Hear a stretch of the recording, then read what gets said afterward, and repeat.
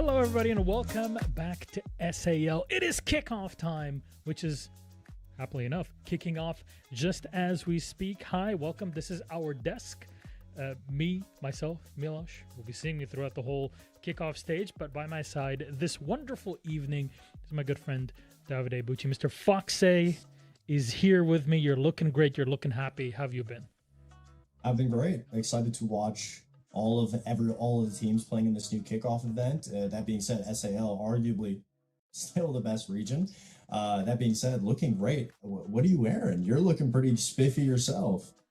I got my my yukata on.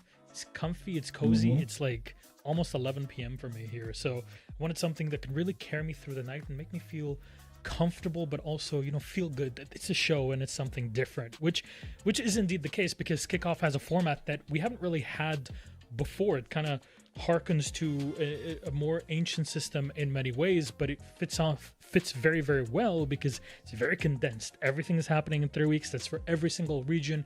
And then it culminates in Salt Lake City, which is going to be pretty big for all North American fans that will be making it to the event in Utah to really see the best battle it out. And here in Brazil, which arguably is the best region in the world, the format remains the same. You can send only 4 teams to the major in Salt Lake City, and that has to happen through the group stage, sending into playoffs, and from then on deciding who those top 4 teams are. So there's, I guess, because it's just the you and me for tonight, and really for the shows coming in the future where it's just the two of us on the desk, I really wanted to kind of take it as a time to discuss between us and really with chat, if people want to have fun with it too, to see, okay, there's been tier lists, there's been a bunch of things, we can talk about the player transfers and all, but first of all, do you think that the 4 teams that'll make it from Brazil, from SAL to Salt Lake City, kind of already been decided? Or is there someone here that can surprise? That's a very hard question to ask, because I will say every team that was already at the top only got that much better. I mean, FaZe, one of the only teams not to make changes, but Liquid, I mean, come on, looking absolutely disgusting with Maya. You got Furia essentially just keeping hers and building around them. It's very difficult to be able to pinpoint one team that's going to be able to surpass the rest. That being said, I'm sure we're going to see FaZe in Salt Lake City. Are there any sleeper picks? Honestly, for me, I think Loud is still a team that you got to keep an eye out. Any one of these teams has a lot of potential. Teams like NIP, if they can tap into that potential, they'll be able to maybe make Salt Lake City. That being said, it's very difficult to go against the default 4. You got Liquid, W7M, Furia, FaZe. It's very difficult to imagine any team beating them, let alone the teams in the SAL. So that being said, it's big shoes to fill for the rest of the SAL. It's kind of the first time in a long time where we have people saying, oh, Team Liquid, and all it took was, oh, Liquid can make it to the major. All it took was literally rebuilding the entire team. Yes, you have Maya on there, which is great, right? There's a string of continuity in there, but you basically bring on all the old Furia roster world champions all together, as you said, except for one, Herds, who remains on the Furia roster that was rebuilt in its own way. But I think seeing it, if we're to be very honest, the Liquid roster was quite aging. The Palu change a year and a bit ago was kind of the first sense of, okay, finally something is changing. Nesk retiring was also something that was kind of in the making for quite a while, if I were to say it very tactically like that. I'm glad it happened for the continuation of the roster to actually make events, even though as a friend of Nesk and seeing him at events and everything, it is heartbreaking in its own way to not have him compete. But hey man, this guy, his legacy built a lot of the competitive player base in SAL that is currently fighting to compete. Like the Furia roster that started playing on console back in the day, they were looking up to Nesk when he was in his championship form back in the day, and that's how you got to see him competing and winning SI a couple of years back. So it is exciting in that way, but I'm also glad that you mentioned NIP, because they were quite a big surprise at SI, but also our 2 new teams that they're not fully new, but kind of new in their own way, coming up from Challenger Series in SAL. Can we talk about that for a sec? Imperial and Anti-Z. Yeah, of course. I mean, Imperial is one of those teams that they were, I believe, previously low. So I mean, it's similar roster. You got Sexy Cake. You got players from that have bounced around, and I'm excited to see some of these players be able to perform better. I think a big standout one is a player like Machina. We didn't really see him have really any success last year, and he was one of those players that came into the league being very sought after, someone that could, like a stompin, that could turn the tides for a team, a fantasy, that be able to give the team hope, and it was kind of the other direction completely. So that being said, very underwhelming from them. Same thing for Ints. The team, a lot of players from the Los roster, a lot of players from the MIBR roster meshing together. So it's very interesting how the SAL works, because it's almost like the lower teams just try mix matching players until they find something that clicks. And the only real player on Ints, I mean, I've seen Arthur play, I've seen Legacy play, seen Angels play, back all the way into the NAL when Los was there. They're still very young players. I have a lot of hope in them, especially a player like Legacy. Hopefully we'll be able to see them now with more experience, bouncing around from different team to team, getting different ideologies of how to play the game. They'll be able to surpass their rookie statistics that they all had last year, and be able to maybe get some wins under their belt against the solid four in the SAL. But that goes without saying. The SAL is very interesting because it's a very tight-knit community, and the way they be able to improve as a whole. They play with each other, constantly bouncing around teams. Other regions don't really do that. A player gets dropped, you rarely ever see them come back. No, not unless it's like Hungary or somebody else like that you're seeing right now, and in EML, for example. But yeah, there's a lot of things that are shifting about in SAL. A lot of teams and a lot of players that get kind of swapped in between different rosters over time. But now we have to talk about our games. And as you'll see, for every one of our evenings, we have multiple matches that we'll be going through. We're starting off with FaZe Lost, then Liquid Black Dragons, Fluxo W7M versus Loud, and Furia versus NIP. And I'll correct myself, that is Team Liquid Alienware versus Black Dragons. I'd like to chat about our first squad here, FaZe Clan, because, I mean, what can we say? Because it seems like FaZe are the unstoppable force of Siege. There's no two ways around it. Yeah. I'll have to own it. I kind of put myself in a bad time in the last episode of Lock-In that I shot at the end of December, saying, I'm not really too sure about FaZe, and yet they looked like they were perfect. The only game that they had that just did not look great was their game against G2 in the group stage, which I think they should have won 100 million times over if you run the simulations, but somehow it worked out for him. But this is the undisputed team, the champions of the whole world, basically the best that's ever been there. I think they are the best dynasty ever. I will put my hands out there and just solidify my opinion on that. I mean, they can bleed. We've seen them lose games like we just saw, like we just said. When it came to Invite, which they won, it was a very close game against Secret. I mean, June being able to clutch up some rounds. And I think FaZe is always striving for perfection. That's why they're always trying to depth in their map pool, depth in their play. And when they get to a major event, they look untouchable because they're practicing it interregionally. And that's something that we saw all throughout last year. It wasn't necessarily FaZe was dominating here and there. Yes, they're going to make it to these events. But that being said, we saw a lot of transitions on Cyber going to support, Cyber being positioned as flank watch, being in different positions. But then they always come back to their roots. And that's what got them the back-to-back into invitational wins. They just have so much depth to the roster that whatever team approaches them, they show their cards, they show their hand. FaZe always has another trick up their sleeve to be able to approach it differently. They change and they adapt, and it's very perfect Siege. And so to say, I don't see it changing any way in this kickoff event unless FaZe is trying to, again, grow their own bag of tricks. I mean, this is the team led by KDS, who at some point is like, I'm bored. And then instead of quitting, he's like, oh, you know what? Maybe I'll win 2 invitationals. Just for the fun of it. But this is the hydrogen bomb that we have. However, the coughing baby on the other side is Los. And we got to bring them up. We've got to talk about them because this is a team still with a lot of hope behind them. It's obviously a difficult time no matter who you play against in SAL. But between Dark, Dafo, Dash, Nux, and Perez, I mean, these guys, they're going to have to work extra hard today. And maybe having a best of one on the opening day, Fox, would be the perfect opportunity to kind of, hit him with a little side shot that FaZe might not be expecting.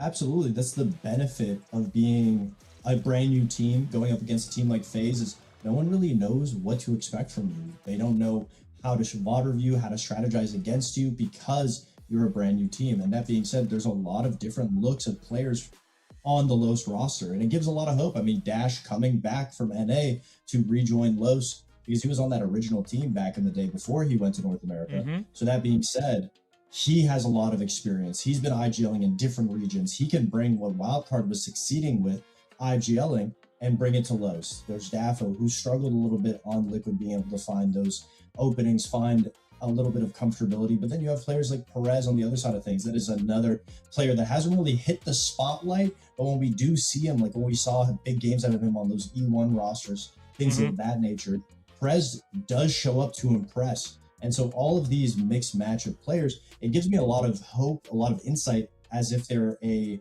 Brazilian version of that Beast Coast roster that went on to win that Manchester Invitational. There's a lot of hope around this roster.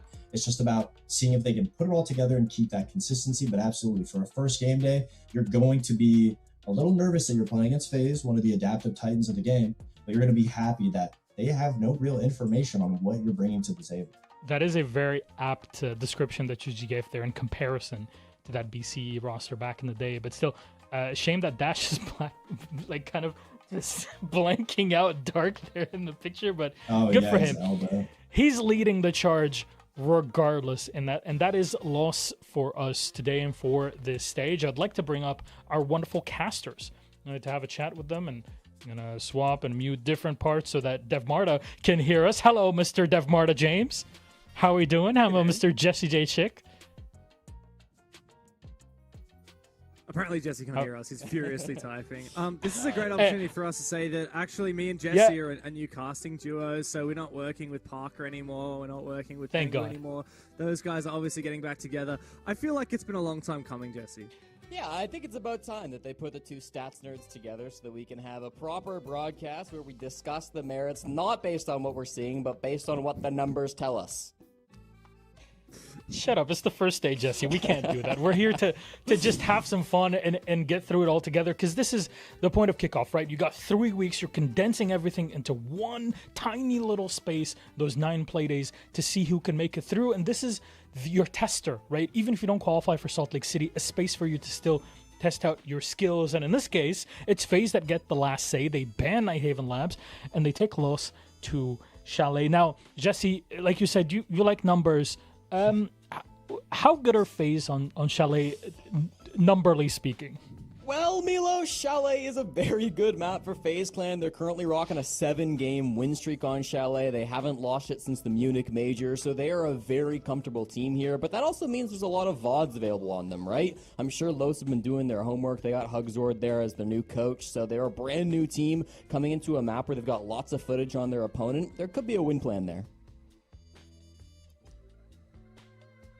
Fox, final thoughts before we go in?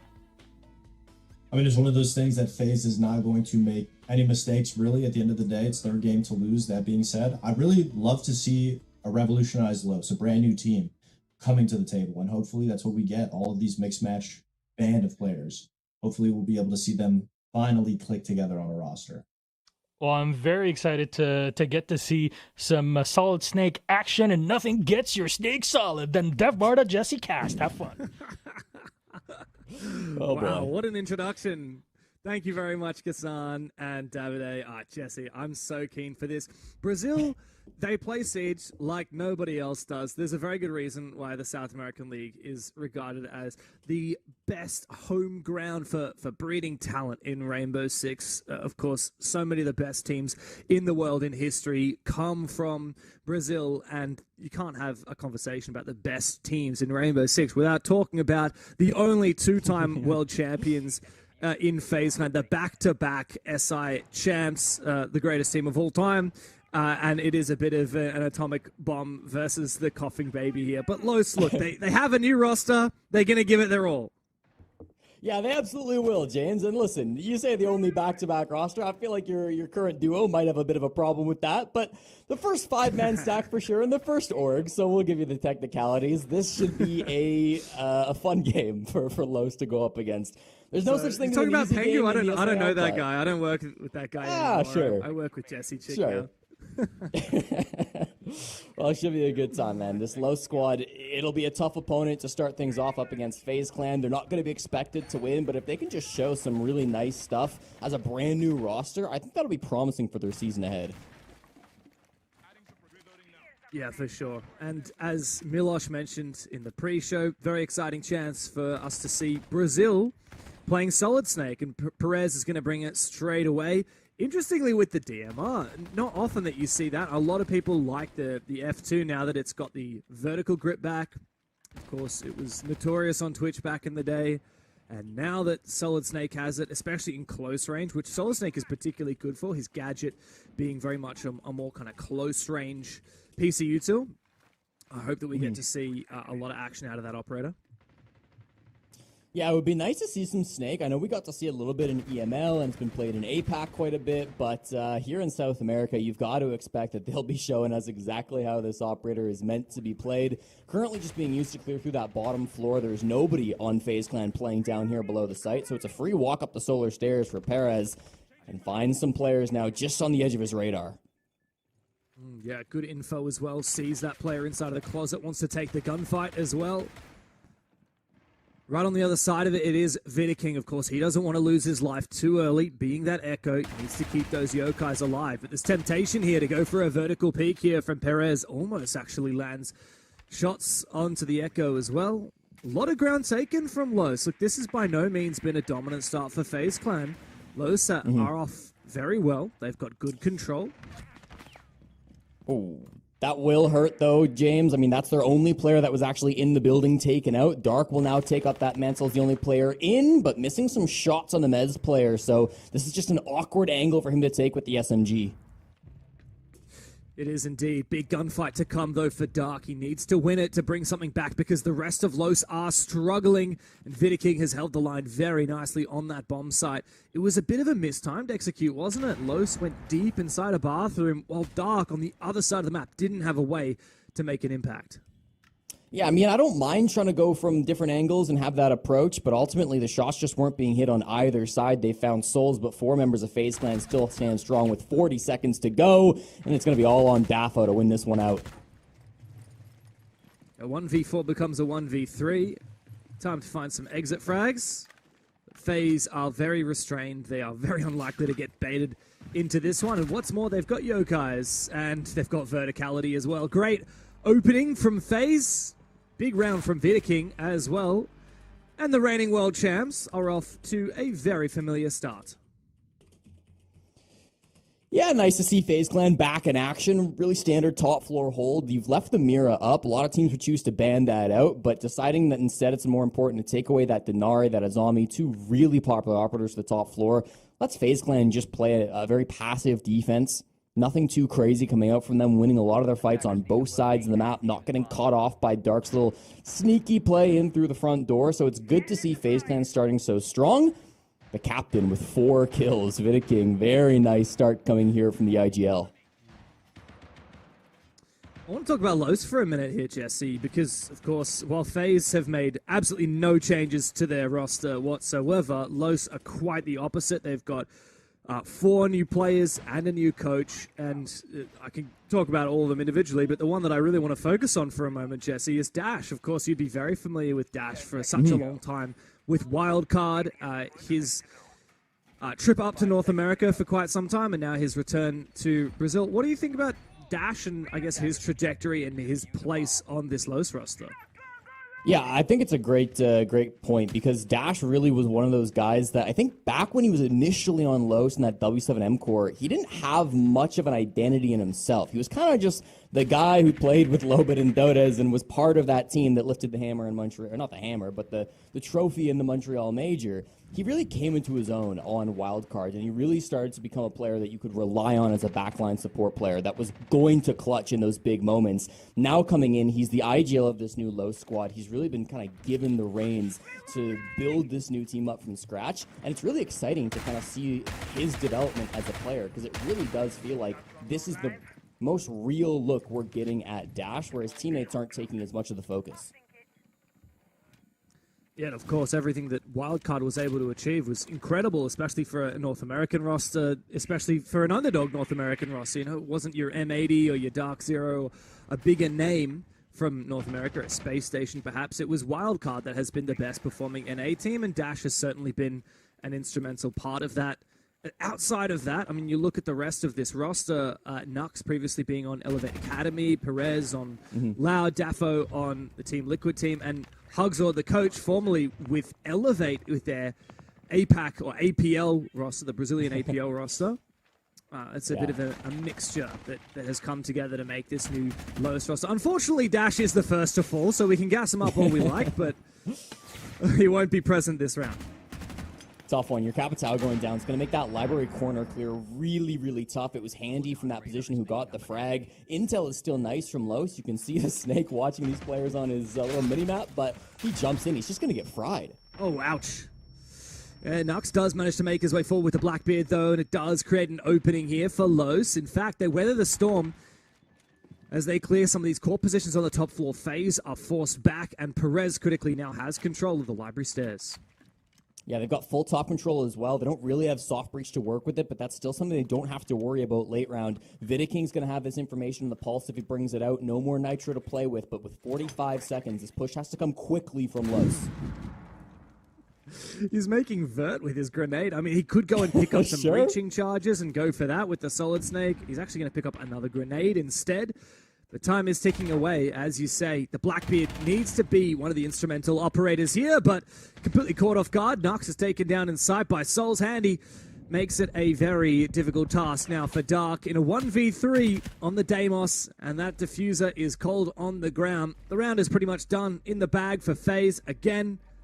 Despite some solid efforts from Los in the mid-round, so I mean, Dark is certainly not getting back to it in time. Tough. And it's 2 straight for the reigning world champions. I swear to God, that hatch is probably the most deceptive one in Siege. I fall down it more often than I'd like to admit, but for the push from Los, it just felt like they didn't have the tools they needed to make that execute happen. The second that they get that top floor control, I really like what you mentioned. I mean, they could have used that Snake to switch their secondary utility, grabbed a breaching charge, maybe make something happen with that soft destruction, but instead, without that verticality, they're forced to just walk in through those doorways. FaZe Clan have their eyes on it. The Blackbeard shield, it's good, but it is not perfect in covering your head unless you're facing someone dead straight on. So it's just giving that little opportunity for FaZe Clan, finds that pick, stop the push before it really gets started. I think it's nice to see FaZe not really panicking. We wouldn't expect that from them. 2-time world champions. They're playing Los in their opening game of the season. The pressure is not really on for FaZe Clan, but even when they lose a couple of bodies, even when they do give up a lot of space to Los that they did back in round number 2, they're still finding ways to close out these rounds. They're not moving too much inside the bomb site. Vidiking continuing to be strong. We see his 4K back in round number 1, and then a 5th in the second round too, just to make it a nice even 5-0. Love to see it. Love to see it. Here's another question for you, Jesse. Of course, for FaZe Clan, we know what the expectation is. It's another hammer. It's to continue to be the best team in the world. What's the expectation for Los out of a season like this, especially within the context of SAL? We've kind of got the big 4 in Brazil. Yeah. Your FaZe Clan, your Fluxo, W7M, your Furia, and your Team Liquid Alienware. What's Los's position in all that? This is going to be a bit of a cop-out answer, James, but I don't think there are expectations if you're Los. You know, this is a brand new team. It's not even like squads like Loud, where maybe they have some former little roster that they're kind of leaning on. It's brand new. Oh my God! Holy dude. Sorry, you're making some great points, Jesse, but yeah. The round is over. 45 seconds in, and, well, it's done. It's finished. KDS finds a 4K, and in quite a spectacular fashion as well with the SMG-12. It's another day in the office for these guys on FaZe. Wow. They are speedrunning it, Jesse. They really are. Yeah, I mean, Lowe's trying to get a little bit cheeky. They had the Amaru in that round. They wanted to jump in and get something aggressive going around bathroom, but KDS so ready for that play. And I think maybe the expectation for Lowe's is just spend a stage or spend this kickoff finding your footing a little bit, right? This is a team who are still trying to establish their identity. They've got Dash IGLing. Dash wasn't really IGLing prior to this. He might have in the past, but at least on a wild card, of course, that was Spiker's main domain. He was contributing in some ways to the calling. It's not like he's brand new to this, but this will be his first time in a long time really taking the reins in for a team. So it's going to be about finding their place in the meta. It's going to be about establishing their strategies as they come alive. And I think now it's just a little bit about how do we put the brakes on for this FaZe Clan. They've played 3 rounds. They've seen 3 different bomb sites, and they haven't really had a good look on any of them, maybe bar games. But it really does feel like FaZe Clan are dominant top to bottom.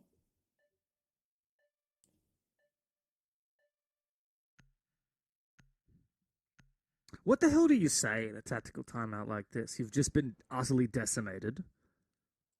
Lowe's had some nice things going in the first round. The second round, not too bad, just petering out at a 3v3. And then round 3, it's just absolute bin fire. What do you come back from that? I mean, this is where we test Hugzord for sure. Yeah, that's a good point. Hugzord, of course, coming in from Elevate Academy coaching last year, was back at SI, had some success internationally, but now coming into this Lowe's team, you're on Chalet, right? You're playing arguably the most attacker side of map of the pool, maybe second to border. You've banned out the Azami. You should have the tools that you need to find success, especially in these early rounds when it comes to playing the windows, taking some of this map control. Like to see maybe Lowe's finding more success on getting those earlier frags, but you go back to that bar site, and it's like the Capitao goes early. You lose maybe the Snake first when going back to that first round. It feels like really critical operators are dying before it's really time for them to shine, before they can come in and have an impact. So maybe reining that in a little bit will help them a tad. They come in around 4, and they will find their 4th new bomb site. So FaZe Clan going for a bit of a world tour. I'm not sure if this will be something that they prepped for in the TAC timeout, but hey, this could be a good opportunity for them to show exactly how flexible they are. I love to see it. It's such an ego move in a way, but it's also just such a good siege, isn't it? To be so unafraid of trying out 4 different bomb sites. A lot of teams globally will have this mentality about saving strats. Now, FaZe Clan notoriously have so much depth to their strategy. They have so much breadth as well. They have a deeper strat book than most teams. They're happy to flex it. They're not trying to hide anything. There's no better practice than on game day, and I really love to see that FaZe are unafraid to play every single bomb site on Chalet. FaZe Clan played basement on Chalet only 4 times for the entirety of last season. It wasn't a great map for them, 1-3 record, but it will start off strong here. Handy an entry and looking for a second. No fear for these players, but maybe should have a bit. Dark comes in, trades out the aggressive roamer on the mid floor, and that'll be Tuberau taken off the board. A really important answer from Los. You have to be able to shut down this aggression on Chalet. Well, I fully agree. Just look at what Handy managed to take with him. He stole the life of the Ram, which is the main vertical operator on this lineup here for Los. Aside from the Ram's boogie drones, you're really just looking at a secondary shotgun from Daffo and the Gridlock, which by far and away is not the same thing. Arguably, the most important operator on this Los lineup has been taken down early. Yeah, no, that's going to be a rough one to lose, and it's 1-4 now for Dash, who hasn't been finding as much success here on the IGL role.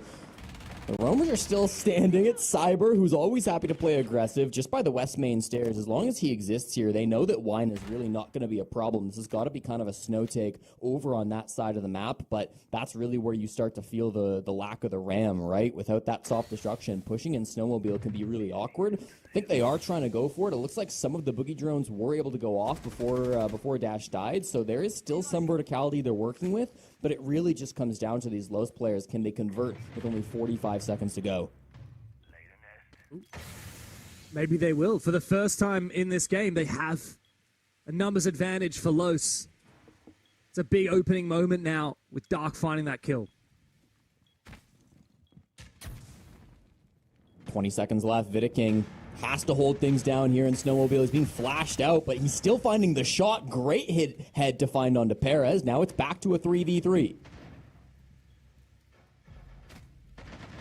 Daffodil on to Souls. Dark with a triple in this round. Loses all to Vidiking, but he can't quite get the job done. Dark finds that final kill, and it will finally be a round win from Los to come in and stop the streak. They find one round here in this game. They deny the full sweep from FaZe Clan across all 4 bomb sites and beautifully execute to give themselves a lifeline.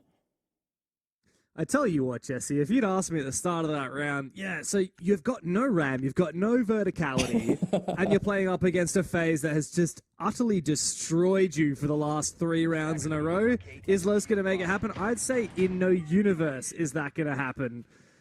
Incredible work from Los to get that across the line. Just beautiful. I love to see it. And maybe, just maybe, we have a little bit of a competition on our hands. Yeah, it's good to see. It is the 4th site, so FaZe Clan never have to touch basement again. Once more, throughout the entire last 365 days, they went 1-3 on that site. So it's not like that's something they typically rely on. Their next least played site on this map is Kitchen Dining with 20 plays. So I do feel like that's FaZe Clan just testing the waters, as you said, trying something on game day. It doesn't work for them. They're not going to shake off that. They are still very confident on these top floor sites. Most teams will tell you basement is the worst site on Chalet, so losing it like that is not a big deal. The onus is still on Los to complete this comeback. Yeah, very much so. FaZe Clan do not need to go back to that bomb site ever again. The Clash is always fun, though. Whenever you see Vidiking on the Clash, you know that FaZe are cooking something up, keeping that pressure on their opponents. There's nothing quite like a Clash to say to the attacking team, all right, here's a problem, deal with it. And Los don't have a lot of key ingredients to achieve that. You know, back in the day, traditionally, the main counter was Zafir. She's so out of the meta now that, you know, what is your main counter? Well, the Capitao would certainly help, but that's actually foregone in this round by Los. You've got a few frags and a few stuns, just a measly 2 on Nux. It's really not enough to deal with this Clash. You're going to have to use your zoning and your pressure to get up close and take that Clash down. Yeah, this is a big problem, this Clash coming out now from FaZe Clan. I don't know if Los have a great solution to it. As you said, those nades will be nice, but it's not likely to be enough. They've got to find a way to push this bomb site on an angle that Vidiking is not watching. Now, that does open the door for Solar, not currently being held by Vidiking. That could be where they position themselves, but we've got other FaZe Clan members lurking around that side of the map. Perez here on the bathroom window would be a huge player to try to get a pick off. KDS just on the inside of this window looking to take that fight. If this goes the way of Los, it could provide the entry they're hoping for. It is another round that Los are electing to focus up on a Solar side take rather than clearing from Library across, but very split, as you've said. In the back of my mind, I wonder at the end of this round, where is Dark looking to push? Because he's the one that's separated from the rest of the team. Perez, though, does find his opening kill from outside of Bathroom. Big opener onto KDS. Meanwhile, Dark has managed to get inside the building, so Los are circling. They found their way inside. It's up to the next step now to try and convert this numbers advantage. They've still got some flashes, still some smokes. This execute's going to come as soon as they're ready for it. The Clash shield actually gets put down, so Vidiking feeling like they need an extra gun for this push. It's a long angle from Perez to find Souls, and we're off to the races for Los. Yeah, up until the SMG-11s come to life for FaZe, and Vidiking joins in. It's a retake now for Cyber up through display, but deep into the bomb site, Perez finds nothing. Last one is Dash. He's alone on the mezzanine. They seem to know where he is as well. Good spray through the smoke. He's going to have to do it all. Now on the striker, he needs to make this 1v2 a reality into 1v1s. Handy, close with a shotgun, baits out the first shot from Vidiking! A double kill for Dash! And a welcome back to Brazil! He's had a little vacation up north, but back down south, he comes up big. And Los find another round. What a critical play to come out. Los have just given themselves some life in this game, and who else would it be but Dash? This is the guy that was the best clutch player in North America last season. 22% clutch percentage win rate in his last 365 days. He is so reliable when it comes down to those dying seconds, when he has to be the guy, when he has to step up. I feel like that was his biggest evolution, going from back on W7M in Brazil a few years ago to playing in North America. It felt like that was where he was able to shine the most, and we're seeing it again, bringing that experience back to South America. Dash is one of those guys, you might be wondering, why did Dash ever leave Wildcard? Certainly, it feels like maybe a step down going from Wildcard to Los. He said in a statement on Twitter that it was just about wanting to be closer to his family, not liking living in the U.S., wanting to come back home where he feels more comfortable. Nothing to do with the team or being cut or wanting to leave the players, but just felt like SAL was his home, and man, it feels like he is coming alive in this region again, giving some faith back to the Los fans. There was a dire need for it, and he stepped up. Love to see it. Big moment for Dash. He's had plenty of those over the last few seasons with Wildcard, and now he's starting to forge his new career with Los. But of course, angering FaZe is always a very daring task, because we know how fired up they will get in response. Cyber is onto the Vigil, going for a big roam all the way down in the basement. He was looking for a spawn peek. He's running the Boss G as well. Absolute meme cannon. Los have one final chance now to tie things up at the end of this first half. Daff entering the basement knows that there is some players that were lurking down here. I think it was Cyber who's just playing over towards the blue stairs. He's run back up. Soul's over in kitchen as well. Everybody else remains on the top floor. So it's a multi-layered defense from FaZe Clan. It's not going to be easy to crack this one open for Los. The kitchen bomb site, of course, successful the last time around, as every bomb site was minus the basement. But it's a real entry. West Main could be a really sneaky place to try to push from. There is barbed wire on these stairs. It will make noise as that now gets blown up. It's going to be on really Cyber and Souls to recognize that there's a basement push coming. But as I say that, they peel off a little bit and might be just trying to bait that a bit and then move back to the top floor. Changing their minds. The first logic bomb has rung out. KDS and Solar has managed to answer his phone early, so they might not have been in position to hear that before he did so. Oh, Cyber on site gets injured and finished off by Dark. That's a very critical kill. No longer do they have to worry about that Boss G. No longer do Los have to worry about that Vigil disrupting their drones. And now they can turn their attention onto the top floor, which is critical if they are to execute onto the site.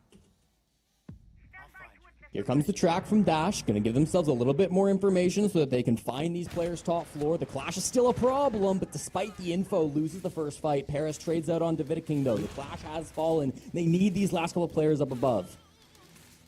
Wow, big prone peak opportunity here, and a great thread of the needle onto Handy. 2v2 now for Los, as Dark has given them a second chance. But Nux is stuck here on this rappel. He doesn't know if it's safe. He's going to bait this. Dark goes for the peak at the perfect time. That's good micro teamwork, but they don't have a lot of time left. 25 seconds. Diffuser in Nux's pocket as KDS and Souls are separated, but they each hold their own positions. They each hold their own space around the bomb site. KDS duels back and forth, trying to maintain that crossfire, and he does so perfectly. Him and Souls together clutch up for FaZe. It's the first half in the books, a 4-2 split for the reigning world champs.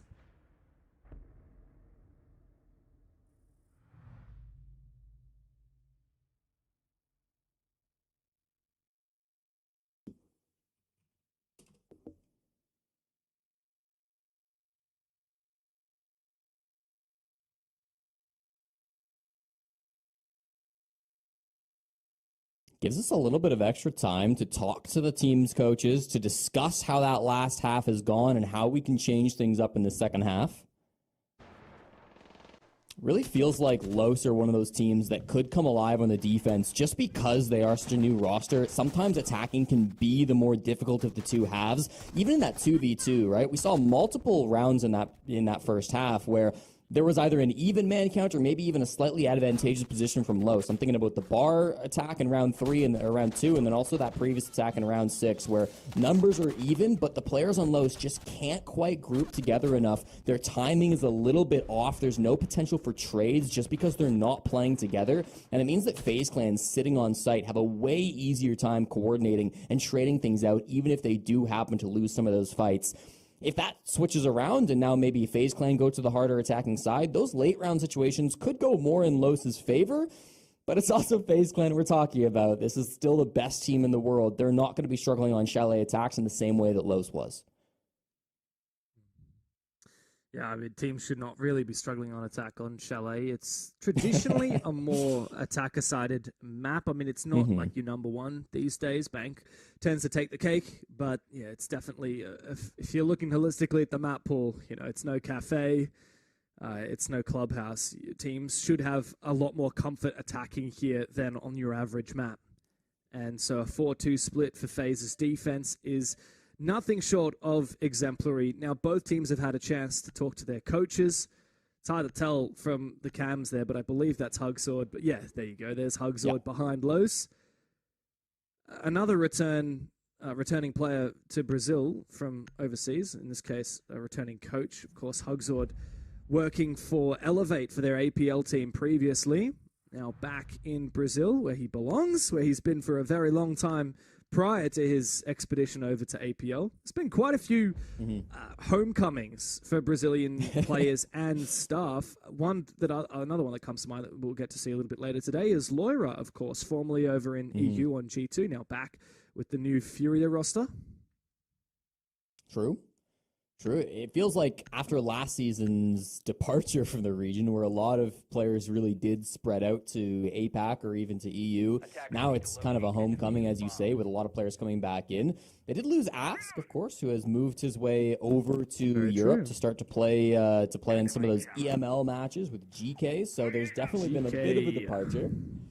But no, it really does feel like the SAL is bringing its players back home, assembling the Infinity Stones once again to continue to dominate the world as they tend to do so. Nobody does it like Brazil when it comes to Rainbow Six, that's for damn sure. And when it comes to Brazil, nobody does it like FaZe.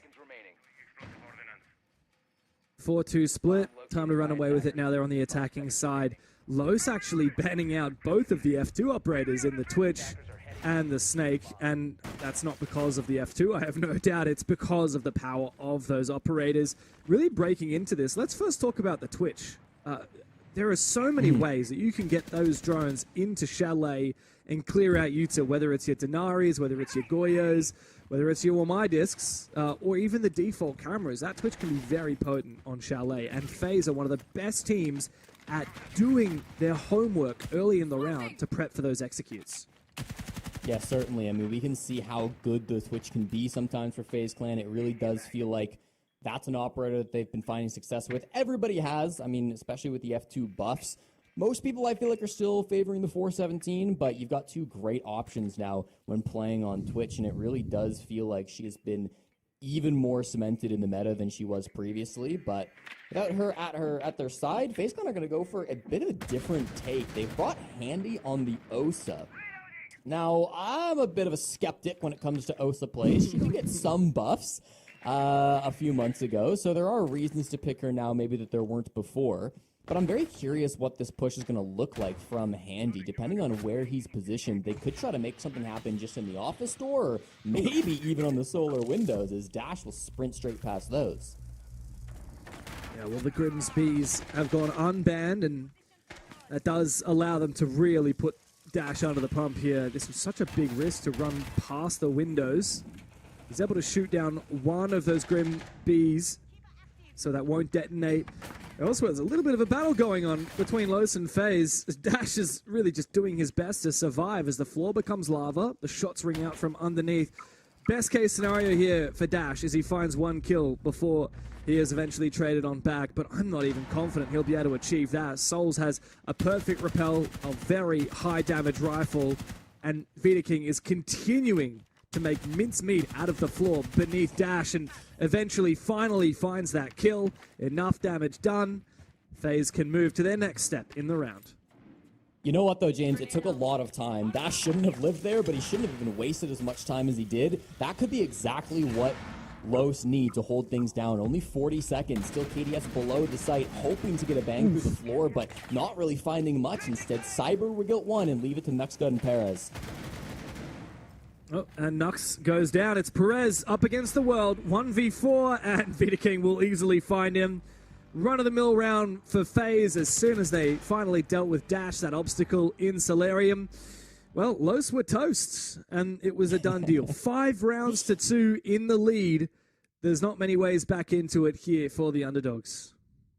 Yeah, you really wanted to start with a strong defense if you were Los. Of course, your first round on D, it should be your strongest because you've got all sites available. You haven't shown any of your strats. This is a brand new team, so there's no VODs to really review. But with FaZe Clan picking apart that defense, despite the Denari, despite the Goyos, despite all the util that was being brought out by Los, felt like FaZe were doing a great job reading it, picking it apart. Team cohesion was so strong from them to take from both the trophy side and the solar side as we were watching during that execute. Puts them into a dominating position. Their captain leading the charge with double digits after that round. Hit a multi-kill to go up to 10-3. You don't really talk about the king fragging out, but Vidiking is certainly getting his flowers today. Love to see it, love to see it. And that's the thing about this FaZe Clan roster. We might mostly be talking about MVP of the Six Invitational 2026, Handy, or players like Cyber with his longevity and his ability to be such an aggressive fragger. But the backline of this FaZe Clan roster is just as deadly given the right scenario. 2 more rounds and Los are done. It just feels inevitable at this point. What can Los do to try and stave off defeat? They're going to need some miracles to come out here on the defense. They brought Dash up with the Boss G. I'm not sure if he's going for any type of a peek. He's sitting in Master right now, and that's certainly a common spawn peek angle. Boss G is not what it used to be, but that thing can still hit pretty damn hard, so we'll see what Dash can do with that. Not sure if he'll really engage with anyone, though, because this could be a fast jump in from the Vidiking. Straight into sight, waiting for a chance to take a fight, but Nux will shut him down. So finally, Los have a little bit of life as FaZe attempt a very cheeky and perhaps undercooked execute straight onto sight. The Glaz separated, the Blackbeard taking an unnecessary 1v1. Look, it would have been a very different story if Vidiking had won that fight, but it's the nature of the attack from FaZe. It comes down to gunfights. You lose 1 or 2 here or there, and the round is pretty much cooked. And I think that's the story here for FaZe. There's nothing to be done, yeah, especially with souls dying. 1v4 and a nothing v4. Dash gets nice and aggressive. Bit of life back into Los. A 3rd round on the board. Yeah, nice to see Dash getting active once again, too. He's been probably the most impactful player from Los on some of these round wins. He had that clutch a couple rounds back, and now this one, be able to come in to clean up those last couple frags. Good to just stand up tall to that fast, aggressive play. Once more, it feels like FaZe are trying to play with their food a little bit. They're getting a bit cheeky with some of these takes. The solo jumping with the Blackbeard is not something that will work very often. Even for FaZe Clan, the best team in the world. So nice to see Los being able to put the brakes on that rush push. They had Handy who was playing on the Yings, but he didn't even get to toss a Candela before he ended up in the dirt thanks to some big swings from Los too. So felt like they were able to identify that push really early. They shut it down a little bit. They'll force FaZe Clan to give them a little bit more respect on some of these attacking rounds. I wanted to get back to just kind of what you were talking about earlier, James, with some of the backline players needing to step up on FaZe Clan a little bit more. We are starting to see a bit of a change in FaZe, I feel, where you don't just rely on the big fraggers of Handy and Cyber. With Nesk's retirement, Cyber is actually officially the oldest player in SAL. So at some point, presumably in the near future, they're going to be putting on a hard breach, and it will be up to Vidiking to frag out instead. That's unreal. Yeah, he's 27 years old. Yeah, wow. He is. Might be the oldest player in SAL. He does. That's the amazing thing about Cyber, unique to most other players that are, you know, as experienced, have as many years behind them in Siege. Because yes, it is such a tradition. You know, you look at players like Canadian. Once upon a time, Canadian was renowned for being the IGL on those entry fragging roles. And look, sometimes you see that, but not so much anymore. But that's the thing that makes Cyber unique, right? Is his longevity and the fact that he still frags out. Well, he's going to be bringing out the demos this time around. Yeah, no, I don't think so either, but you never know. The arthritis could hit his wrist pretty quick. Today he's on the demos, hoping to get some space. He's inside games already, and as the smoke flares, he's looking for this player on the blue stairs. That's going to be, I believe, Dark, who is down to about a quarter HP thanks to his first gunfight with Cyber. 3 Toxic Babes still sit in his pocket. If Cyber gets an early pick onto the smoke without any of that util being expended, it could be a huge loss for Los that just starts the dominoes that loses this round.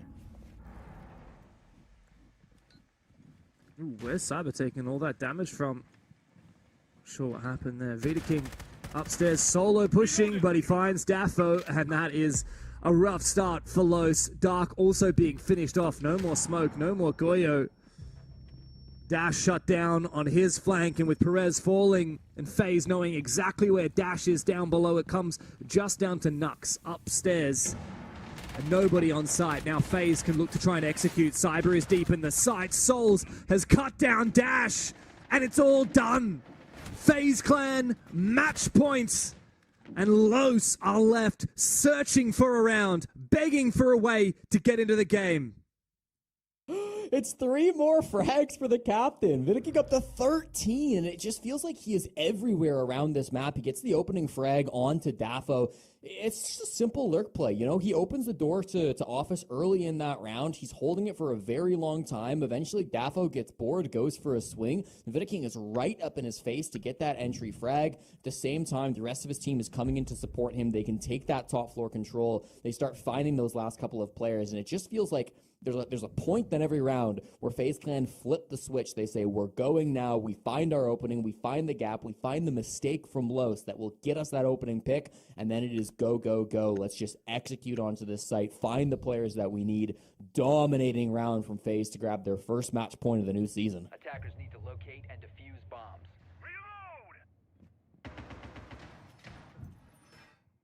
This momentum has really been built. You're right. It's Vita King who's leading the way in the kill department. It's crazy to think that he has 3 times as many kills as Cyber, who's typically the core fragger. Cyber's died 5 times. What's going on? Maybe he's getting a little bit old. Meanwhile, Souls, who's one of the core support players, bro's 8 and 4. Yeah. That's a 2.0 KD, my friend. What's going on, Cyber? No, look, Vita King and Souls really teaming up in the frag department, but look, the nature of Chalet is any player can get into the action as quickly as they like. The way that FaZe are playing it so separately, one gunfight opens the floodgates, and that's exactly what we saw last round. Now, last chance on the last legs for Los, and they're not really changing anything drastically, Jesse. That's what concerns me. They're not going to have the confidence to swing and play aggressive. I don't think that this Boss G for Nux is going to find much. They're trying to do too much at once. It feels like somebody's got to get aggressive, do something crazy to give that advantage, because when FaZe Clan strike first, it is just an immediate answer with everybody falling on the team on the side of Los. Hoping to get some of those earlier frags, as you said, with the Boss G, but it's not happened for them. Dash roaming around in the basement. He was there with the Scorpion last round, of course, playing on that Ella. Lion Charge catches both Dark and Nux out, so they're going to have a little bit of extra information to work with on the side of FaZe Clan. The entry will start into the basement, it will start onto the mid floor, it will start onto the top floor soon as well, but there are roamers on all 3 that they're going to have to find for FaZe Clan.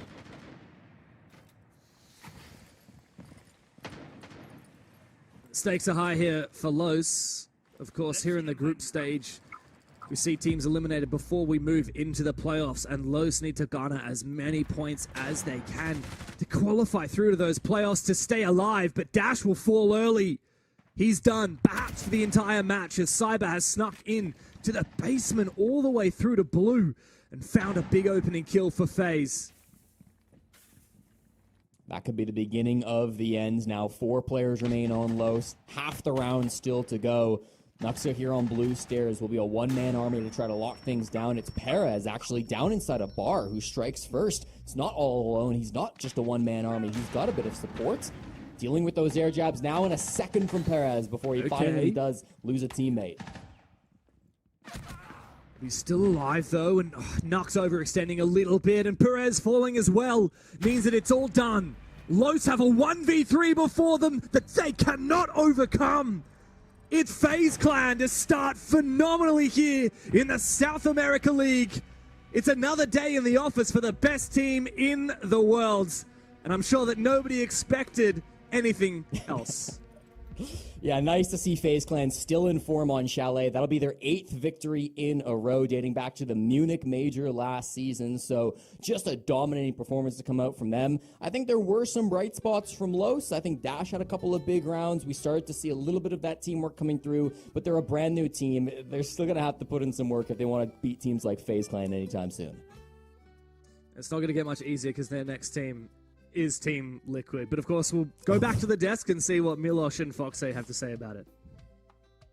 Yeah, I always love talking and just seeing what we think about it here.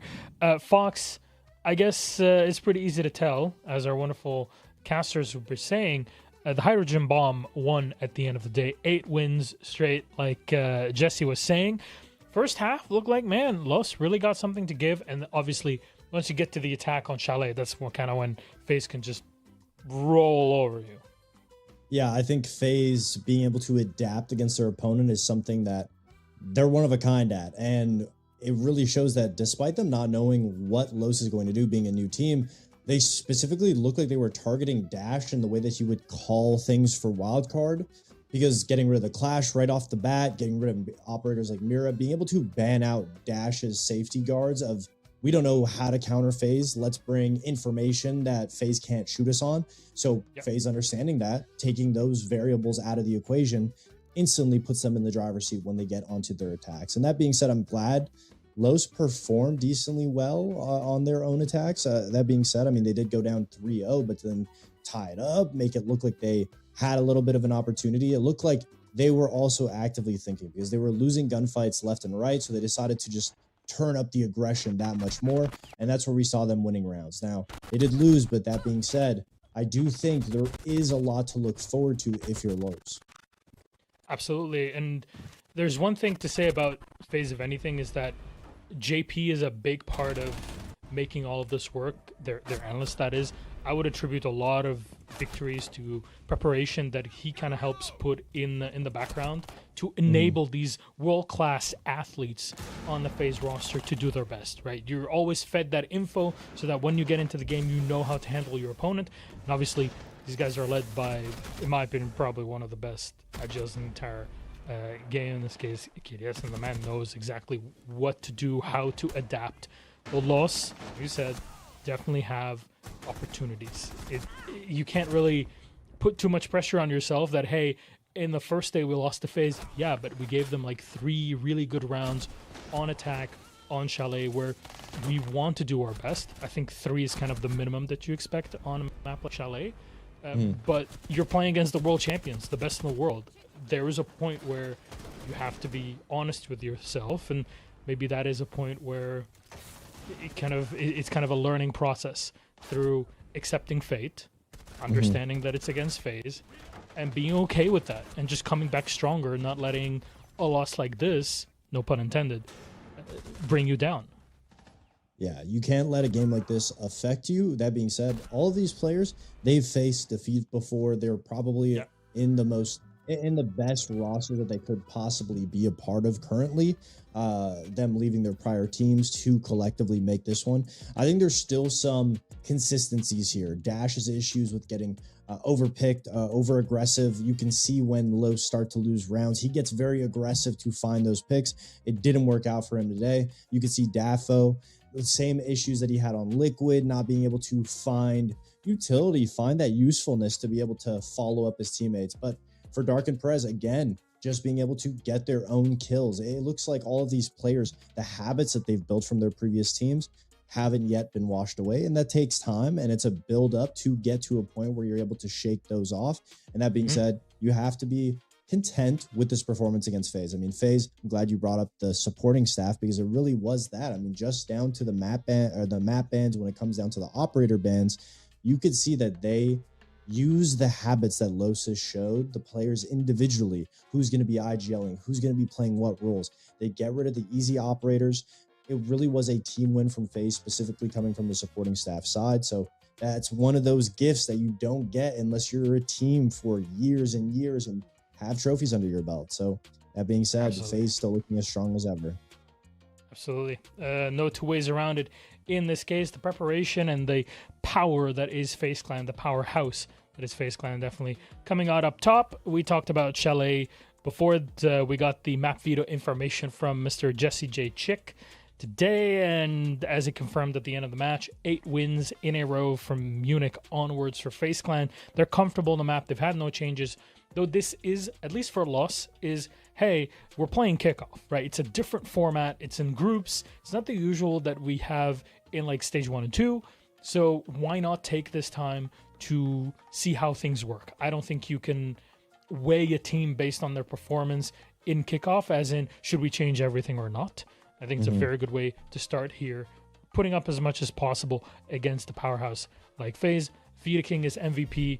Honestly, when is he not? Only on the days where Handy decides to show up in an even greater fashion, Fox. On Clash, Ace is disgusting at the fact that he's top ranking 14-4 and getting kills on defense playing Clash. I mean, that shows the diversity in their play, him being able to be on a shield for the information truly, but he can make it work regardless of what weapons in his hands, regardless of what operator. So that being said, FaZe is always that team that it looks like a team of supportive players besides Cyber, yet each individual player can still play aggressive when they need to. So it's about the intelligence that each individual player has. Today, that's King walking away with it, and he does a great job on those shields.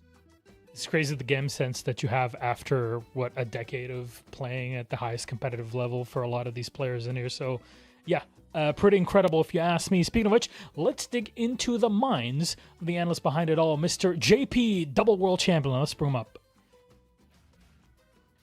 Hello, JP. Good to see you again, my friend. It's been a while since Paris. First of all, congratulations. I know in the hustle and bustle of SI, there wasn't much time to chat, but congrats again. How was your preparation leading up to kickoff? Because the format is different and things are definitely squished to compare to what you're used to in stages.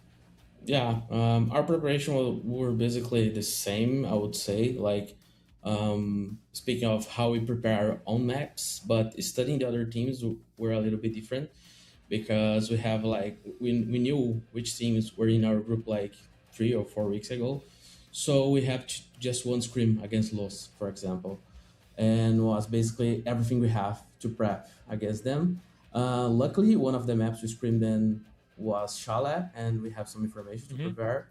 But yeah, it's a different format, but nothing different from something we ever see on Siege. It's a format that everyone already played once, so yeah. That's very interesting that you said that you scrimmed against them, because something that I highlighted was your operator bans, being able to take Clash off of the board from them, Mirror off of the board from them, getting the shields off of the board. Is that something that is just a comfortability ban for you guys? And now, I guess, is it something that you saw them use in scrims that you knew that was something that needed to be banned right out of the gate? Yeah, the attack bans were more directed because we saw them using on scrims, but the defense ones were a choose for this game based on what we want to show and what we want to play against. Very well. Okay. You got another. We got to you and me. Do you want to ask another one? Well, one question I wanted was your guys' team being able to consistently perform that we've seen last year is try to adapt players. It's like we've seen them play support last year. We've seen them play different roles. Then you guys go to invite, you win it. Now you have a whole year ahead of you. Is that something that we should expect to see you pull out, as maybe different players on different roles, different strategies from FaZe, or is it something that you guys are just going to stick with what won you the back-to-back invitationals? Yeah, last year the role swap was more about a need that we saw there at the time. Nowadays, I wouldn't say that we should swap roles unless the meta changes and we need to. But new strats is always something that we try to bring out the game. So yeah, you should expect new strats. But at the moment, role swaps, I don't think so. Okay. My final bit in the Liquid in the next play day, that's on Thursday, Sunday.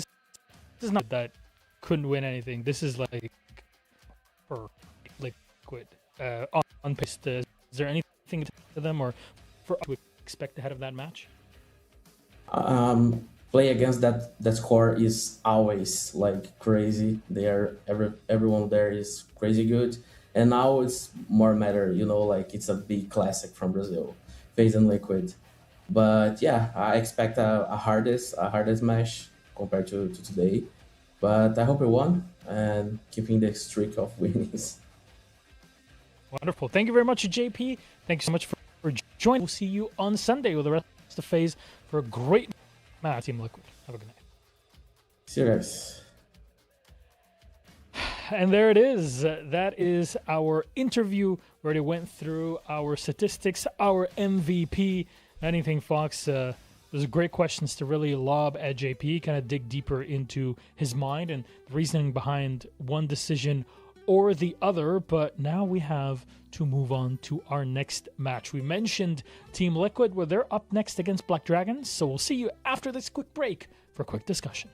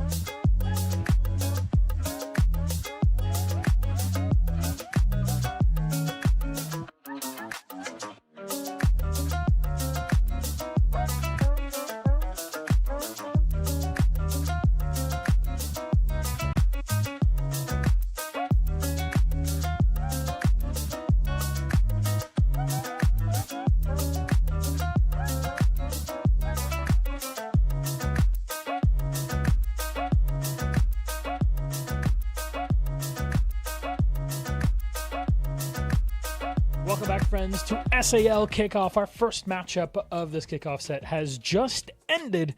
And I guess I'll give you a little pause here in case you don't want to know the score.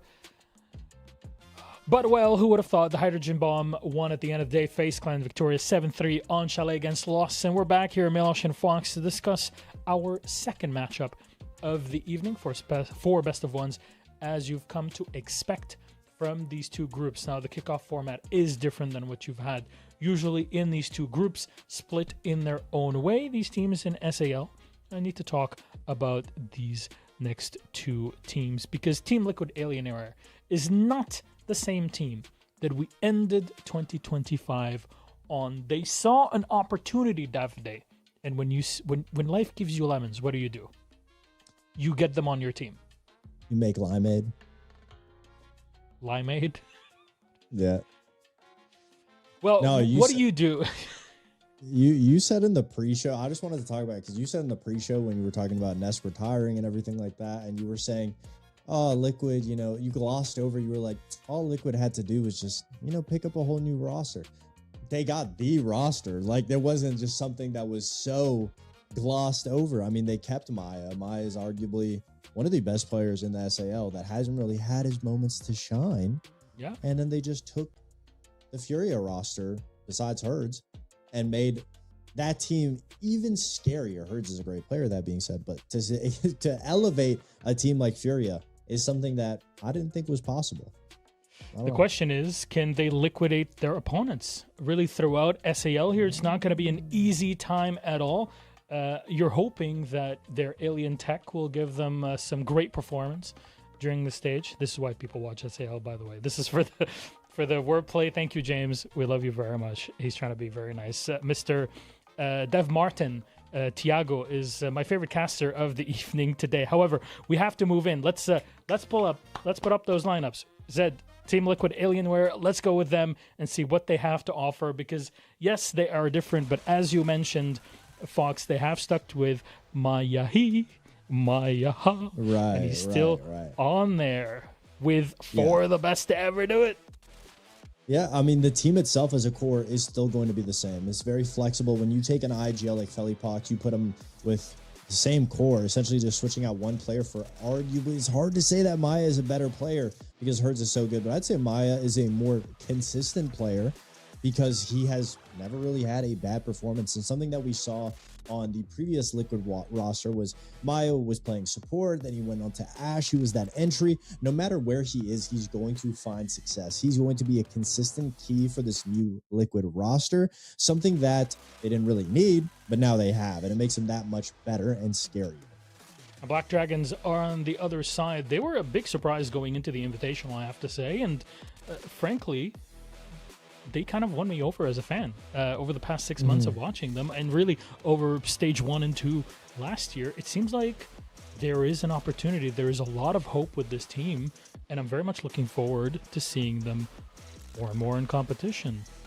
Yeah, it's one of those teams that when we asked about it in the pre-show, is there anybody that can topple these top 4 namestay teams coming out of the SAL, and Black Dragons is one of those teams. I mean, they did look pretty decent when it came to the Invitational. They just recently acquired Lenda, and as a roster, it's something that they need to be able to figure out because it looks like a miniature version of FaZe. They have a lot of supportive players on the team. There's not too much aggression from it. It's something that can trip them up, and a good skilled team will be able to take advantage of it. And that's something that I hope we'll be able to see them dive into and develop over the course of this year is, can they turn the Jets on? Can they be that classic SAL team where they can get into your face and not be stuck in being so slow, being split up, waiting the time to be drained down? Because now you're going up against a team of Team Liquid Alienware, and they will make sure that they take advantage of those things. They're arguably one of the most aggressive teams. So if they're slow, we're going to see Black Dragons look very flat-footed.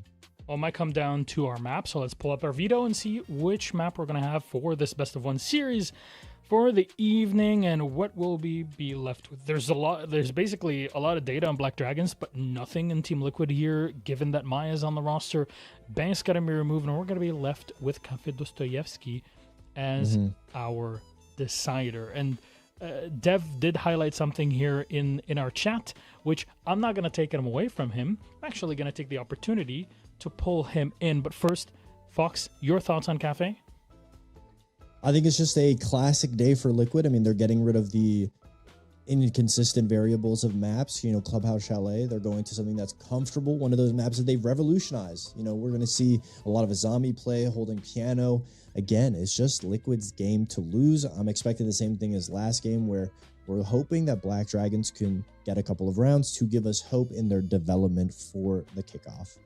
Well, Fox, I'm very sorry, but I have to do it. Let's bring up our casters and prepare for trouble and make it double. To protect the world from devastation, to unite all peoples within our nation, to denounce the evils of truth and love, to extend our reach to the stars above. Jesse, James, Team Casters, SAL, blast off at the speed of light. Surrender now or prepare to fight.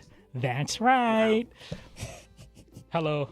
You really did the full version. Hey, Milosh, you didn't hold back at all. Friends, I will leave it to you because it's just going to play out right here. And I didn't steal your point, Davmardo, so you can have it all. Have fun.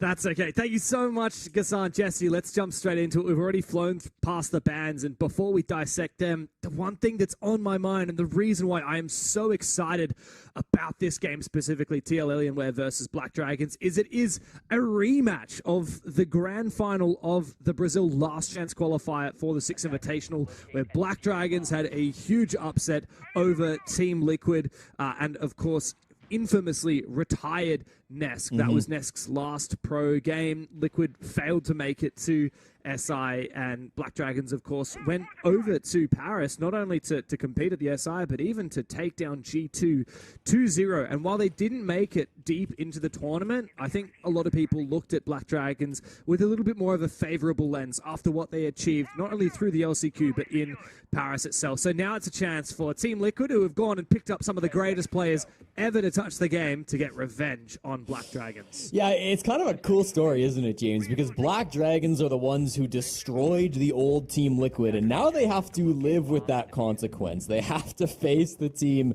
that they helped create, this new Liquid squad with Maya up on the roster still, and then 4 players from the old team Furia. This is going to be a tough battle for Black Dragons, but I don't think this is quite the David versus Goliath story that we saw in our last matchup in FaZe Clan versus Los. Black Dragons are a good team. They were at the Six Invitational with 4 of these 5 players just a few months ago, and despite not having the best results at SI, Black Dragons did show some promise. They beat G2, they had some good games. They're a squad who have really been growing over the last couple of months and have really established themselves as one of the better teams inside of South America.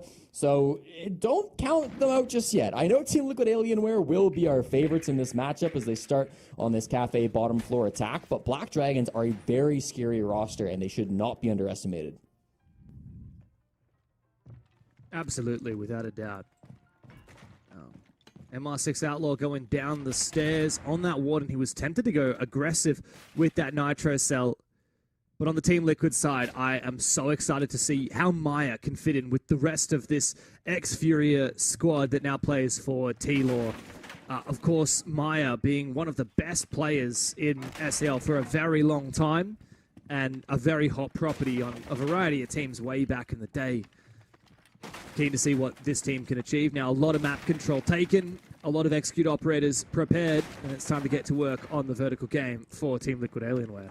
What we typically see, of course, down here on the Cafe bottom floor holds, you want to see teams taking their time to get this verticality, getting themselves an advantage. The Sens walls have been pre-set up, and you can't do a whole lot about that if you're Black Dragons. They did bring a couple of impacts, but they're just going to have to wait for those walls to go up before they can do much about them. They do have, of course, Outlaw here on the Warden, but he won't be able to see through those Sens walls anymore. So once this push comes down, it's going to be chaos, and it'll be TLA to strike first on Delenda. And now it's all about clearing VIP and moving on forward. Miracle does eventually go down inside of VIP. Maya has a big opening down to the 3v3, though, as MR6 Outlaw falls back. Brings out the MPX, but Maya finds another kill on the round. That is a gaping hole in the Black Dragons defense that now Swag and Rare must fill. Maya low HP, needs to regroup with the rest of the team. Could pick up another secondary gadget. Can't pick up another nade, but could pick up a flash, for example, to assist with this final execute. 25 seconds left to play as Swag tries to reposition. He gets caught off guard. Felipox comes to life, and Rare now up against 3 players from TLA who start to make their way forward. Rare doesn't seem to know that actually behind him is fully free Felipox, forcing that plant down. No need for you to when Maya is there with the F2. And Team Liquid Alienware find their first round with their brand new roster. Good start coming out from TLA. Obviously has a really long push being built up there. They had to take those top couple of floors, but they had everything they needed, James. They had the soft destruction from Nade. They had KZ working that opening pick onto Brown Stairs, and once that advantage started, it just grew and grew and grew for Team Liquid Alienware. Black Dragons were able to get a little bit of value there in the mid-round, but ultimately it was just going to be Team Liquid Alienware who walked away with the victory with a little bit more of a man advantage. There's only so much that Outlaw could do from that position.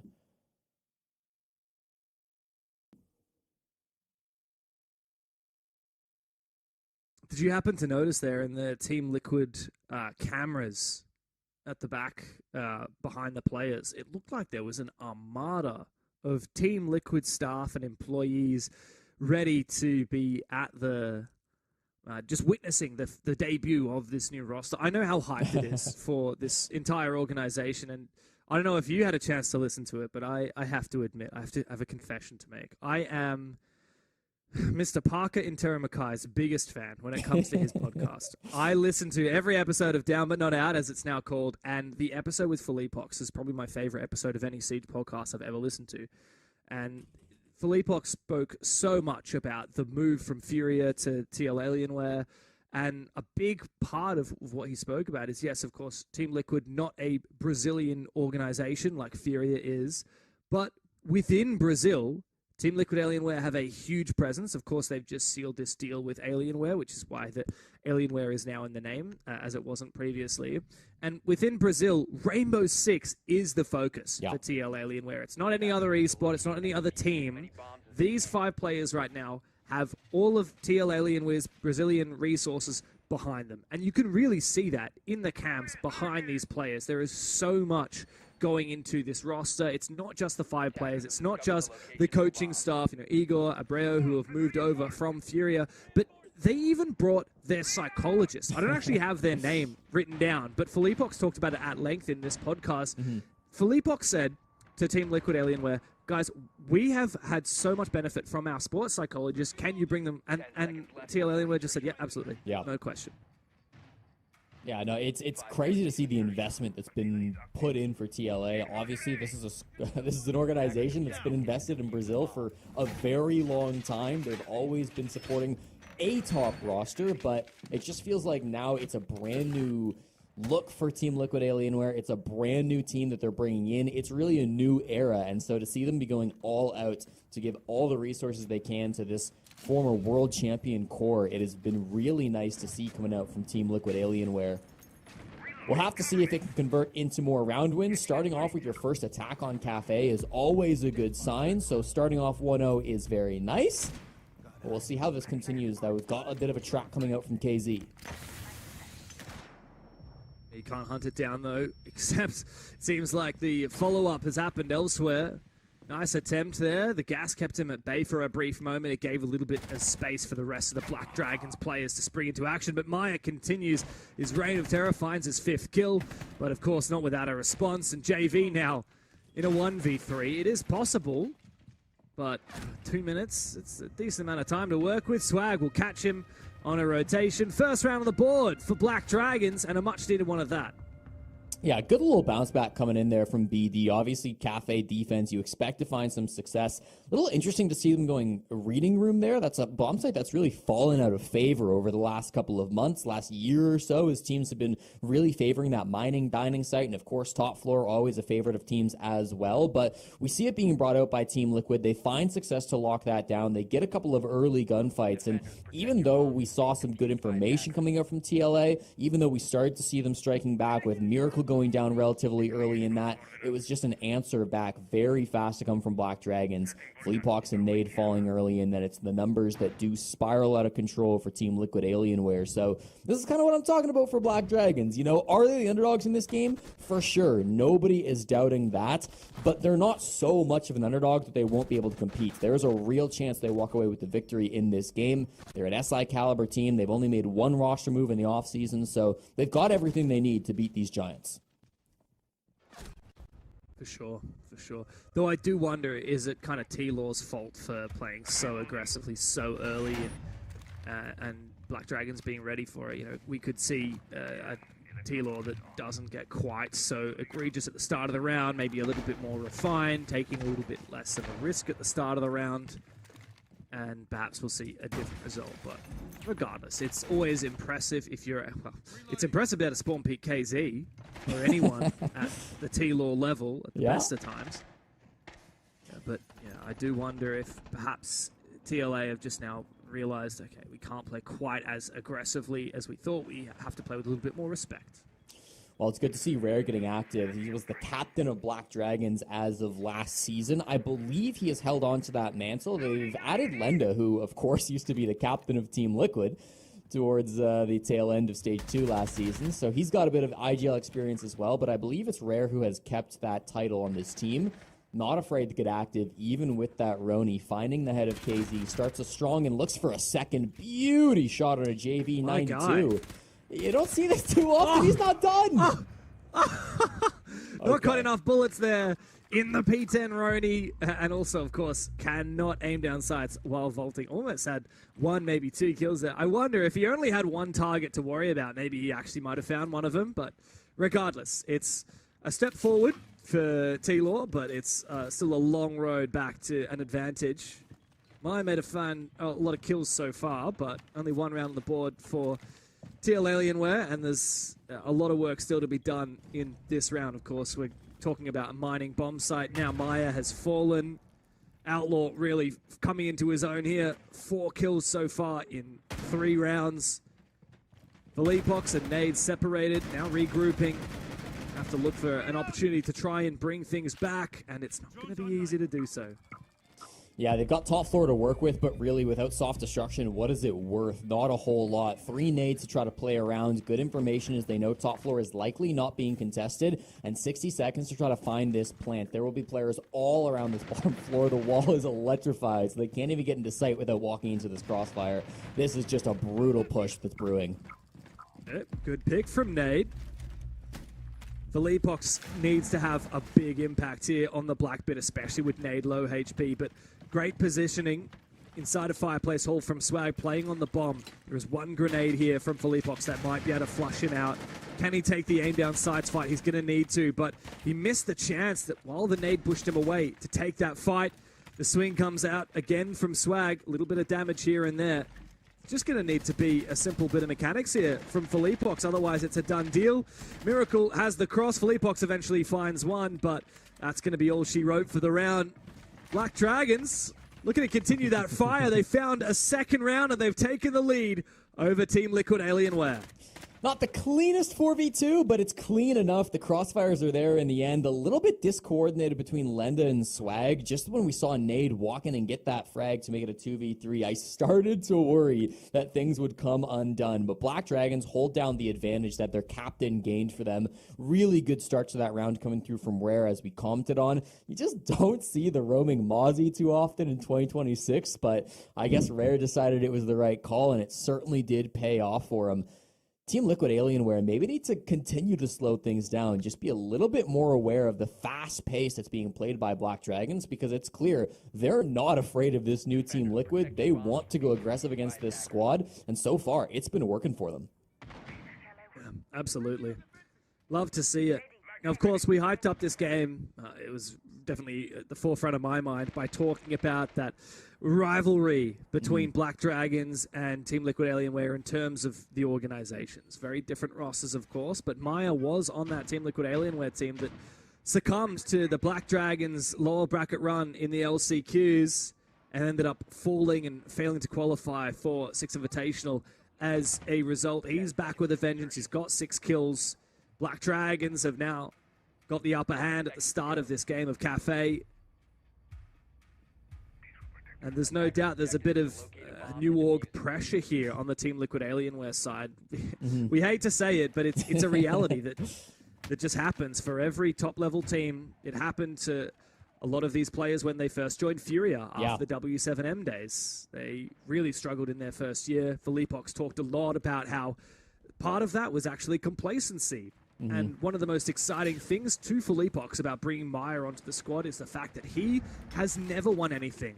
The rest of these TL Alienware players, right? They've won majors, they've won 6 invitationals, they've raised trophies domestically and on the world stage. Maya has not done so. He is more motivated than anybody.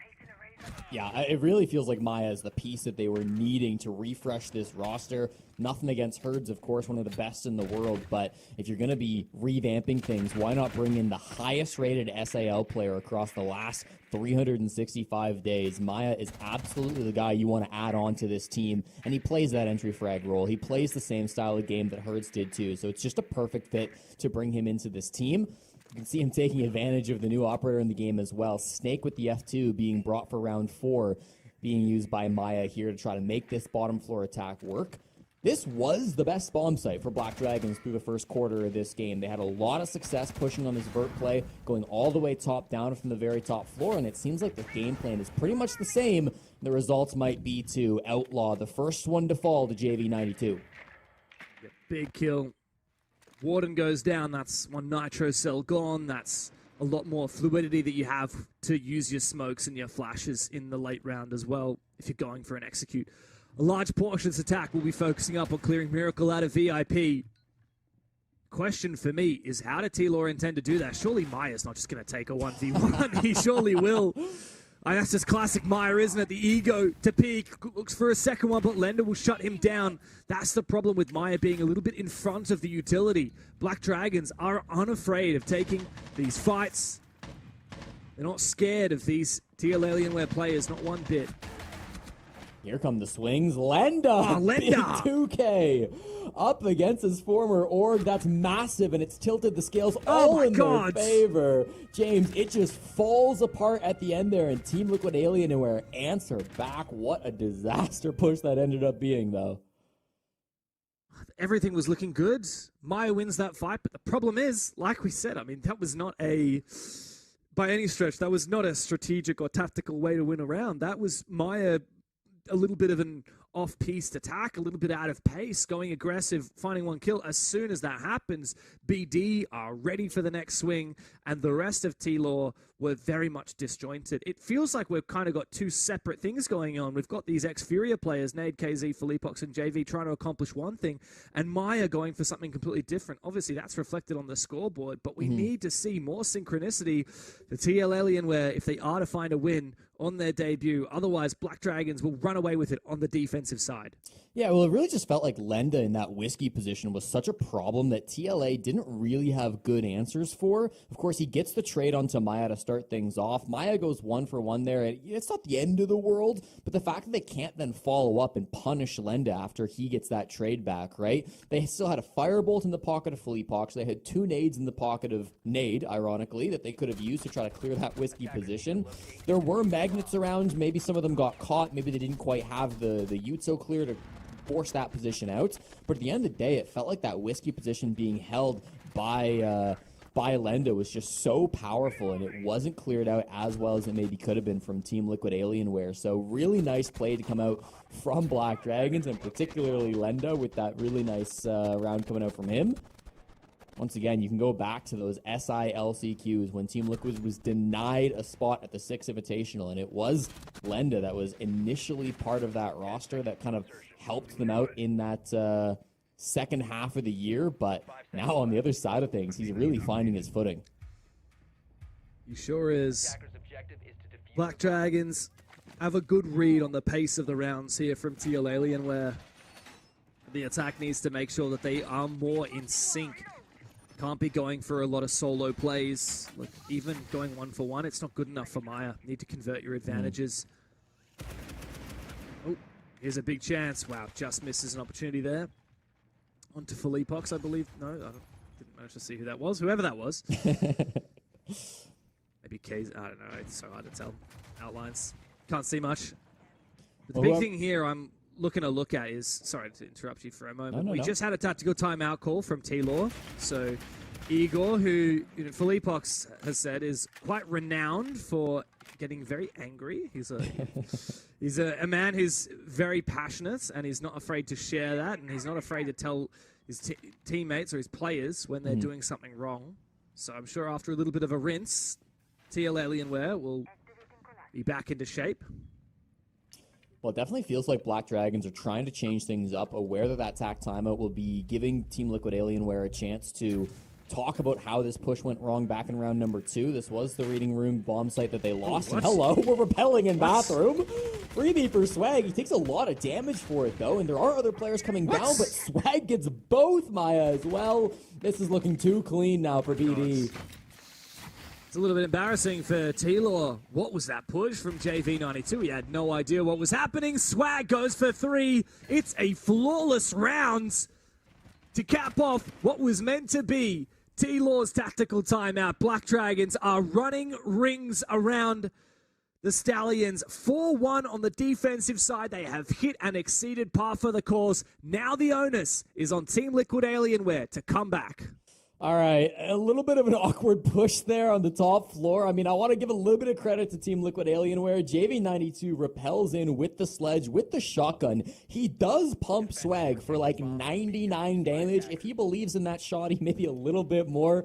Perhaps he walks away with the kill, but it's still a crazy bold play to come out from Team Liquid Alienware. It was coordinated. They had a Lion Charge that was being used. They had Candelas being used as well. But in the end, the position was just way better from Black Dragons. They were ready for that aggressive moves. They got a little bit of space with it. They tried to make things crazy and uncoordinated, but in the end, Swag just way too strong in that bathroom position, hit some beauty shots even when he was on 1 HP, and he'll give himself a 6-2 KD after that beautiful defense.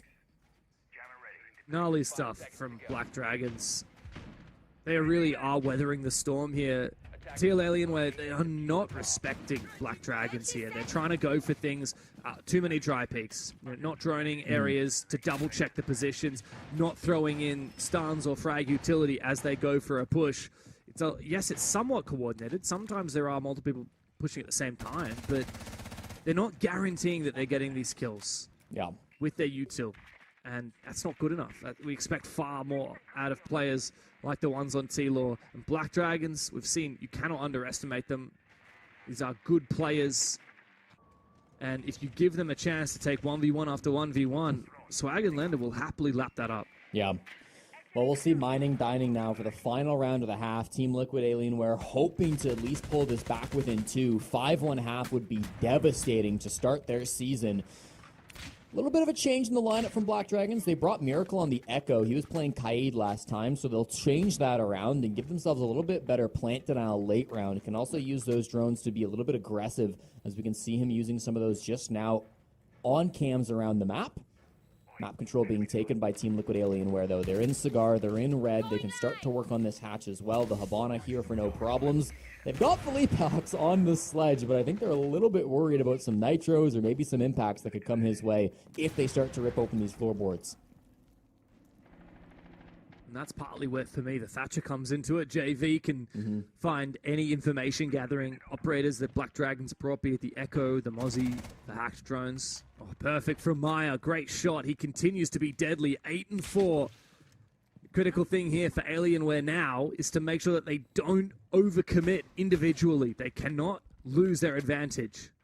Yeah, it's a good start. You've taken down the captain. Rare was such a problem last time they played this site on the Mozzie. He can't do that anymore. The top floor is fully theirs. I like their control. I like the time they have as well, James. I mean, everything should be lining up for Team Liquid Alienware to close this one out. They just have to be careful with these fights. Make sure you can isolate these kills. Don't rush things like we've seen them do time and time again in this match. Yeah, some to peel away the layers of util, start clearing out the Banshees from Malusi, start clearing out the Vulcan canisters from Goyo, and make sure that JV is in position to stun out those yokai drones, EMP them, remove them from play when the execute comes through. You've got numbers. You can go for a plant while JV is covering the Echo drones, while Maya is going for frags. Yeah, here come the flashes, here come the nades. This could be everything that they've ever wanted. Down inside of Train, Felipox does drop, and he starts the plant. The plant going down in mining, but Felipox gets found by Outlaw, and there is no reply. KZ eventually finds one. He's going for a backstab. Maya needs to be the one to get in the building. He does so. He goes big, finds a double kill on the round. It's all up to Swag now, but his C4 finds the wrong target. Maya for a 3K. Team Liquid Alienware finally get back into it, and they cap off the half with a redemption of a second round on the scoreboard. As we go into the halftime timeout, Black Dragons still retain their advantage. Maya dragging this team, kicking and screaming across the finish line. 10-4 as the rest of Team Liquid tally for just 7 frags across 4 players. He is doing everything for this team. I liked what you were building up for that push, James. It felt like they had the keys. You can use the Thatcher to deny the Echo drones. You can use the Thatcher to deny the C4. The only thing Thatcher can't deny is the gun of Outlaw, who was instantly able to deny that plant as it came out from Felipox. It felt like the wheels were about to fall off the bus, but Maya steps up exactly when he's needed most. He gets those couple of kills, just forces things to get messy and grab a couple of frags in the mid-round. In the midst of that, executes. It was not the cleanest push. They didn't get the plant down like they were hoping to, but frankly, a good recovery from Team Liquid Alienair, and they escaped this first half in only a 2-round deficit.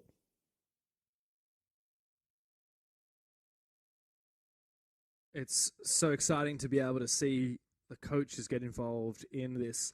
I've got a new name for it. Tell me. I believe technically it's called the role swap timeout, I believe in the rulebook, something along those lines. I like halftime vibe check. What do we think? I like halftime vibe check for sure. I think that flows off the tongue a little bit better than the role swap timeout or whatever you said it was in the rulebook. I like the halftime vibe check in here. I like it too because it gives a little bit less of an advantage to starting on the defense. You know, I feel like sometimes it can be better to start on a specific side just because if there's some specific strats you want to run, if there's a specific setup that you know your team can be playing on the first round especially, you can kind of give it to them ahead of time. Now, if you've got this little time to reset the mental, reset the vibes, and maybe feed some strats to your teammates, just get them reset between the halves, it makes it a little bit more even, I think, starting attack versus starting the defense. Sometimes swapping can be a bit difficult just because it is such a change in pace, but this really gives the coaches a chance to settle things down, get the mindset reframed for the second half, and gives us a little bit of time to just yap a little bit about how this series has gone. Yeah, no, I like it. And of course, for both of these teams, having a chance to talk to their coaches is so invaluable. I believe for Black Dragons, it's Ghost One who's still their coach.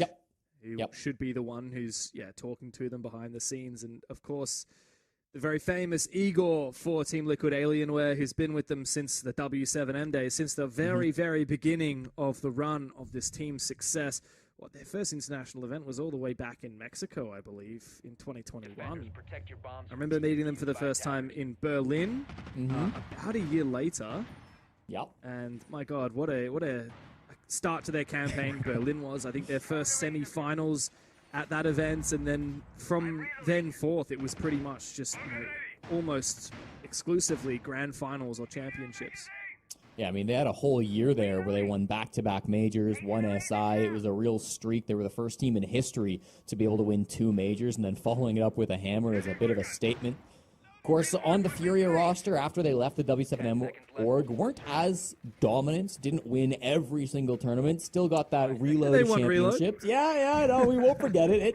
It counts, even if maybe not quite as much as some of the other tournaments. But yes, I think their time on Furia was probably a disappointment, despite all the success that they had.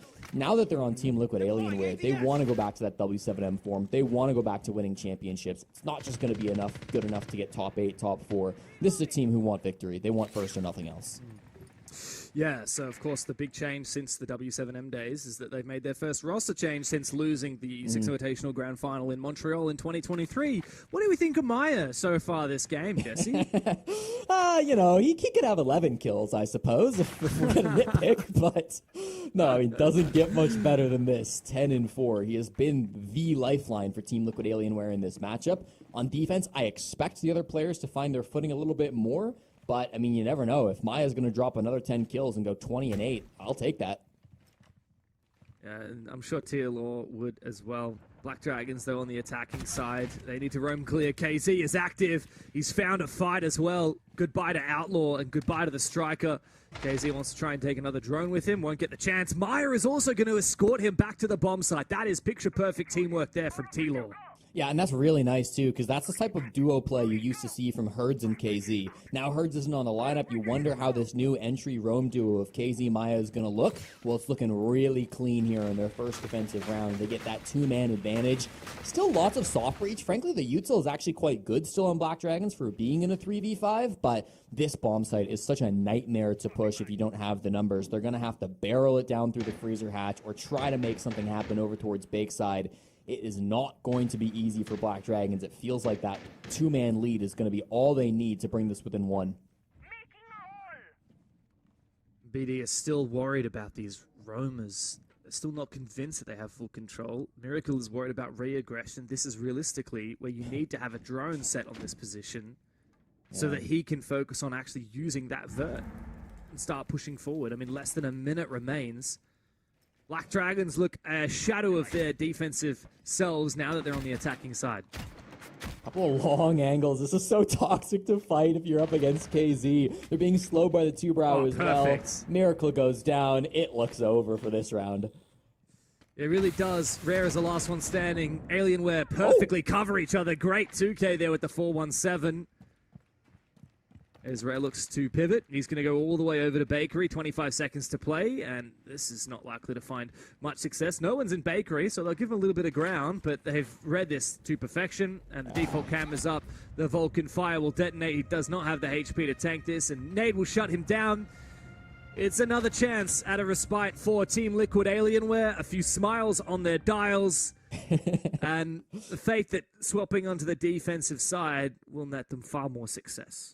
Nice little attempt from Rare. He's definitely hitting shots today, but 1v5 is a tall task against this Team Liquid Alienware squad. So really nice stuff coming out from them. Again, I just think it's that early round aggression, that roam duo of KZ and Maya. It's been KZ and Herds for literally years at this point. He hasn't had to really switch up his roam partner. Obviously, they haven't made roster moves before this, but they haven't even really made role swaps. For the last few years on W7M and on Furia, it really was Herds and KZ as the entry duo. And if there were swaps being happened in the roles, it was, maybe JV getting a little bit more aggressive, or maybe Philippox getting a little bit more passive. It would be small role changes like that. To see KZ stepping up and playing so well alongside Maya really does bring a smile to my face, and it gives me a lot of hope for this Team Liquid Alienware squad. Obviously, first half didn't go the way they wanted, but even down 4-3, I think I favor them to take the rest of this map. Yeah, I mean, I just think the form change in the last two rounds speaks volumes. Yes, yeah. Especially after how bad it was when we went 4-1, right? When TLA, T-Law, man, I'm still getting used to the acronyms, right? Yeah. And TLA is such an iconic acronym because it stands for a three-letter acronym, which is a little bit of acronymception. But T-Law seems to be the way that we're going. Yeah. Yeah, look, after failing to convert their tactical timeout, getting flawless after they were down and then ended up down 4-1, I thought it's pretty much over, right? Like, Black Dragons have really got control. The fact that they came back from that speaks volumes about the mental aspect of this game. Wow, we've got a reset now as we head into round 8. This is a cigar hold being held pretty aggressively on this top floor defense. Not a bomb site Black Dragons wanted to play out, but Team Liquid Alienware will decide it's their second best site. Nice little Flores drones coming out. They can start to pop open some of these bars, which makes them just a little bit more awkward to play behind. There's a lot of anti-nade and anti-flash util being brought by Team Liquid Alienware. They've got Jaeger, they've got a Rooney, they've got these castle barricades as well, which will waste some of those nades. Makes it kind of costly to take map control. Despite that, Black Dragons have done a decent job clearing out Cigar. They've done a decent job getting util in through Skylight. They're not in the building just yet, but I think the util game is one they're playing pretty nicely. They've got a lot of tools on their side too. Good kill to find as well on a KZ after the damage he managed to deal last round.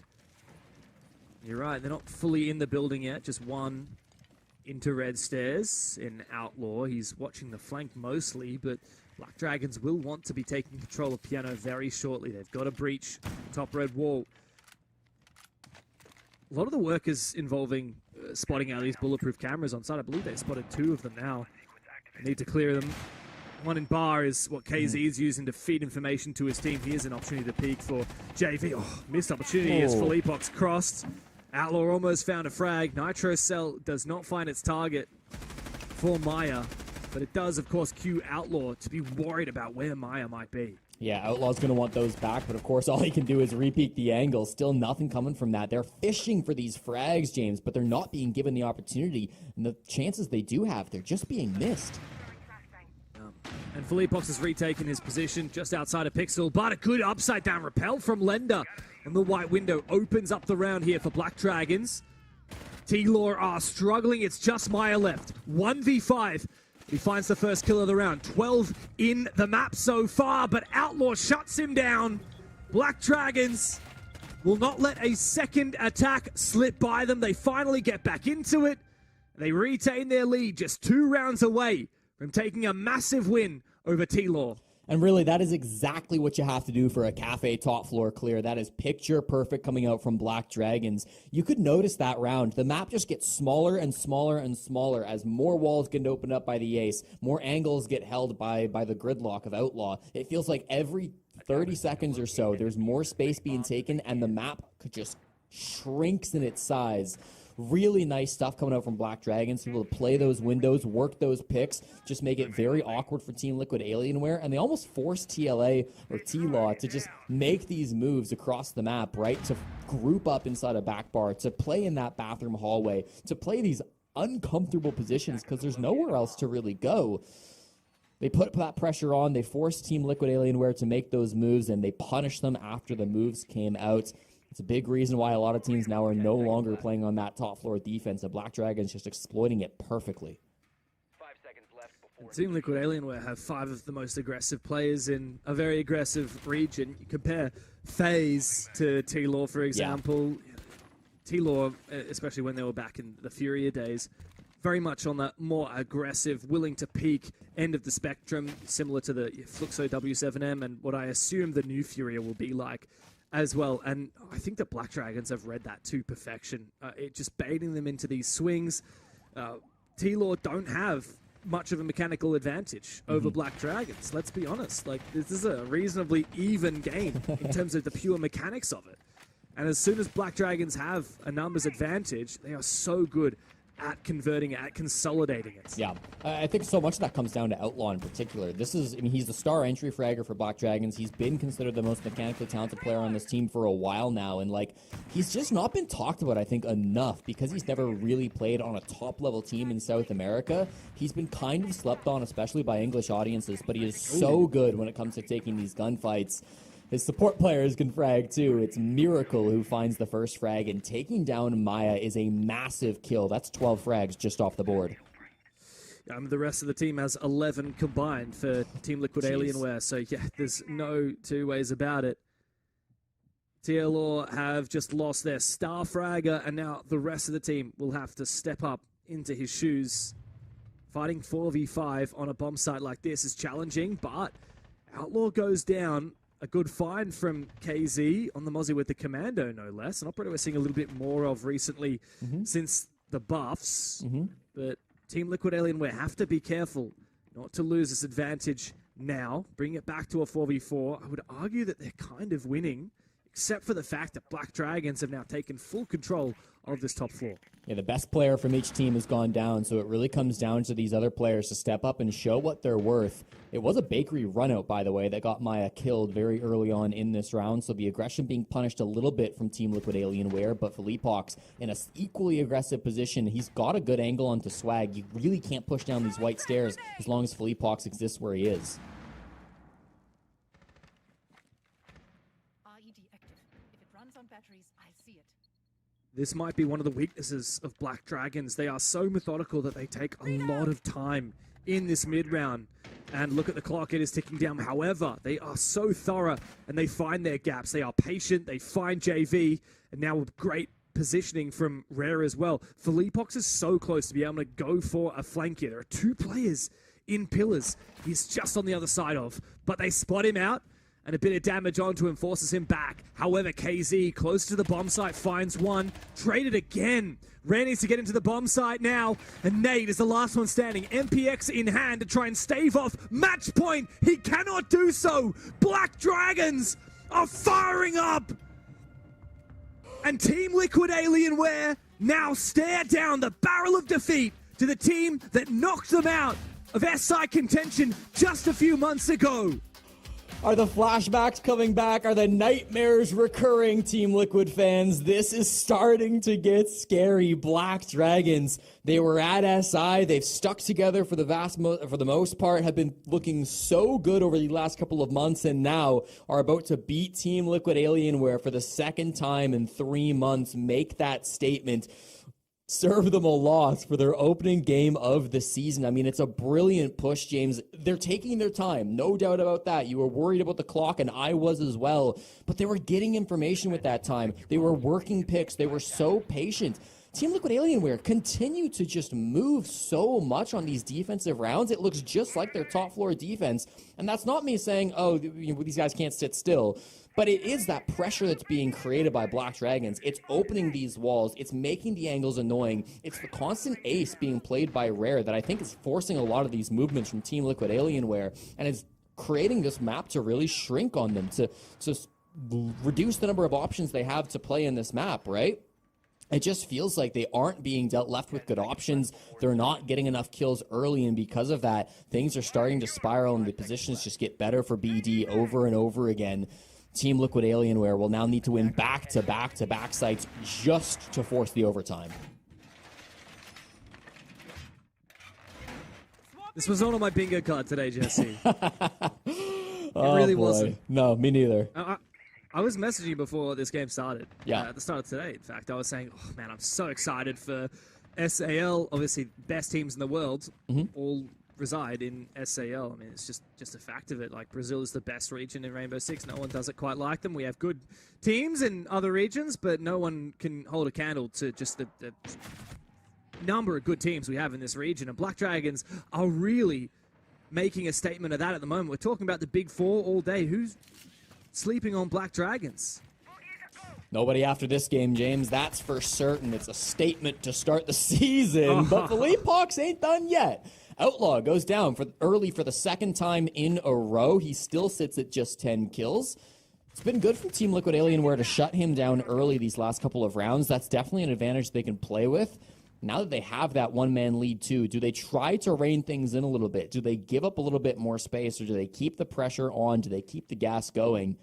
Does feel like they've started to slow things down. They're happy to let them take most of this top floor control. Nobody from Team Liquid Alienware is playing up here, but instead it's that pulse down below that's creating a lot of problems.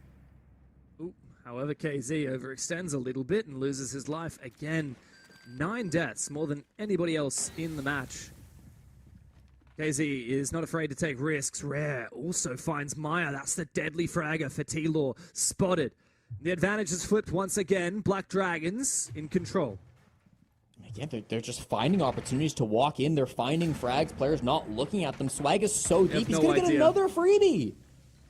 Surely almost has the chance. Philippox goes down the hatch and does manage to escape. JV also just trying to escape damage as much as possible. He knows that Swag is the last one standing. He's going to contest him with the Reaper. A much-needed round for Team Liquid Alienware. Nice to see a smile on Philippox's face, KZ, and Maya as well. Wipe the sweat off their brow. There's no room to get complacent here. They still stare down match point. It's not pretty, it's not clean, but it is a round win from Team Liquid Alienware. Black Dragon's going to call a tack timeout after that, deciding that they just need to reset a little bit, talk about exactly how they're going to break this next defense. But, I mean, you go back to round number 10, James, and it just feels like Team Liquid Alienware are lucky to get away with it. Sure, the opening pick is theirs, but then after they lose Maya and KZ, you're almost pulling your hair hair out. You're like, how does this keep happening where picks go the way of Black Dragons, completely untraded, completely unexpected to come out? The gaps have just been too good. And if Swag had got that kill onto Philippox, onto the Mira dropping the freezer hatch, things could have gone an entirely different way. But thank God Philippox played so well in that dining position, gets a big 2K to equalize the numbers. The same time we see Nade with those toxic babes getting a frag onto Rare over towards the VIP side of things. So things do eventually go Liquid's way, but it is scrappy. It is very, very close, and Black Dragons still have 2 more opportunities to win this in regulation. Attackers need to locate and defuse bombs. Being on defense, when you win consecutive rounds in a row, it forces you to change things up. That's the difference, right? If you win attack after attack after attack, well, the defense is just going to have to keep trying different bomb sites. But you yourselves, you have this comfort of knowing, well, it's up to us. We have attacker repick. We can always play more adaptable. Yeah. On defensive side, you win one bomb site, in this case, Kitchen Bakery, and T-Law suddenly has to say, okay, well, what's our next best? And even if they are to win this, Reading and Fireplace bomb site, well, what's our next best? Surely we don't go back to Bar. That was absolutely devastating. Even Mining was not ideal. Yeah. And so round by round, they got to bring it back. Yeah, it gets very awkward. You're right, exactly, James. As you start to win on defense, your options get more and more limited, and that's what they're facing right now. Their 2 defensive wins this half both came on the bottom floor. They both came on Kitchen. This mid floor and the top floor have not been successful for them. They haven't played this site exactly. It was Mining, Dining in round number 9, and now in 11 it will be Reading and Dining. So slightly different site, but sometimes the push can look very similar. Rare is going to bring out the Monty, I believe, for the first time this game. So good to see a bit of a change coming out from Black Dragons. This was likely called in the tactical timeouts. And it can be one that can be very helpful in clearing the top floor if that's the way they want to use it. But you've always got to be careful. A pulse down below could be an excellent answer to stop the slowly progressing Montaigne.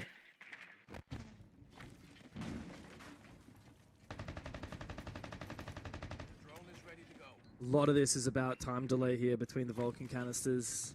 The Thorn Traps as well. Nitro Cell pre-ripped by KZ on White Stairs. I think he must be waiting for someone to rappel on his window, perhaps. He's now back in pocket. No, he's ripping it out again. He's changing his mind constantly, while the rest of the focus seems to be for Black Dragons on taking from Red across. With Rare, as you said, that Monty is always going to be the pivotal focal point of an attacking round. But in the late round, you've got to be really worried about that verticality from the Pulse and from the C4 from KZ. It looks like Outlaw just wants to make an entry. Yeah, bit of a weird push. Yeah, weird. Disappointing. Yeah, I mean, you just get punished by it hard. You don't have top floor control. This is a Reading defense, don't forget. So just marching down the red stairs will not get you to sight. They lose Swag as well. He was one of those guys playing on the windows. Oh, and Rare, you are not long for this world, my friend. He was dropped into Maya's lap is what happened. He got C4'd from below and fell through the hatch. Lender and Miracle will need a miracle now in the 2v5. Flashbang goes out. Ooh, JV knows exactly where he is, but he decides, you know what, I don't need to take this fight. Consolation frag for Lender against his former organization, but he's not going to find all 5 of them, that's for sure. Shotgun comes out and wants to take the close range fight. Philippox upstairs in backstore. As the last flashbang expended for Lender. Just look at the way Alienware are just locking in. They don't need to give anything up here. And they will have another chance. One final opportunity to push overtime after they find this kill. Philippox eventually goes down 25 seconds. There's just no way in this world this is going to happen. On the stairs. Who sits there? It's Maya. He's fallen back again. He's just going to keep pulsing. Oh, this round is done. How much can I pad this out, Jesse? This round is so over. Yeah. It's just Lender looking for a stat pad. There we go. JV92 finally closes things out, ends the inevitability of that round, and will win it for Team Liquid Alienware, keeping them alive in this matchup. Back-to-back rounds now to come through. Joao Vitor, JV92, did a really important job earlier in that round. Not so much the final frag, but getting that pick mid-round onto Swag. It was just on one of the windows. I think might have been Red Window where he gets that frag onto the IQ. After he goes down and after Outlaw goes down walking down those red stairs, it kind of puts Black Dragons in an awkward position, right? The 3v5, their push down red did not go their way at all. Again, you don't really see teams doing that unless it's a mining dining hold. But the bomb site was reading, so top floor is so important to try to control. They eventually try to push it with the Monty, but we all saw how that went down with the Nitro Cell coming through. And now it will be the final opportunity to close things down for Black Dragon in regulation, James. We were talking about this being done. We were talking about Black Dragons completing the upset, but Team Liquid Alienware, they've kind of silenced that conversation. Yep, and of course, it's all just on the 10 players in the server now. Both teams have used their tactical timeout. T-Law used it very early. I believe it was after 4 rounds. They were down 1-3. They took their tactical timeout. They then lost the next round flawlessly. Of course, both teams also had a chance to talk to their coach at the halftime vibe check, but it's been 5 rounds since then. And should we get to overtime here, no team will have a chance to have another operator veto. No team will have a chance to talk to their coaches. It's just on what Philippox can lead the way for Alienware now in these final few rounds. Well, the Monty certainly didn't last long from Rare, of course. The pulse has just been too big of a problem. It continues to get selected by Maya, and even the information that he's gathering on who's climbing up what wall, who's going to be outside the building. He's just sitting in train at the moment, so that's just under the piano room, of course, on the top floor, which means there will be opportunities for those top floor players to maybe swing out and get a bit of value from that information. The push starts quite slowly, as it usually does. Here on the cafe roof, Black Dragons are not going for anything cheeky to try to lock this game down. They just want to play this safe. They just want to play it standard, dropping in through Cigar, making this push happen. It is Rare, the first one in, but it's Outlaw, the first one to get down. He's dropped Cigar and dies to Philippox. It's devastating how things flipped so horribly for Black Dragons. Miracle finally brings some light into this round for BD. There's no question, T-Law are in control. They can sit back and relax for now, force Black Dragons to make the next move. And I think that's the key thing, James. Like, Team Liquid Alienware have stopped moving as much on the defense. They've stopped giving a lot of these early fights to Black Dragons, and it just has resulted in a lot of stalling out. BD, they spend the first 60 seconds not doing a whole lot. The second they drop into Cigar, both players die. So it really feels like the map control is being forced to be taken by Team Liquid Alienware. They're forcing Black Dragons to step up and do something for the map control rather than giving them space for free, rather than walking into their crosshairs. And it's really made things much more difficult on the attack. Trade is not going to work out so well for Black Dragons. Swag, low HP, 1v3. Team Liquid Alienware were down 6 rounds to 3, and they have brought it back with a vengeance. Black Dragons, doesn't matter how good Swag is, will not get it done in regulation. And Team Liquid Alienware are fired up. It looks so grim in their debut, but they have shown their worth and brought it back into overtime. It's been over 2 years now since the most miraculous comeback in Siege's history, when this Team Liquid Alien core completed the comeback versus FaZe Clan in front of a Sao Paulo crowd, but the vibes of that game still do feel relevant to this Team Liquid squad, because no matter what the scoreline is, no matter how down and out this team looks, you always know what they're capable of because of what they pulled off in Sao Paulo. We're starting to see more flashes of that come through from 6-3 down, it was, I believe, back-to-back-to-back rounds with their opponents sitting on match points. They've done far harder than that before against far better teams than Black Dragons. And now they're showing exactly the grit that they have on the defensive side of Cafe, finding so much good value across the rounds, across the sites. Team Liquid Alienware actually chose their starting side. They chose to start attack, which means it's Black Dragon's side choice in overtime. So they will have the easier task through rounds 13 and 15. That might give them an edge. But for me, I'm more worried about the mental, James. I mean, you have lost control of this game despite being up by so much earlier on. How do you pull things back from a mental perspective, especially without attack timeout? Yeah, and T-Law is such a mental team. You look at the players on this roster, people like JV, Maya, even Philippox self-admittedly is very much a mentality player. Yeah, he talked a little bit in the podcast with Parker about how he uses breathing techniques mid-game to try and calm his nerves. Thanks to the sports psychologist that the team has been working with since back in the Furia days. And well, after seeing their reactions to pushing overtime, especially on the face of Maya, you just know that T-Law are fired up into OT. Well, Reading Room was very successful for Black Dragons in the first half. They played it in rounds 2 and 5, and they walked away with victories both times. Despite running relatively different lineups, they brought kind of their first look back to this bomb site with Rare on this pulse once again.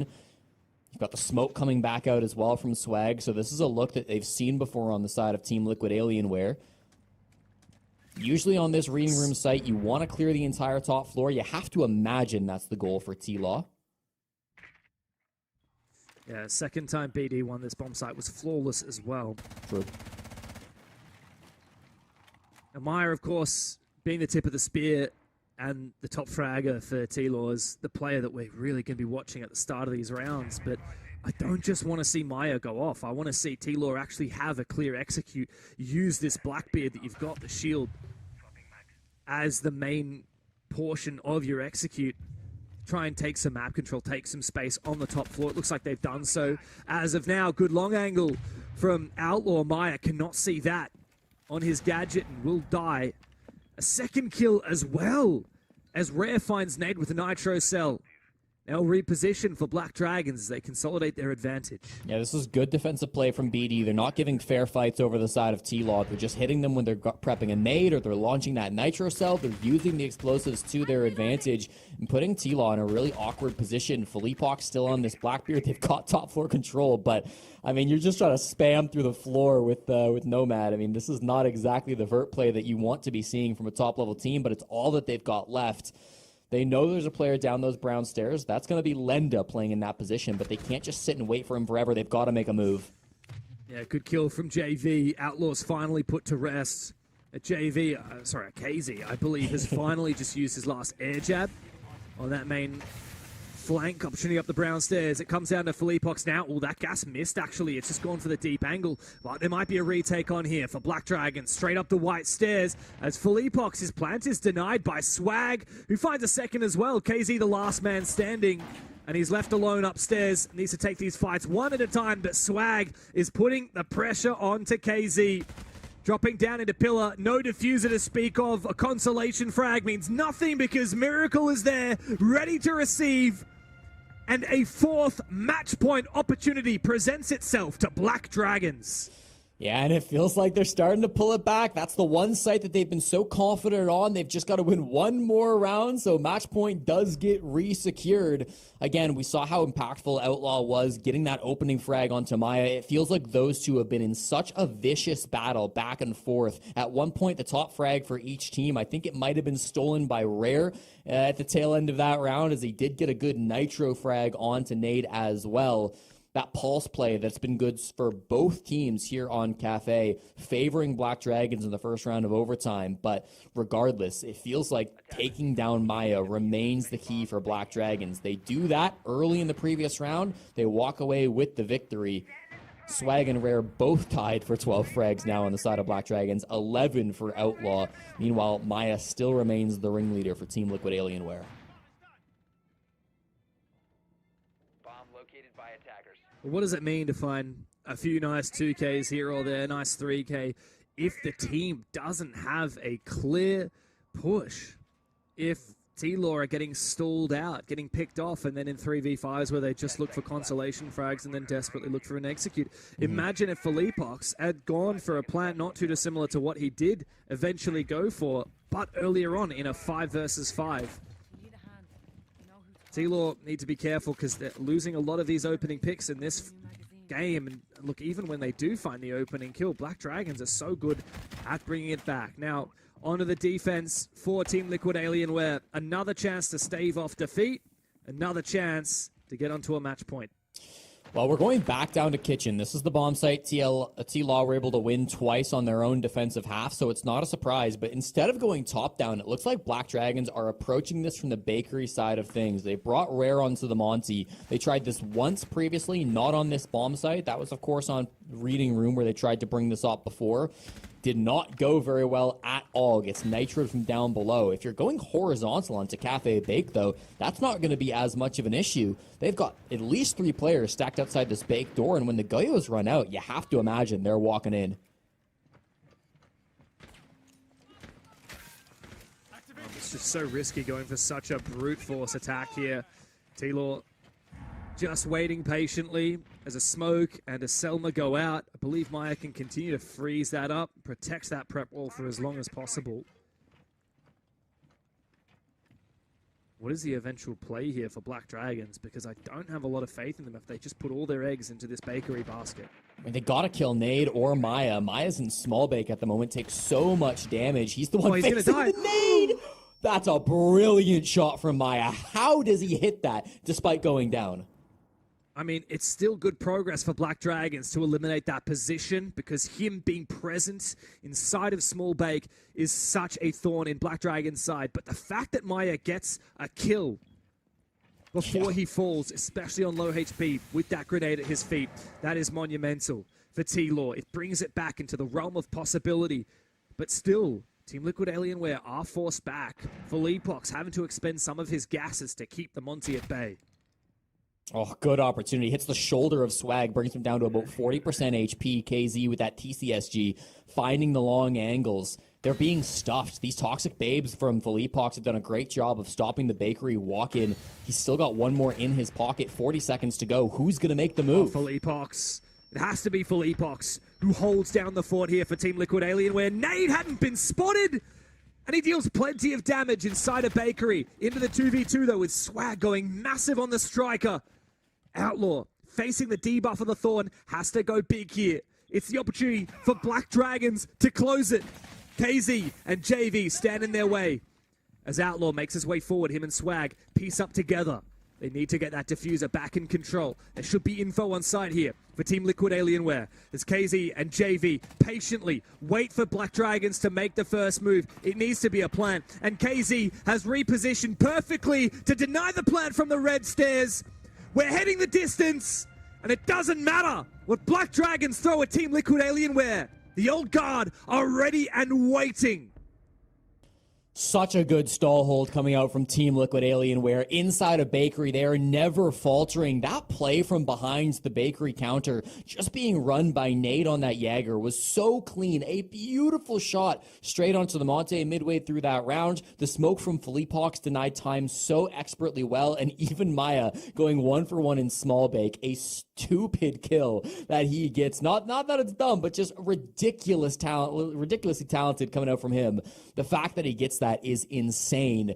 You start to be shaking a little bit on the side of Black Dragons. I thought Swag was bringing him back in there. I thought Swag gave him a bit of a lifeline, jumping in small bake, finding 2 frags after his teammates go down. But it's the same issue that Black Dragons have been dealing with all day long, James. It is that stalling out. It's that lack of time. Even when they get into the bomb site, they're not going deep and finding a good plant spot. They have to just go tight on the bomb chassis. And because they don't know of KZ's position, they predict it wrong. They don't expect him to be going up those red stairs. They're not ready to stop that swing. We are here 7 apiece, maximum overtime. Next round wins no matter what. And I couldn't tell you who's favored in this final round.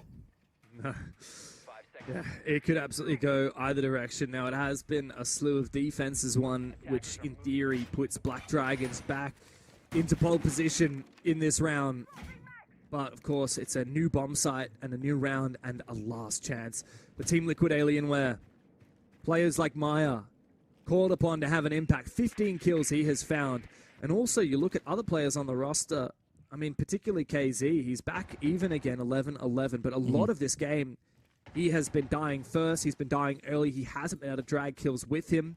While he came back and redeemed himself in that previous round, we need to see everyone from Liquid holding their own, not just Maya. Well, Maestro's being brought out by Miracle. That's likely to be countered by Maya as he's brought the Brava around. We don't really see Maestro too often these days simply because Brava is such a good counter that it just makes his bubbles, his evil eyes, sometimes work against you more than they can help. Be keeping an eye on Maya, seeing how much of those he can actually hack, seeing if he can get any of that valuable information stolen from the defenders, those valuable cameras that can be shot at towards the defense as well. It is Brava's mine also and the best dining. counter to the Malusi as True. well, which has been brought by Outlaw, and you get rid of some of those Banshees, it opens the gates for a much more aggressive execute for Alienware. Yeah, it's such a good operator pick to come through. That could be the difference maker. Nobody's actually inside the second floor just yet. KZ and Nade have found their way into the top floor, and of course JV is working his way on these windows, but it's very passive hold from Black Dragons. They are not stepping up and taking early fights. Maybe a bit nervous here on round 15. They have a lot of faith in these mute jammers, and we've seen the mutes protect some of these evil eyes from not just the Brava drones, but also the Roteros. And we do need to see Alienware get in with those drones from both of those two operators, maybe some of the nades from Philippox on the sledge, because there's so much util on site. 3 pieces of big util, and in fact a C4 to take down KZ.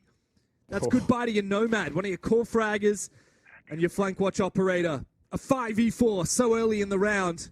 It's not even early anymore. 50 seconds is all that's left for Team Liquid Alienware. Yeah, has the util clear been good enough? They haven't even used all their Flores drones. Maya's still trying to get some value in with these clutch drones as well, so clearly they need to do some last-second roaming. Nade just holding his angle. Doesn't feel like he has to move. The stream is not frozen, I promise you. 30 seconds to go, and Team Liquid Alienware don't have a kill. Yeah, this has been far too little, and it's been far too slow from Team Liquid Alienware. They need to be given a lifeline, and they need somebody to go massive. Dropping down towards the objective, it's JV. He finds one. Philippox is forcing down the plant, but the trade comes through thick and fast from Mr. Outlaw. The plant has been denied, and Nade and Maya have to go massive in the LCQ. They ended a chapter of Nesk's legacy, but today they demand our respect against Team Liquid Alienware again. Black Dragons take 15 rounds, but they get it done. What a comeback from Team Liquid that does get denied. Black Dragons, an upset victory. We all thought this roster was going to be the key for Team Liquid Alienware to finally find success, but nothing is given in the SAL, and Black Dragons, what a shock coming through from them. Yeah, nothing is given, everything is earned, and there's no doubt who earned this match today. Massive win for Black Dragons, as we'll break down with you on the desk.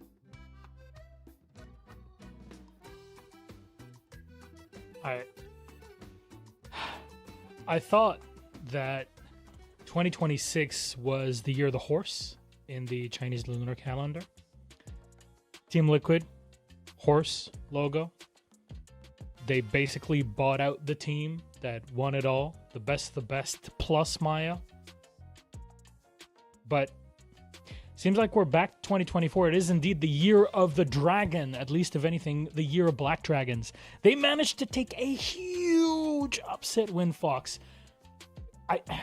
Despite Team Liquid Alienware's best efforts to bring this one back, and they definitely put in a lot of effort, still not enough. I mean, all the credit goes to Black Dragons. They performed exceptionally well. They were so prepared to go up against everything that TL Alienware was bringing to them. And again, it's the same team as the previous Furia roster. They're running the same strategies that they would do on this normal cafe.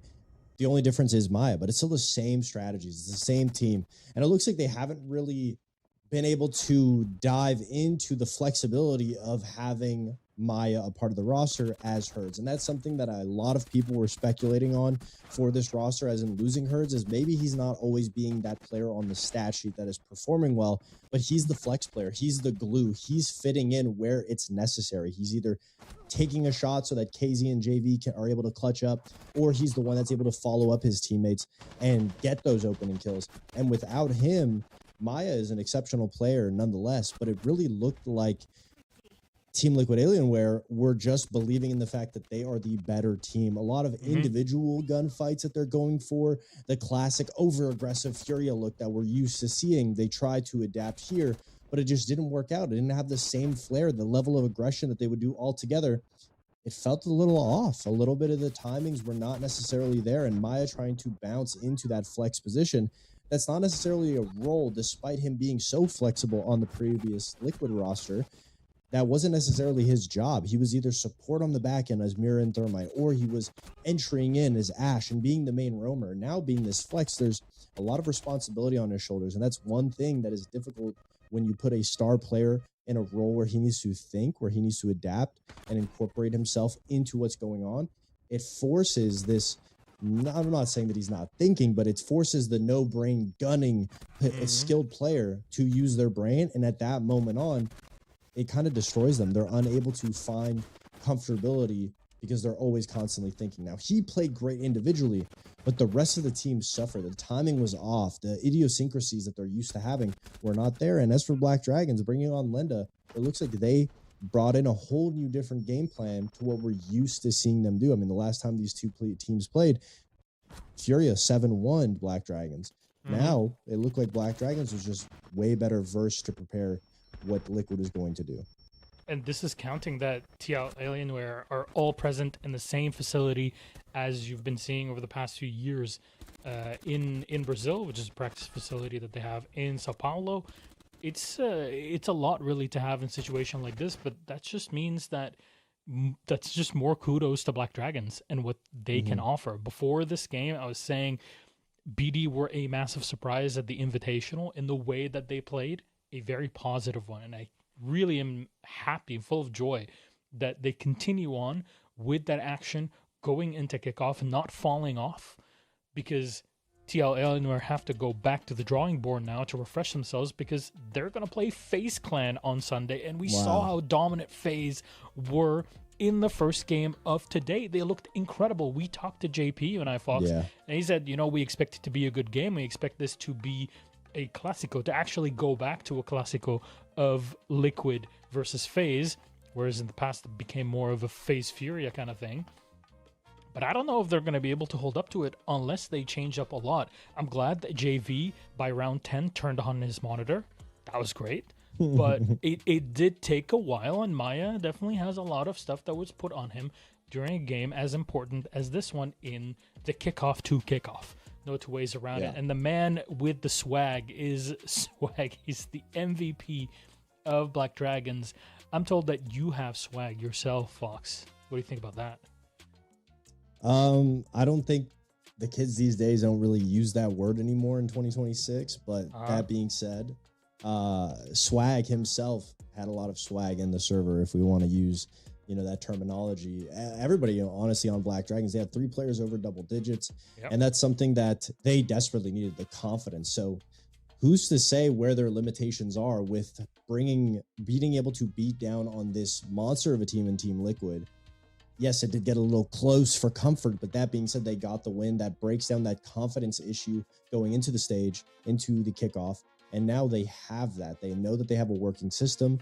They have great players that have that confidence, and hopefully they're just able to use that to steamroll through the rest of kickoff, and maybe we'll see them in Salt Lake City. Interjection and request. Maybe it's the fact that at some point we're calling them Team Liquid Alienware that's impacting them. It's kind of still leaves that old dust still on them and pushing them to lose.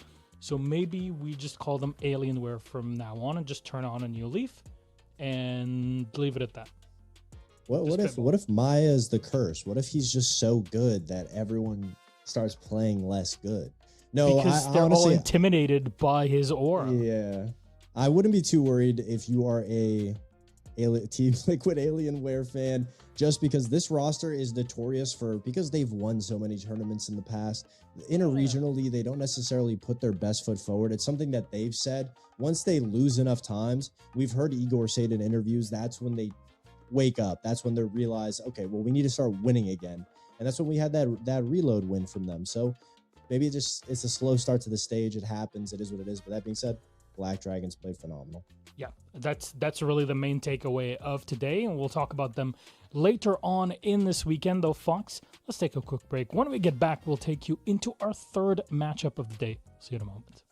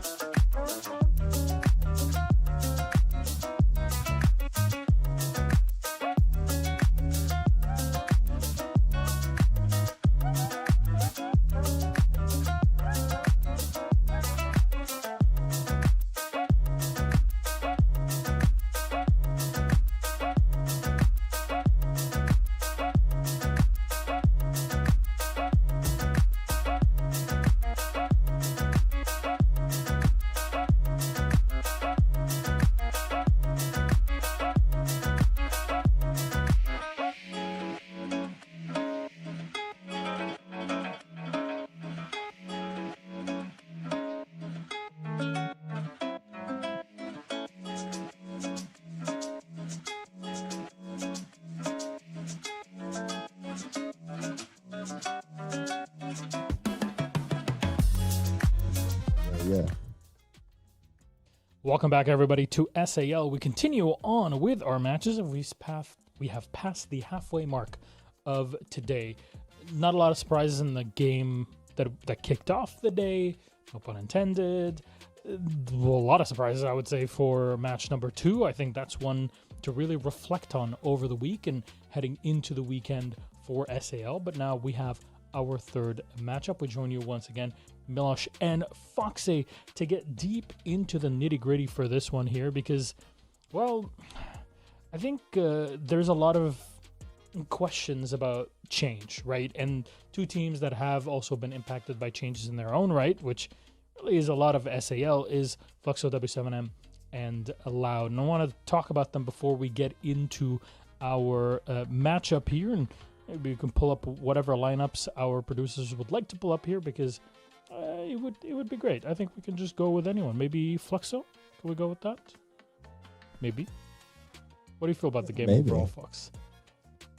One thing about change, Milosh, is it's going to happen regardless if you wanted to or not. And that's something that Fluxo W7M was forced to have to change, because Volps, their previous IGL captain, one of the leaders, one of the main players from that team, went to greener pastures. He joined Furia. He left the team in the dust, and they were forced with a, so to say, limited pool, because all of the top rosters were picking up players. Maya stayed on Liquid, Volps went to Furia, FaZe made no changes. So who do you look towards when you're looking at the bottom teams in the SAL to pick up?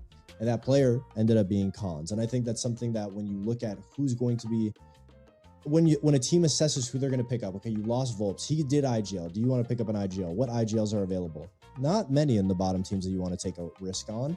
When you then say, okay, well, maybe somebody on the roster can take up IGLing. I believe Dots is going to be IGLing now. Now you look at, okay, well, maybe we can have somebody fill the shoes, but not IGL. So what about support players? What support players are there? And Cons is one of those support players that previously played on NIP. He was always performing considerably well. He did his job. He was pretty much getting the short end of the stick and doing the best he could with it, especially on a team as fast-paced as NIP that never really played slow. He tend to be on his own, and now he's joining a team that is going to be able to play around him, and that's something that I'm excited to see. It's big shoes to fill, because Volps is a player that can single-handedly win your team a game, and that's something that is not a characteristic I would attach to Cons. That being said, if he just continuously does his job, there's an amazing roster around him, Paula, Loban, Dots, those that are going to be able to find the success for him. I think that is a definitely core change, as you mentioned, Fox, that will impact how you guide your team. But with 4 players around, with Norris, as you see on your screen, coaching the team, someone who's very well known all over the world, but especially in Brazil, as a coach that really knows how to guide you and how he interacts with his players, that maybe that form will not take too long to really show properly, as we've been expecting from Fluxo W7M really over the past couple of years, in the way that they are competing. But on the other side, it is Loud, and we expect them to get a bit louder than what they've been doing over the past year in competition. Maybe Kickoff is the right opportunity, but I think that's a lot up in the air with big changes that were kind of put on them, with 3 players really swapped out before the start of Kickoff. Yeah, I mean, for Loud, I hope we don't find ourselves in the same situation they were last year, where they came out of the gate swinging. A lot of people had big hopes, high hopes for this roster, and they just ended up falling flat on their face. They didn't really look too good. They didn't make SI. So they go for a different approach. Instead of trying to maybe recycle older players in the SAL region, they do a little bit of that, but they also bring on some new bloods. I mean, the 3 players that they got, Resets was one of the players from Liquid that was performing very well. Stemp had a little bit of a stint in the APL playing for Elevate. We all know that didn't go too hot for him. So he comes back to Brazil. He comes back to play for Loud. And Gabu, the player that I have high hopes for, because he is a full fleshed out rookie that got dragged out of the T2 scene. He was playing for Elevate Academy. He actually, in the LCQ for Invitational, beat Liquid, knocked them out, to then go on and they didn't make the event. But that being said, that got his name out there. Resets was one of the players that lost to him. So that being said, could have got him that leg in the door. Played for Elevate Academy, Stemp played for Elevate. There's a lot of crossing lines on how this player was viewed and seen and caught. And now he's getting his first opportunity to perform for Loud. So there's a lot of high hopes for this team. A team of younger players that finally don't have a brooding older veteran player to be able to hold them down like each one of those players had on their team. So that being said, I'm excited to see what this band of younger players is able to approach, especially against a team like Flexo W7M, which I would say at the moment with losing Volps have a little bit of an Achilles heel. They're still a very big team, a Titan, but I would say if there was a time for them to bleed, it would be now. Absolutely will be, especially in the opening game of best of ones in group stage. That is the perfect opportunity for a team like Loud and an unknown to come in right at them. And for that, let's take a look at our map, Vito, and see what map we're actually going to be playing on in this series. Is going to be something a bit more fast-paced, or will Fluxus W7M get to slow it down a bit? Well, it seems like not the case. Lair and Fortress both taken out, so we're going to get a bit faster than that. Nighthaven, very much a 50-50 map with how things are flowing currently, but you would rate it, I don't know if you agree with me, but I would rate it more in the way of attackers now just because of Solid Snake and the way that he's playing around and been played over in APL after having kind of watched a decent amount of that. I feel like this you're map saying you're comparing the map to what you saw from APL? Well, look, I happen to watch regions to see what's going on just out of curiosity, and the combinations of like anti-roamers plus put Salt Snake in there as also an anti-roamer is just so frustrating and oppressive to deal with on Nighthaven that I would not be surprised if that was just the MO. Get those, isolate all the defenders that are roaming, and then smash onto the site once you've kind of killed off the wings in there. I mean, I'm seeing a little bit of a common trend when we look to bans. W7M Fluxo enjoys maps where they're going to be able to roam, like you're saying. They're going to be able to have flexibility. Lobin's one of the best roamers in the SAL. So banning maps where roaming is very difficult, Clubhouse, Lair, maps that you can lock down floor by floor, makes perfect sense. They're playing confidently. Now, the biggest issue for Loud, if we look at last year, is the fact that Loud was very split up. They'd always have Perez and STK entering in their previous roster where the supportive players are a little bit more farther back. And now they have a roster comprised of very smart supportive players. Live, Flash, Reset, Stemp, all very slower placed players. So now if they can just do a little bit of a FaZe-esque take on a map like Lab, step by step, and have Gabu leading the charge, as would Cyber would for FaZe, we might have a game on our hands. Well, let's bring in our casters here before the game actually gets fully realized in our hands. Fox, Jesse, my friends, you're back in. Fox, Sorry, what did you call me? You wish you were Fox. I can see why you get that mixed up, and we both are devilishly handsome. That's true. Well, Mr. Devil, I've been taking a look at kind of how the meta's been shaping up now with Solid Snake. There's been a few Nighthavens here and there. What's your take so far after having been on APN EML, how this might be played on Nighthaven?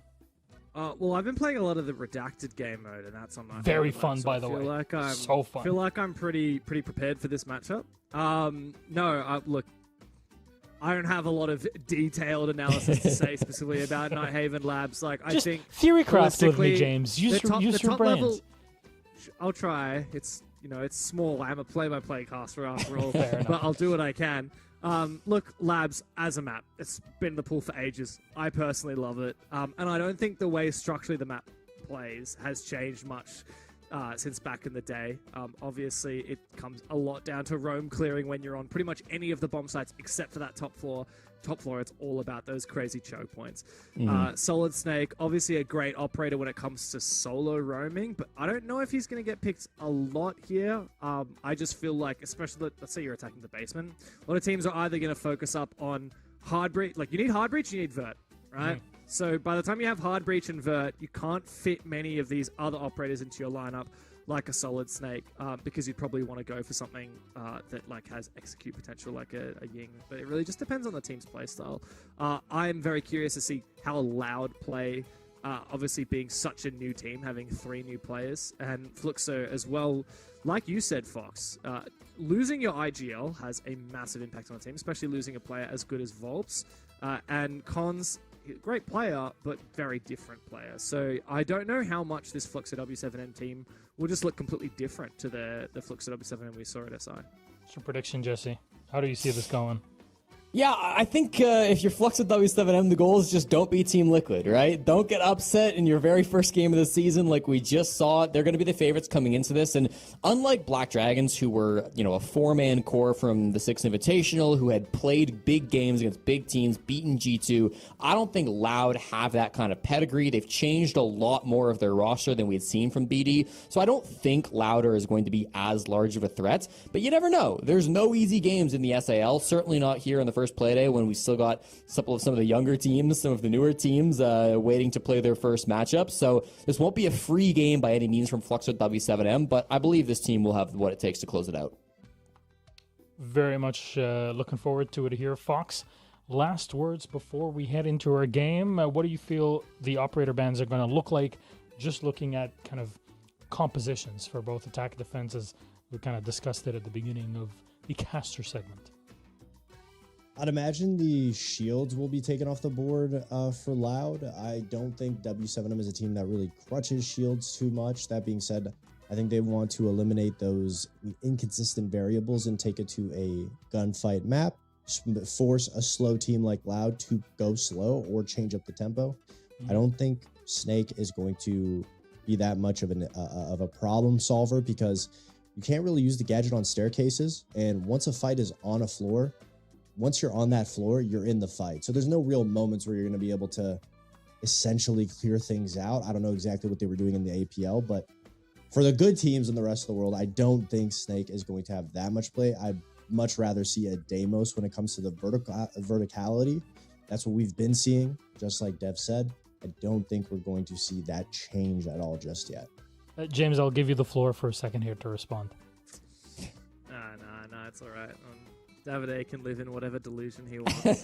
But I do agree with him on one thing, is I don't think Snake will get a lot of play on this map. Maybe I'll be wrong, but I think of any map, it's probably not going to be Labs where you'll see him. Well, I mean, listen, the streets are saying that Stemp plays a bit of Snake. The streets have said that Stemp's a bit of a Snake main, so I think we could see a little bit of it. You never know. Never say never.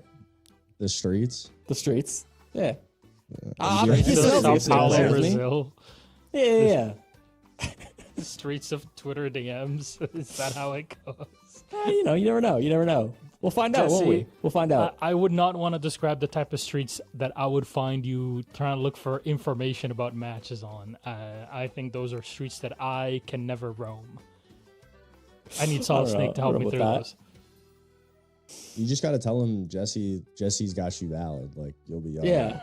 Yeah, just mention my name, Jesse's you'll get through okay. Tell him you know Big Jesse. Big J. Next time I go to Sao Paulo over here, I want to be walking around with a little scanner in my hand, just constantly looking like, area clear? Yeah, all good. You might have needed that in Rio, but that's another story for another day. But it is something that would be helpful. You never know when you get to do it. But let's actually... Since we're not just yapping for the sake of it, we're waiting for a game to start. And in the meantime, let's take a look at our groups real quick, because we've kind of been going through the selection. Our first 2 matches were really locked in on that Group A, which put in FaZe and Black Dragons ahead. 3 points, 2 points, and 1 for TL Alienware. But now as we swap to Group B, the overall question is always... Gentlemen, do you reckon there is a group of death, at least one more than the other? I know there's 10 teams, 2 groups. How do you see it? How do you rate it, Jesse? Can I chime in? Okay. Go ahead, James. Go ahead. I just obviously it's Group A because it's got Black Dragons in it. That's fair. Yeah, I feel like Group A is like the scarier group just because of how it has played out so far. You expect FaZe to top it, but you honestly never really know. Group B, for me, I think it should be shaking out with Flux with W7M first, Furia and NIP maybe battling second, third, and then Loud like a solid fourth. But it really depends on how, Loud look as a new roster. We haven't seen this team play as a 5-man stack. We have really no idea what Ince is going to look like either. That team coming in kind of with the old low score from last season. So it's all up in the air, but I would say like Group A is maybe a little bit scarier across the boards, but I don't know, man. Group B is tough to call too. I would disagree. I think if there's a group I wouldn't want to be in, it's Group B, just because 100%. it's a lot closer, tight-knit. Any one of these teams I could see beating the other. I wouldn't have any one of these teams being a quote-unquote Titan, so to say, besides, you're right, Fluxo W7M. But when you look at the other side of things, I mean, up until today, you would have thought FaZe number 1, Liquid Alienware number 2, Black Dragons number 3. Like, there's harder opponents, different echelons of teams, all the way down. But for Group B, anybody could happen. Anything could happen. Points could just bounce you around, and you don't qualify just because of the points. I fully agree and second that opinion. Though Fox, opinions aside, it's time for us to get into our matchup, which means we have to hand it over to our wonderful Jesse and James. All yours. Have fun. Thank you, Milosh. And look, just to close the conversation, Jesse, about the groups, obviously Fluxo W7M looked to be the best team out of this Group B, but I have to admit I have questions after seeing the roster change, after Volp's departing the roster. We talked about how he is the IGL, also just a phenomenal and experienced player. And the magic for Fluxo W7M was their aggression. Now, Con's great individual player, but he was far from star potential that we saw out of Volp. So I do feel like this initial match right here is a real testing ground after the roster change to this team. Certainly, James. It's going to be fun to see the new looks of both Fluxo W7M and Loud here on Night Haven Labs. This was a map, I should say, that Fluxo W7M played a ton back at the 6 Invitational in Paris. They played it 5 times, 3 wins, 2 losses. Loud, of course, weren't that SI, but throughout last season, didn't play it too much. Wasn't a super common map for them, and they've changed 3 players, so even if they had, I wouldn't want to read into it too heavily. We have been shaking up the bans a little bit, though. Fox was predicting some shield bans. I actually would have predicted that as well. Flux of W7M, they're known to play some shields. Loud can play shields from time to time as well, but it's going to be Grim Ace. And then Mira Bandit taken out, leaves Kaid on the board, doesn't get chosen by Flux with W7M first round. Instead, they're going to use 2 Mute Jammers to try to keep this wall closed. And because they banned out the Ace, those Mute Jammers will stop both the Havana and Thermite from opening this wall up. So maybe a good choice to be bringing out one hard breach denial instead of the other.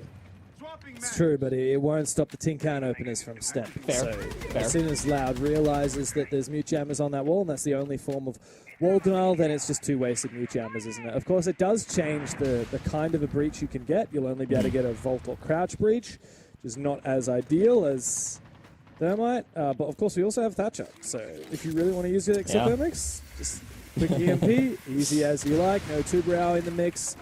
So yeah, look, I hate to be hypercritical, but I just feel like that Mute pick was kind of just a waste. Yeah, I guess with the Thatcher, it doesn't really matter if it's a Kaid or a Mute or whatever. They'll get the wall open regardless. This is probably the most important wall in Siege, this IT wall. It's so critical for so many different so many different sites. Live lets one get away from him there. But no, it really does. There's a lot that gets committed to keeping this wall open or closed, and it's good from Loud to see it being opened up so early here in the first round of Night Haven Labs. It's funny, though, because I was critical about the use of the Mute as a wall denial, but it's actually been fantastic at drone denial. There is not a single Rotero left from Live, and I don't think he got many into the building to actually clear the util he was looking for, primarily those Kiba barriers. And I also don't see many DMRs in the lineup, just resets on the Hibana, which makes it harder to clear those Kiba barriers. However, opening kill for Stemp on the Capitao. Dots down below, force into a little bit of aggression after he hears the action going down up above him. Might go and look to push onto Stemp, but not as of yet. Stemp seems to be hyper aware that there might be a player loitering down below IT. Dots has already used his Nitro, so he's not really a threat down here. It's not Shogi. That makes him no threat. Well, now he's not a threat. Oh, big chance here as well for Stemp in the fight on Elevate in the APL. Stemp was a core fragger, core pillar part of their roster. Flastry, great opening from him. Dotas goes down, the deadly Dotas, and it's all closed by Loud so swiftly. They fled up towards the objective, and there's not a lot to say for Fluxo W7M. A disastrous start to their defense on Labs. I will say, I think I see the vision from Fluxo in that round, James. They are hoping they can make it just a can opener breach on the main wall with those mute jammers, and then they're swinging really aggressive on the IT breach. They've got the pulse down there below IT. They've even got a player bottom garage to protect the pulse. They really want to fight them in IT, make it as awkward as possible to get through that breach. But, I mean, as you said, the counters came out from Loud. They reacted really nicely to that. They get the exothermic breach on it anyways. They send players down below. It's Stemp who steps up big for 2 frags on the bottom floor and then 2 frags during the execute as well. A 4K for the young fragger on Loud, formerly of Elevate Academy. And I'm glad you hyped him up as one of the star fraggers on that APAC team, because I got the pleasure of casting the one and only game that Elevate, not Academy I should say, but Elevate won at the Six Invitational, and Stemp was incredible in that one game that they were successful in. It was a map versus wildcard. They were already out of SI, so it was a very low pressure matchup. But I got to see firsthand just how good Stemp can be, and if he continues to perform at that level, this Loud team absolutely has legs. Yeah, for sure. Of course, he's joined by Resets coming over from Elevate over in APAC, and Gabu, I don't know how we're saying this, Gaboots? Yeah, Gabu? It's Gabu. I believe it's Gabu. Gabu? All right, Gabu. Gabu, funnily enough, over from Elevate Academy in Brazil itself. So, yeah, 3 players from the Elevate organization, one way or another, making this new Loud roster very much a new look. Just Flastry and Live from the old team. Live on the blitz, looks to get aggressive on this roam clear. Spotted a player for a brief moment, but now he is all alone, and Loud can continue marching through the map. Yeah, I like this light roam coming out from Fluxo W7M. They don't want to take fights, certainly not against the blitz up here on the top floor where they're all alone, but slow things down a little bit, make this map clear a little bit painful for Loud to come through. We are going to see Gabu jump right on to that Deimos. We were talking about maybe seeing some snake play, but Deimos, I think, a little bit more proficient as a roam clearing operator when it comes to these multi-floor clears, and that's exactly why we're going to see Gabu jump on this operator now.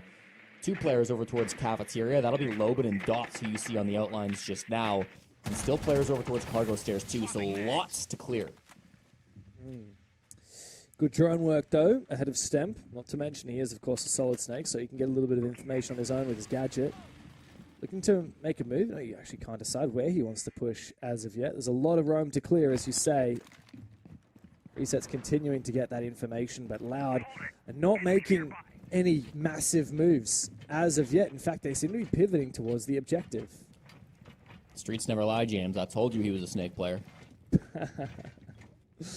Yeah, I'll trust you on that one. What's Live looking for on the vert here with the blitz? It seems to be... unfortunately, Reset's disconnected from the round. As I heard, Stemp did manage to use his gadget to track one of these players. Yeah, it's Palu, who's now been revealed. You can continue gassing up this position. It's pretty much a death wish if anyone looks to try and drop down that hatch or contest him on the stairs.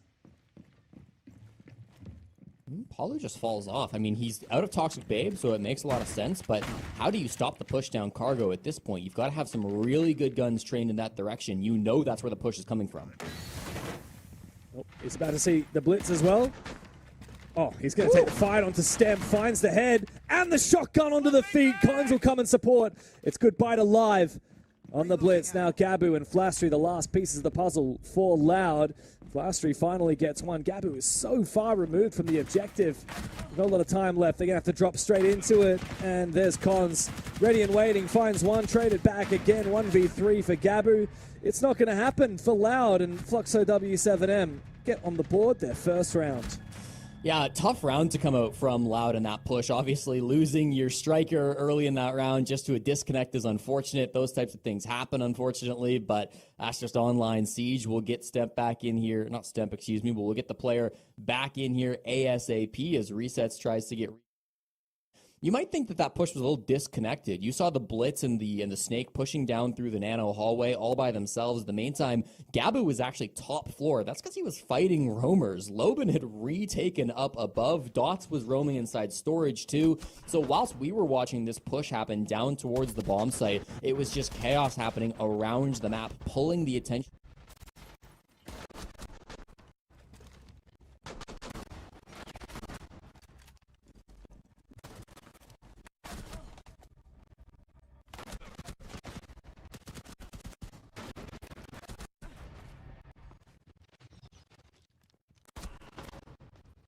long angle onto the head behind the blitz, and then prone for the feet. I mean, just perfectly played against the blitz from Palu in that round.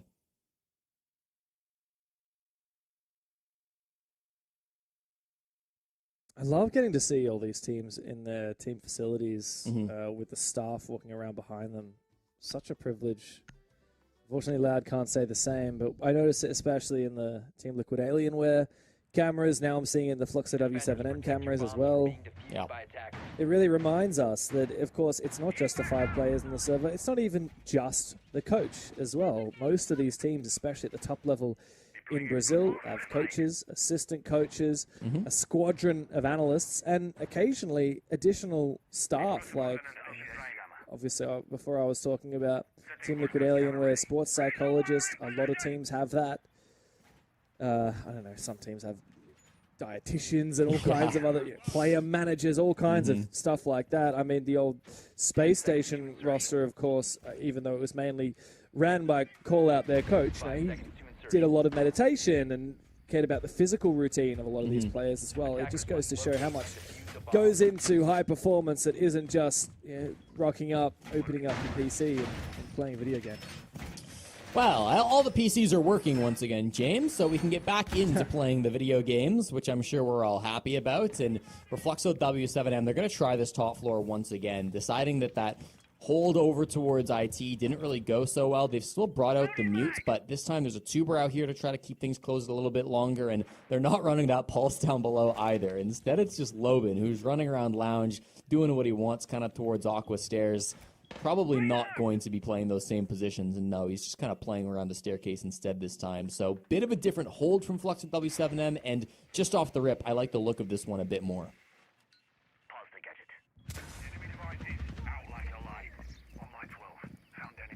I want to know what the plan is here for live with the Ying near the end of this round. One thing I do quite like out of this attacking lineup, Jesse, is the Thatcher. Now, of course, back in the day, Thatcher was primarily just brought to enable the hard breach. These days, you can't really afford to bring too many operators just to deal with hard breach because there's so many checkboxes and so many things that you need to achieve, and around hard breach is just one of those elements. Nowadays, Thatcher is far more than just hard breach. He can counter the Aruni gates. In this round, there's actually not a lot that he can counter, but C4s, plant denial, so many traps as well are vulnerable to that Thatcher.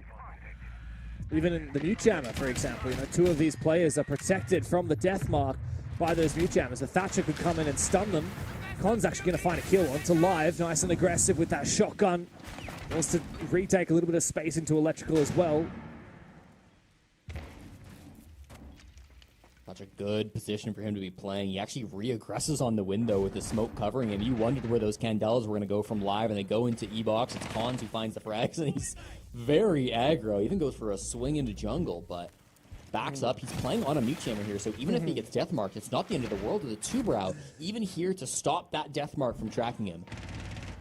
It's funny, we did see Gabu actually stun out or EMP that mute jammer, which enabled him to get tracked. However, there's redundancy because Palu came in with a tuberau. Beautiful work. Cons continues to stay alive despite being tracked time and time again by that Deimos, so it's desperation.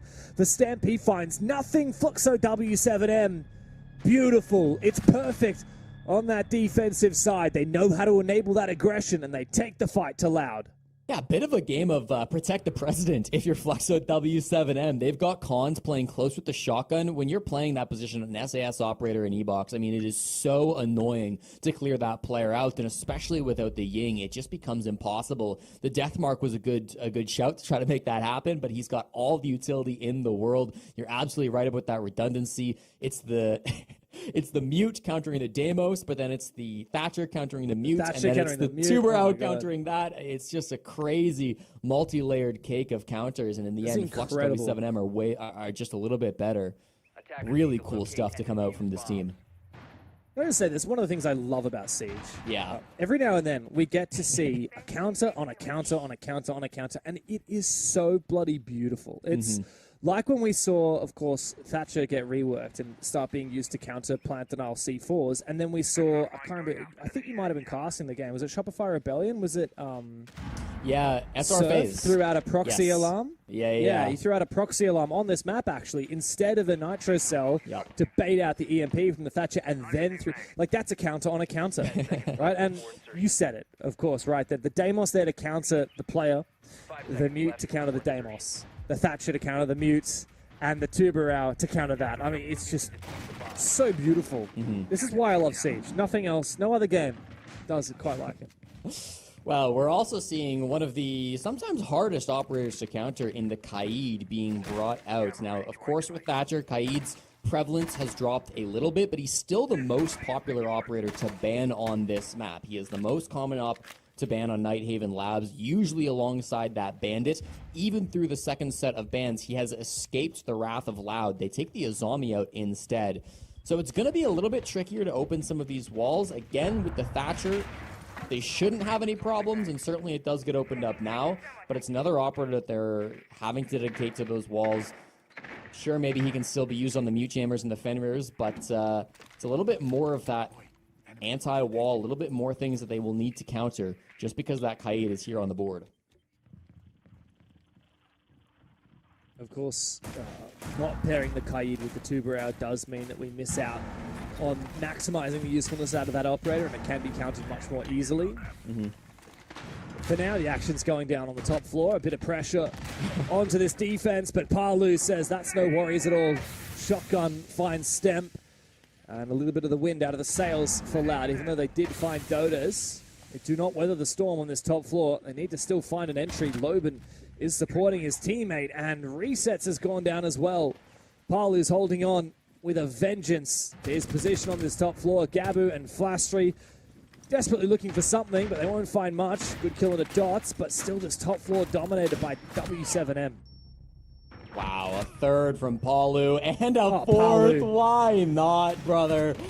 SMG11 King. It just feels like the SAS ops are singing for Fluxo W7M, whether it's Palu or Cons. Usually it's both. Finding so much good value on that top floor. It's going to force a tack time out from Loud after they get just bodied by Palu. Wow. Massive moment from the old guard of Palu, the dad himself. I actually haven't heard an update, of course, on, you remember at SI, he changed his name to Pailuh, P-A-I-L-U-H. Has he had his kid yet? I'm guessing not. It's only been a few months. I can't confirm or deny. is. I'm not sure. I'll look into it. I'll ask the streets. Yeah, please. Put your ear to the ground. I know it's what you do best, Jesse. An exciting time for Palu, of course, in his life. Exciting time in his career as well, of course. For such a long time, he was working with Nesk on Team Liquid Alienware, or back when they weren't Alienware, just Team Liquid. But yeah, for the longest time, not a great result for him. You know, after obviously losing the grand final in Paris in 2021 at the Six Invitational, he did not get close enough to a hammer again, and then at the Six Invitational this year in Paris, only losing to the two grand finalists, Team Secret and FaZe, the only two teams that Fluxo W7M lost to throughout the whole tournament. It was a record performance from Fluxo W7M. I believe they finished, what was it, fourth place, I believe, behind Falcons. Yes, it was indeed, fourth place. Cool $170,000 to take home, by the way. Not too half bad. This team is definitely on its ascendancy. Palu joining the roster is a huge part of that. Of course, when they raised the trophy in Montreal just a year and a half ago. What can they do with Cons instead of Volps? That's the question that's on everyone's lips coming into 2026. There's a lot of winners and losers of the roster mania this year, isn't there, Jesse? And I think for most people on paper, Fluxo W7M probably sit in the camp of being one of the losers. Yeah, I mean, Cons, he was on this NIP team for 3 years before making the switch over to Fluxo W7M, but this first game back, I think he's been playing quite nicely. It'll be his teammate to grab the opening frag onto Gabu, another new pickup from Loud, making his professional debut today in his first ever pro game. Not the start he's been looking for, unfortunately, failing to find the scoreboard in all but one round. Is the problem when you're playing against Fluxo W7, they start to find their footing a little bit They're a team that loves to play aggressively. They love to put you under the pump. Loban, such an ego player. I mean, this is the way he likes to. This is the way he likes to toy with you. He'll continue peeking. He'll shoot your drones. He'll bait you in. Now the blitz goes forth. Yeah, Loban just falls back, knows he doesn't have to fight this. He's all alone. He's just trying to show some pressure. They kind of respect that on their side as well, though. I mean, there's no easy way to the bomb site if you're loud. There are still roamers up above them. They wanted to take a minimal push direct through cafeteria, down these vending stairs, but they've hit a couple snags along the way. Drone will now show that there is pretty much a clear path down to EXO. They've got a bit of a path to get in towards the bomb site. But again, James, there's roamers up on the top floor. There's players around the map. They're going to have verticality on you if you just have this part of the map. They need to have pressure elsewhere if they go for this push, either whilst they go or before. Yeah, you're dead right. A lot of it comes down to verticality on this bomb site. And that's something that Loud are not looking to invest in. Instead, they go directly for a rush. Live in a slightly off position on this plant. Hopes that he can sneak it through. No plant denial from Fluxo W7M, but they have the numbers advantage, and they kill him immediately afterwards, which means a 5v2 retake is on the cards here for Fluxo W7M. Flastry looks to go outside the breach. I'm not sure he has much of an opening. Stemp needs to come in quickly, but Dots can continue hitting that diffuser, and there is no way back into the round for Loud. Fluxo W7M find 4 in a row. And that's a classic strategy, James. That little push in through EXO, especially with the Maverick on the main wall, this is something that we've seen a couple of years now. It used to be really popular kind of back when we had the Manchester Major and the Montreal Major, back when Fluxo arguably peaked as a team, when we really started to see a lot of this style of push, focus on the EXO plant just inside the door. But if there's anybody who's going to be good at countering that push, it's going to be Fluxo W7M. They're fine with the plant going down. They step up and make those swings happen. They manage to take the Maverick off of the main wall. That's often a really tough kill to get, but they managed to find that frag onto the hard breaching operator. At the same time, they're able to trade back onto the plant. Yes, it goes down, but there's never any panicking going on because they've got control up above. They've got control in towards the site. Loud don't have the bodies to win that post plant. And Fluxo W7M on the verge of a 5-1 half. Yeah, especially because Loud won that first round. It's been Fluxo W7M ever since. The momentum is squarely on their side. This isn't a 4-1 half, Jesse, where it's been a little bit back and forth. It's a 4-1 half where Loud won the first round and Fluxo have stolen the show ever since. They've only lost 1 or 2 players in every single round that they have won so far. They have Loud's number, and they found their confidence in peaking and playing aggressively, which is what Fluxo want to do. Now to add to that, they've gone with a second layer on this defensive round. They're combining both the Tubarão and the Kaid. It's going to make opening this wall very challenging. Yep, and as soon as those exothermic charges, or sorry, the Hibana charges light, there comes the freeze, and you're not going to be able to do much about this if you're Loud. You just have to really wait for these Zoto canisters to get cleared out. I guess in theory you could go below and try to shoot the Zoto canister off the floor, but it's just not a realistic path to success. You're probably just going to have to wait this out. At the same time, you're constantly spamming those Thatcher charges to try to make sure that claw never activates, because if it does, all of those Hibana charges will be destroyed, and you are not opening this wall. Timing was good, though. Perfect. So well done there from Loud. Gabu had to make sure he timed that right, as you said. Otherwise, all those Xcaris would have been toasts. 4v5 still is not going to be easy. Opening this IT wall is not the be-all, end-all of this round. I mean, of course, it's important, but it's does by no means mean that you've got a given round. In fact, it's just step one. Stemp has to try and take control of Rafters, but Dots opens the equation. Goodbye to Flastry. Second one for Dots. Stemp has to have a big impact. A player deep inside of IT. Gabu needs to rotate over and support Stemp to find this kill. They finally do, but it's just Stemp left. It's a big ace, I believe. Yeah. Massive round from Fluxo W7M. Dots finding all 5 kills, and with that, 5 rounds in a row to close up the half, 5-1. Yeah, really nice round from Dots, the captain of Fluxo W7M. It's a title that he took just before the start of SI. He was really thrust into that role, and it worked so well. They said, let's just keep him on. It doesn't even matter if we lose our former IGL of Volps. Dots can be the man doing the calling. He started things up with a frag onto resets. That was actually all the way over towards the lobby side of things, over towards meeting, where Dots gets that first frag. And then constantly he gets back to site. He's playing around IT. He gets aggressive, actually, retaking that space in the position after they kill both Live and Flashtree, and finds those couple of frags in towards Warehouse to clean up with the ace. Beautifully played by Dots, a guy mostly known for IGLing and shields, not really a known ace player, but why not come and get your 5K, King? Yeah, and it's not easy to do with the TCSG as well. I don't know how you feel about this, Jesse, but some teams, some players just absolutely farm with it. I noticed KZ on Cafe earlier today in the Team Liquid Alienware match. Really confident with the ACOG on that TCSG. If you're not used to playing it, it does pack quite a bit of punch. That recoil is not just vertical, but quite horizontal as well, which means that you really need to be going for as many one-taps as possible. And at very long range, it has a much steeper damage fall-off compared to something like a DMR. So while it is in theory functioning like a DMR compared to a shotgun, it's nowhere near as good, in my mind, compared to something like the Mark 14 that Aruni has, or even the AR-15 that you've got on Tubarao. And yet he gets an ace with it on the Kaid, a one-speed operator. Really impressive stuff.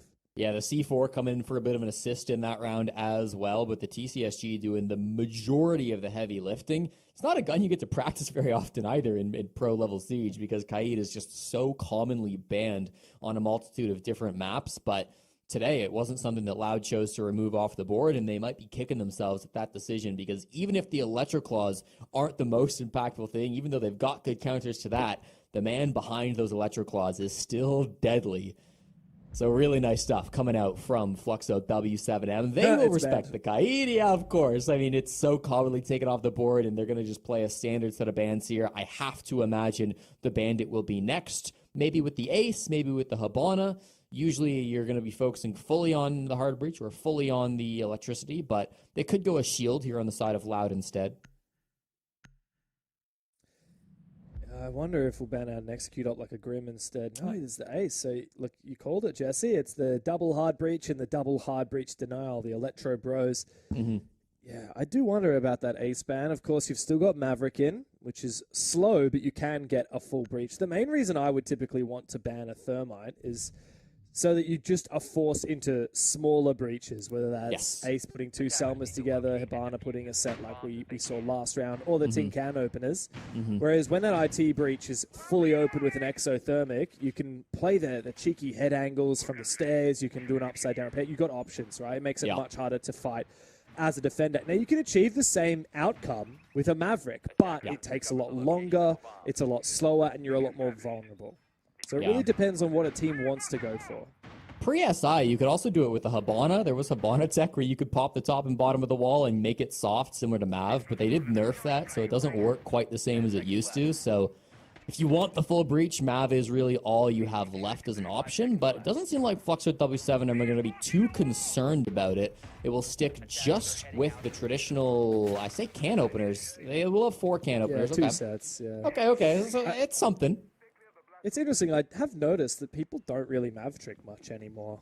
No. It's really out of the meta. I feel like we're in such a time-sensitive meta at the moment. You know, we used to joke about the 20-second meta, but at the moment, with the number of traps and obstacles to clear on defense, a lot of teams want to make sure that they make good timing at the start of the round. They don't want to mess around with a Maverick. Palu certainly made good timing this round. He gets up nice and aggressive early on, almost catches, resets off guard, who gets back to site, but it's actually Live, the first one to fall. Your smoke going down 40 seconds into the rounds.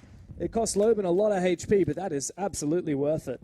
Yeah, Live's still hunting for his first kill. He's the captain of Loud. He's the one doing the IGLing for this team, so he's certainly contributing in other ways, but we maybe haven't seen it so much in the scoreboard. Down 5-1 and without a kill.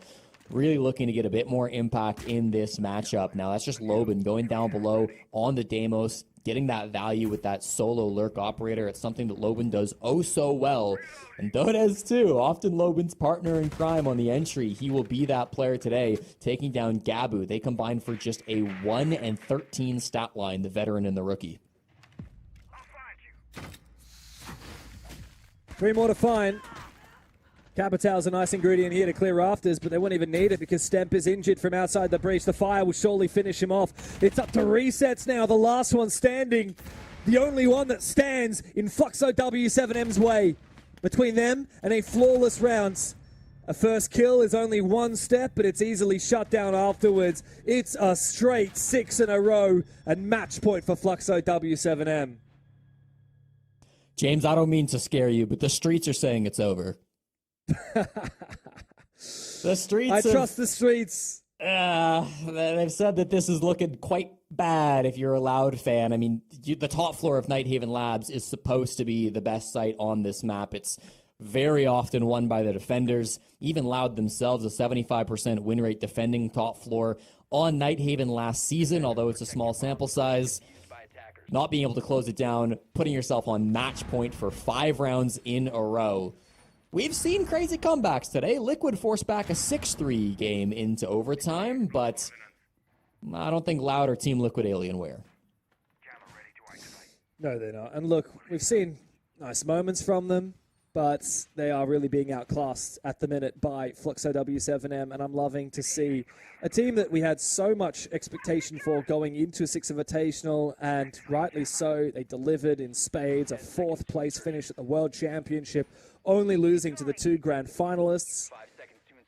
Were they able to continue that form after losing their IGL, after losing such an esteemed player as Volps to Furia? Well, the answer seems to be yes, at least against the caliber of teams such as Loud. Time to show us what they're made of, Loud. Time to show us exactly what you can do. This organization was, well, this team was at one point in time top 6 in the world right before they got signed by Loud. Didn't qualify to a single international event last season after Reload, so they were expecting a little bit more. They've rebuilt their roster, and the success is not being found early. Here's an opportunity for Dots. He actually just goes right past the roamer and heads to site. Why not? The temptation to get aggressive is too great for Loban.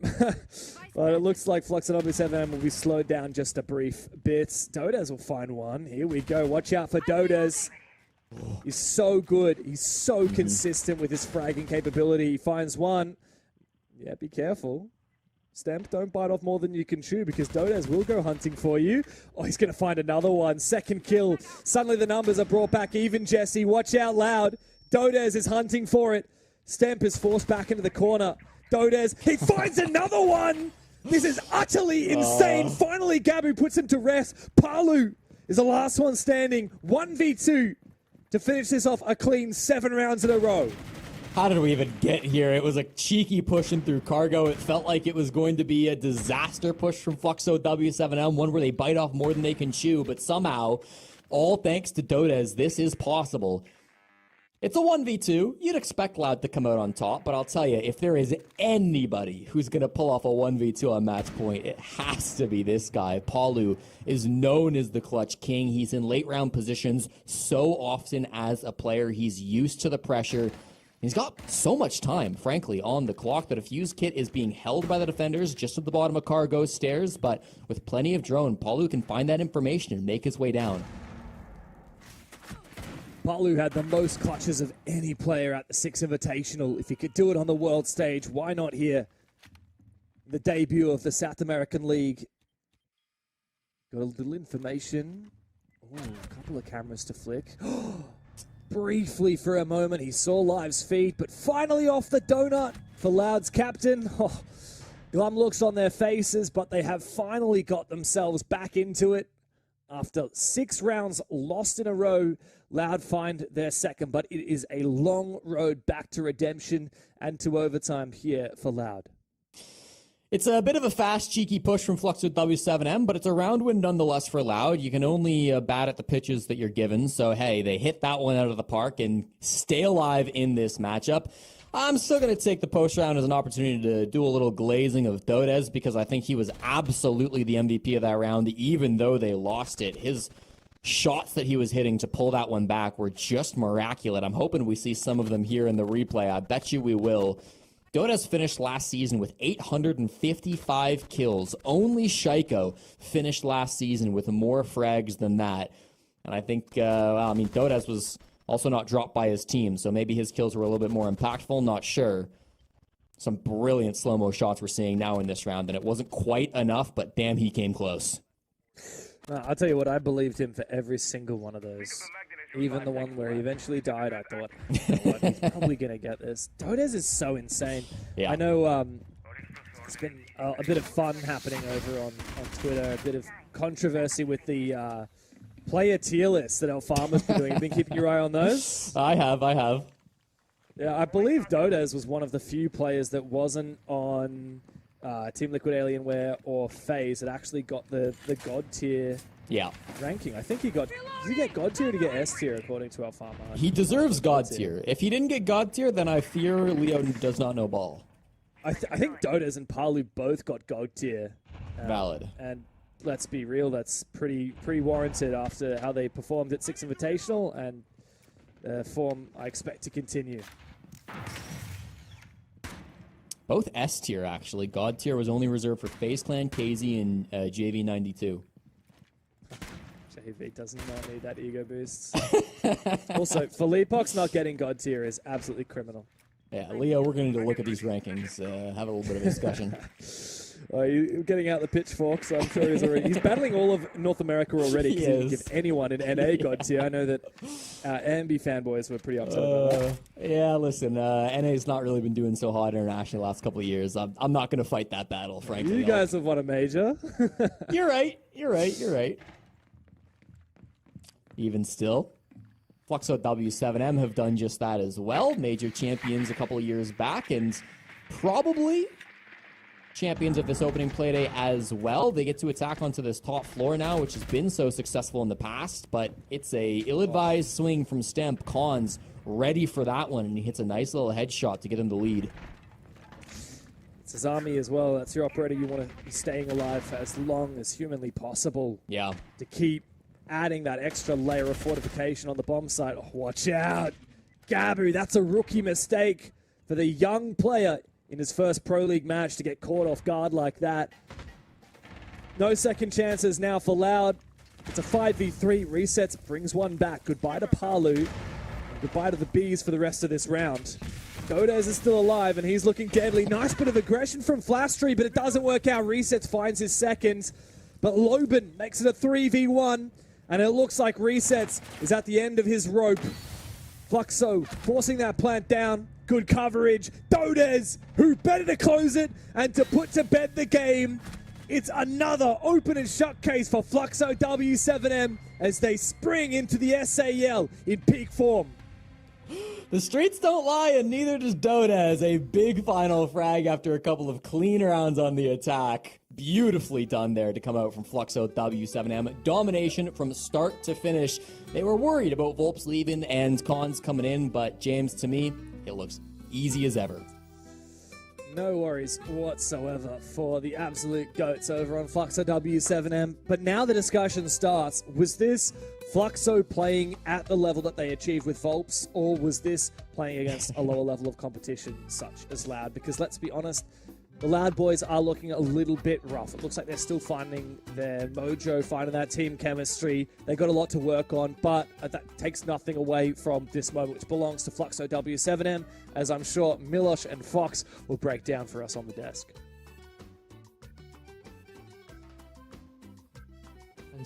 From Fluxo W7M, that's the way that you expect to come in, full on, swing through the game. And if we thought that game 2 kind of put us off a schedule for a moment there, this one definitely brought us back here, Fox, because it looked like an incredible team effort.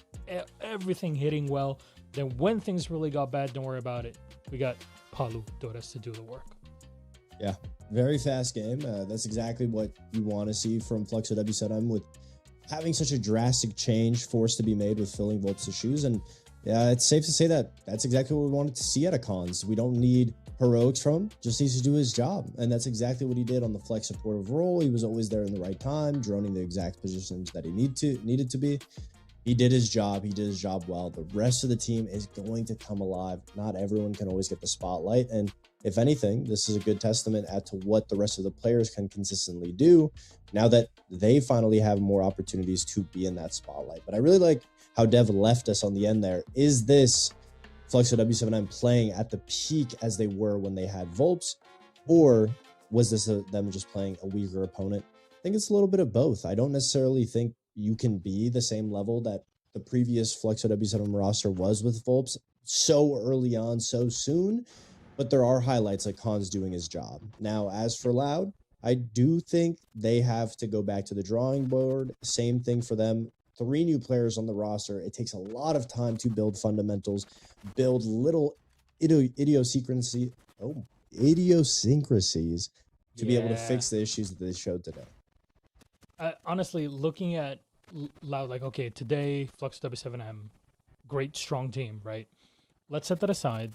Who do they play next time? They play INTZ, a team that's still yet to be explored within SAL. Cool. An opportunity to bounce back, right? Then NIP. NIP are no slouches, but definitely a way to kind of get you back in the swing of things. Furia, very different Furia than what we had a couple months ago. So there are opportunities for Loud here to recover, maybe different things to test over the weekend and in the coming week, because of course SAL is always on Tuesdays and Saturday and Sunday. Whereas for Fluxo W7M, things really ramp up from here, right? They play NIP on Saturday, and that is a real test, if you ask me, because seeing NIP and how they've been performing and how much like Black Dragons, it seems like they can be a big upsetter, a dark horse that no matter where you throw them, they're going to perform well, or at least in an unexpected manner. I think that'll be a proper test for Fluxo W7M. However, like you mentioned, looking at today, it seems like all the pieces are well and truly in place for Fluxo W7M. The question is, can you just keep it up and just, keep it up, champ? You're doing great. That's about it.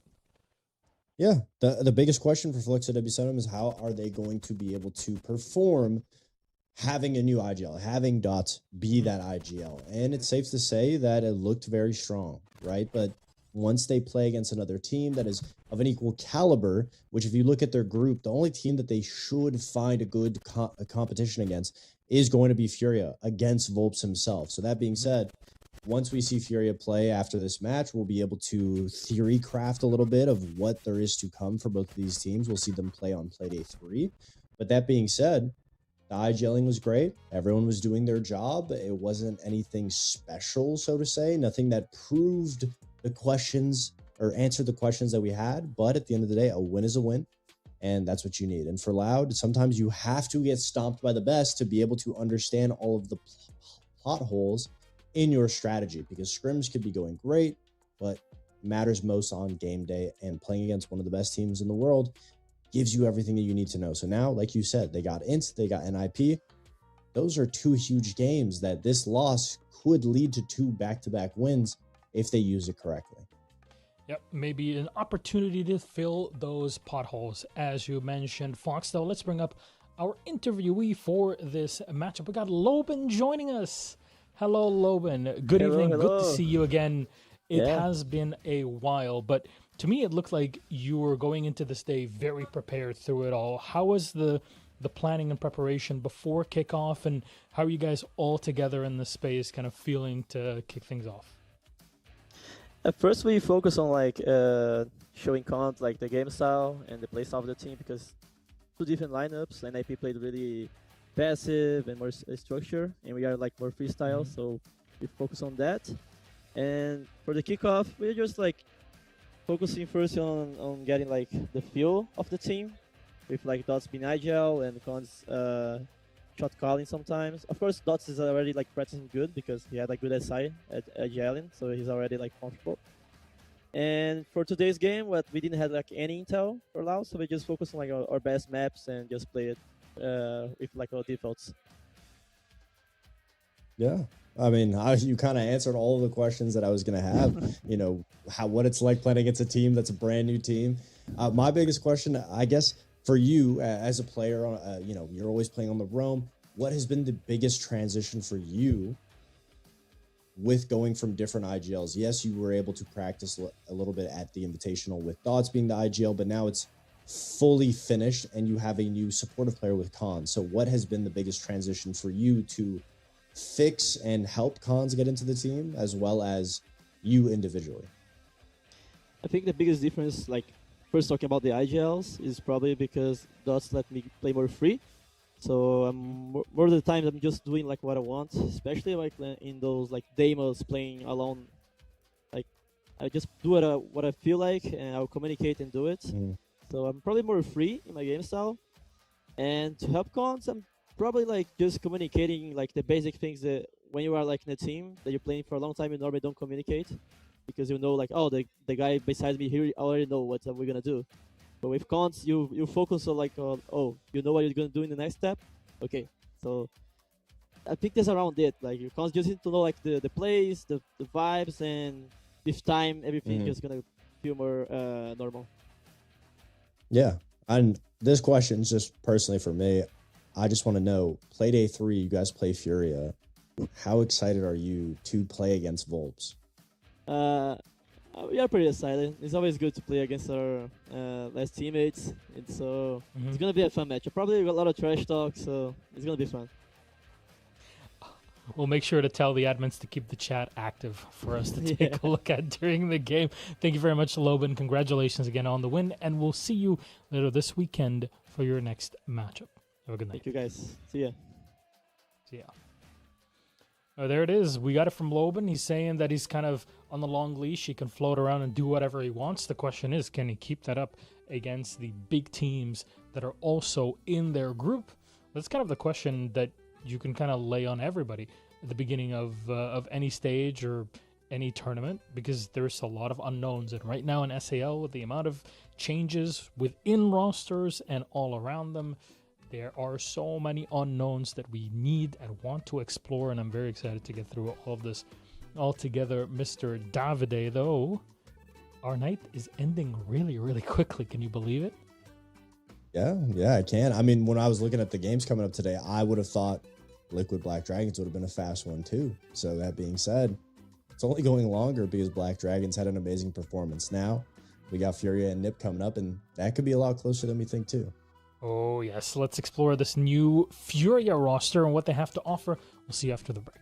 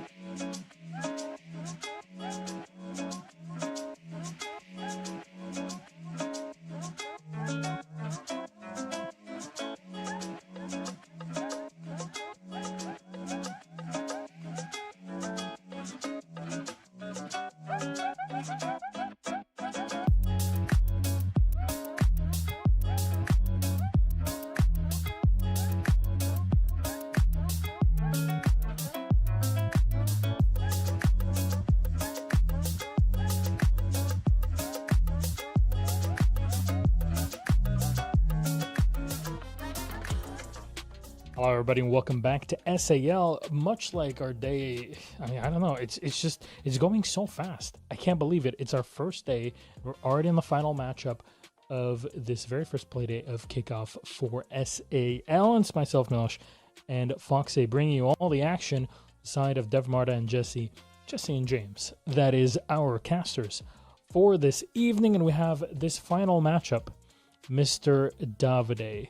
There is exploration to be made because NIP, a team that hasn't really had changes, versus Furia, a team that a couple months ago was, if I'm not mistaken, completely different -1 to what we have right now. So let's have a chat about that. Can we bring up the Furia lineup? Well, it'll show at some point, but this is kind of one of those mind-boggling transfer window bits that we've seen this, I guess, in the lead up to Kickoff, Fox.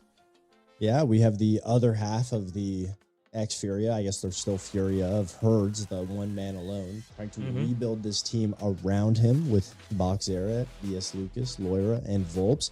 You know, two players coming from, Volps coming from Fluxo W7M, Loira from G2, which is a huge pickup from him coming back to Brazil.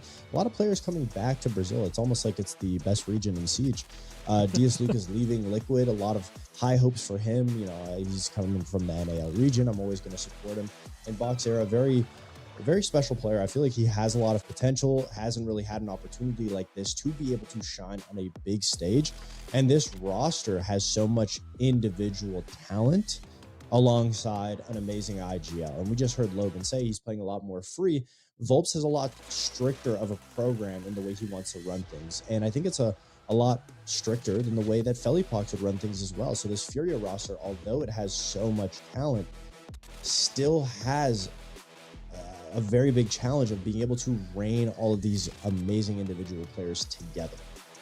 Well, on the other side, basically the 4 core plus now one player joining. That's, of course, Cons leaving NIP with Bassetto joining in earlier, well, late last month, a couple of weeks ago, and to say, hey, this NIP, if they continue like they've been doing from stage 1 last year up to today, they can continue to be a powerhouse. I think they definitely did peak in Munich.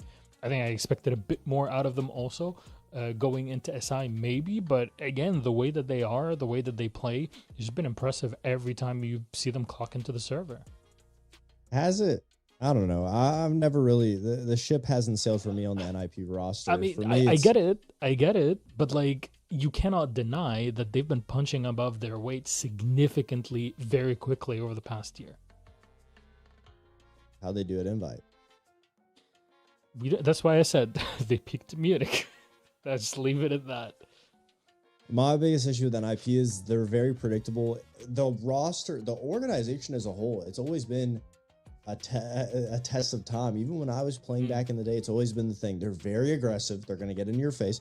But if you shut them down early on, one round is all it takes. Comms get quiet. Their energy's down. They make plays alone. They don't know how to play slow. They don't know how to play defensive. Yes, there was some glimmers of having some diversity in their play in the last year, but they lost Cons, probably one of the more slower players on this roster. Bassetto isn't a player that I'm expecting to change the atmosphere or really do anything besides his job at the moment. Again, for NIP, until I see the main players of Fantasy and Pinot be able to take reins and change the playstyles themselves, it's a catch-22. It's Fantasy is such a good player that you need to be able to let him off the leash, and the whole team needs to play around him. And if you don't, you lose. And if you do play around him, sometimes you still lose because the aggression just doesn't work sometimes. So we need to be able to have those two options, but still be able to see Fantasy play slow and see the whole team play slow with him. And that's something that we haven't seen. And until we see it, I'm not believing in NIP. There was one thing that, if I remember correctly, in stage 1 last year, we had a little chat with Pino. Actually, it was in SAL during the stage. And this was right after the roster was overhauled. By overhauled, I mean Psycho was no longer on the team, went to Elevate, and they had their own changes. And that's like, hey, if this one change, do you think is actually going to have an impact on you? And he said, yes, there was a lot that was happening in communication that we could spot. And if you ask me, clearly, from being a team that kind of always pooped the bed to getting to the position that they did come Munich, pretty impressive. Now, is that enough? Like you're talking about, you broke it down very effectively. Probably not yet, but I think it's an opportunity here in Kickoff to really show off. And in their group, because you said that Group B is so tight between all the teams, there is a very clear opportunity to rise above. And I'm really excited to see if it actually does happen or not. However, our map veto is ready. Let's bring it up and see what map we're going to be going to and who had the last laugh, the last ban to really take us into that 9th map pick. Chalet Bank, there you go. There's more aggressive maps, maybe even slower that are taken up now. What are we going to even be left with? Cafe. Okay, well, that's going to force you to slow things down. You'd be surprised. These SAL teams are quite fast on Cafe. NIP loves this map because they approach it so aggressively compared to how the rest of the world plays Cafe. It's arguably one of their better maps. They're not necessarily that great on it, but they enjoy playing it a lot. As for Furia, this new Furia roster, so many questions that we're excited to see what they're able to bring to the table. That being said, Cafe was always a Furia staple, and we just saw a majority of that roster lose it today in a close battle. So maybe Herds was the glue. I was saying that he was the glue for the Furia previous roster because he's able to flex around all of these talented players. And honestly, I'm just excited to see how Volps is able to IGL everybody on this roster and how they play off of each other. On paper, this roster looks amazing. So many talented players. We just need to be able to put Volps in the driver's seat and lead everybody. And it looks like almost like a Shopify Rebellion. You have so much talent, and then you have Canadian or Volps IGLing. I'd argue that Volps has more firepower in the tank than the Shopify Rebellion roster. So that being said, it's just a matter of seeing how these teams play. But in my opinion, I feel like there's a little bit of a chip on all of the shoulders of the players on Furia because they're all leaving teams that had their ups and downs to finally find themselves on a historied organization that has won countless of times, and they want to be that new team to drive Furia into the sunlight. All I'm going to say is if the GOAT Herds picks you to be on his team, there's probably something that they see in you that is on another level. And I think that alone speaks volumes. He's a man that's been grinding a lot, also especially after SI. Clearly there's a lot for him to prove. Hopefully that's enough to continue with it. However, your casters are getting impatient, so let's bring them out and have a quick checkup on our wonderful Jesse J. Chick and Mr. Dev Marta James. How are you doing? I have a cup of tea. I'm ready for the tea. I'm ready for Herds. I'm ready for the drama. I'm ready for Furia. I can't wait to see what this brand new roster has in store for us today. Yeah, I mean, this has got to be the match of the day, right? Black Dragons Liquid was fun to watch too, don't get me wrong, but as soon as I saw the schedule, this was the matchup I was excited for. We have no idea what this Furia team is going to look like. On paper, they seem like a Brazilian super team, the Avengers of Brazil, but in practice, who knows what that's going to look like? And I think NIP are a formidable opponent to go up against for their opening game. They shouldn't be a cakewalk. This is a good team. They were at SI. They've got a core of 4 who know how to play together, so I like this as a first test for Furia. Should be really exciting to see how it plays out. It is in many ways a test to both teams. And Fox was talking about NIP and how there's still stuff to prove out there. Mm-hmm. Yes, they've had a change, but is it enough to really change their gameplay? From your expectations, Jesse, from your digging around, what's the word on the street that you've been able to find about Net? Well, I mean, listen, it's one change, and I don't know if Basetto is a massive, impact player, but I will say he's been immediately given the reins to IGL this team. You can go see when he got picked up, he said, I'm IGLing now. So they've handed him the keys, and if he's going to make a difference, I feel like this is how he would make that impact. This is how he would have his way on the team and how he could maybe have a bit more of a voice by being that IGL. I mean, Cons was on this roster for 3 years. You have to imagine he as an individual had a lot of sway on this roster. Maybe not so much as a guy like Pino, who's been on this roster for 8, but even still, I mean, it is a big switch, even though it's only one player. So I'm excited to see what Basetto can bring to this roster, for sure. You think Basetto has the falsetto to take this to the next level, James?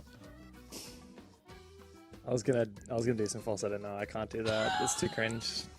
I can't do that. That's why I put you in it. Yeah, you knew that I would take the bait for that one. No, I have too much self-respect. The way I see it, Ghassan, is that Ninjas in Pajamas, ever since they were at their peak, ever since they won a Six Invitational in 2021, they've been living in the shadow of these big four teams. And of course, Furia, brand new roster. It's only Herds who remains from the old Furia. They're now immediately just given the benefit of the doubt that because they have this big organization, because that organization has history, and because it's a very talented roster, that they're immediately in this conversation of the big four. Like, who gave them a right? And so I think it's NIP's chance to say, look, maybe we're in that conversation too. If they can have a big win here and upset Furia in their debut with the new roster, I think that's a statement maybe even bigger than what Black Dragons did over Team Liquid Alienware earlier today. I think that's a very good way of putting it, James. Very well done. I would say I could not have described it any better myself. And maybe it's just this Furia Team Liquid Alienware thing that's going on where, like, hey, just because you're on the roster and on the organization doesn't mean that it's changing the whole world. We got to see it for real. And this is the chance for real to see what's up. Furia NIP begins. It's for Jesse and James. Have fun. Thank you very much, Ghassan. Jesse, we finally get to see this little experiment come to life. It's this Frankenstein's monster of a team in Furia. Brand new players from all over the place. Of course, Herds retaining his spot. Diaz Lucas from Liquid, Boxera from ENX, Volps from Flux at W7M, and Loira making his return from Europe on G2 back into Brazil. What an exciting time to be a Furia fan. Yeah, there's not a single player on this roster that you can underestimate, James. It feels like every single one of them could be a star in their own right, and now you put them all into one roster. They have no experience together. For the most part, I mean, nobody has really ever played with each other. So team coordination might take some time to develop, but man, you cannot be upset with the pieces that Furia have assembled. It looked like it might be the end of the world for them, losing the world-class roster that they picked up just a couple years ago from that W7M core. But this is a pretty exciting replacement. They go up against NIP here on Cafe, and I want to say quickly as we load into this game that I like the way Fox described NIP on this map. He said they're not great at it, but they enjoy playing it. And he's right. They played Cafe 3 times the Six Invitational, and they won just 4 rounds across all 3 games combined. Wow. Yeah, look, as Fox said, NIP really struggled at the Six Invitational. Of course, Munich, and prior to that, the Esports World Cup last year was NIP's big return to the international stage. It has been years and years. I believe SI24 prior to EWC was the last time NIP made it to an international event. Of course, they leveled up even further in Munich. They went pretty deep, eventually knocked out by wildcard. SI, though, yeah, not great. They only won a single game. It was against BNK Fear X, who ended up nuking their roster, one of the weaker APAC teams, unfortunately. And yes, so NIP, they're looking for a bit of a reprisal after that. And I think Basetto is the perfect ingredient, a little bit of a fresh face, a little bit of a fresh voice into the roster, especially after losing a very strong fragger in cons. Let's see if they've got what it takes to battle it with such a fiery team as Furia. Well, Fox and Milo certainly had some nice words to say at the start of this game, but it would be nice to see exactly how the first round is playing out. We expect to see some big stuff coming out. I know it was a really nice defense being mounted, of course, to start things off by Ninjas in Pajamas. They had that Pulse play. We knew exactly how good Pulse was the last time we watched Cafe, just a couple of hours ago against Liquid and Black Dragons. Not an op that is so common in the meta, but can be so impactful when played correctly.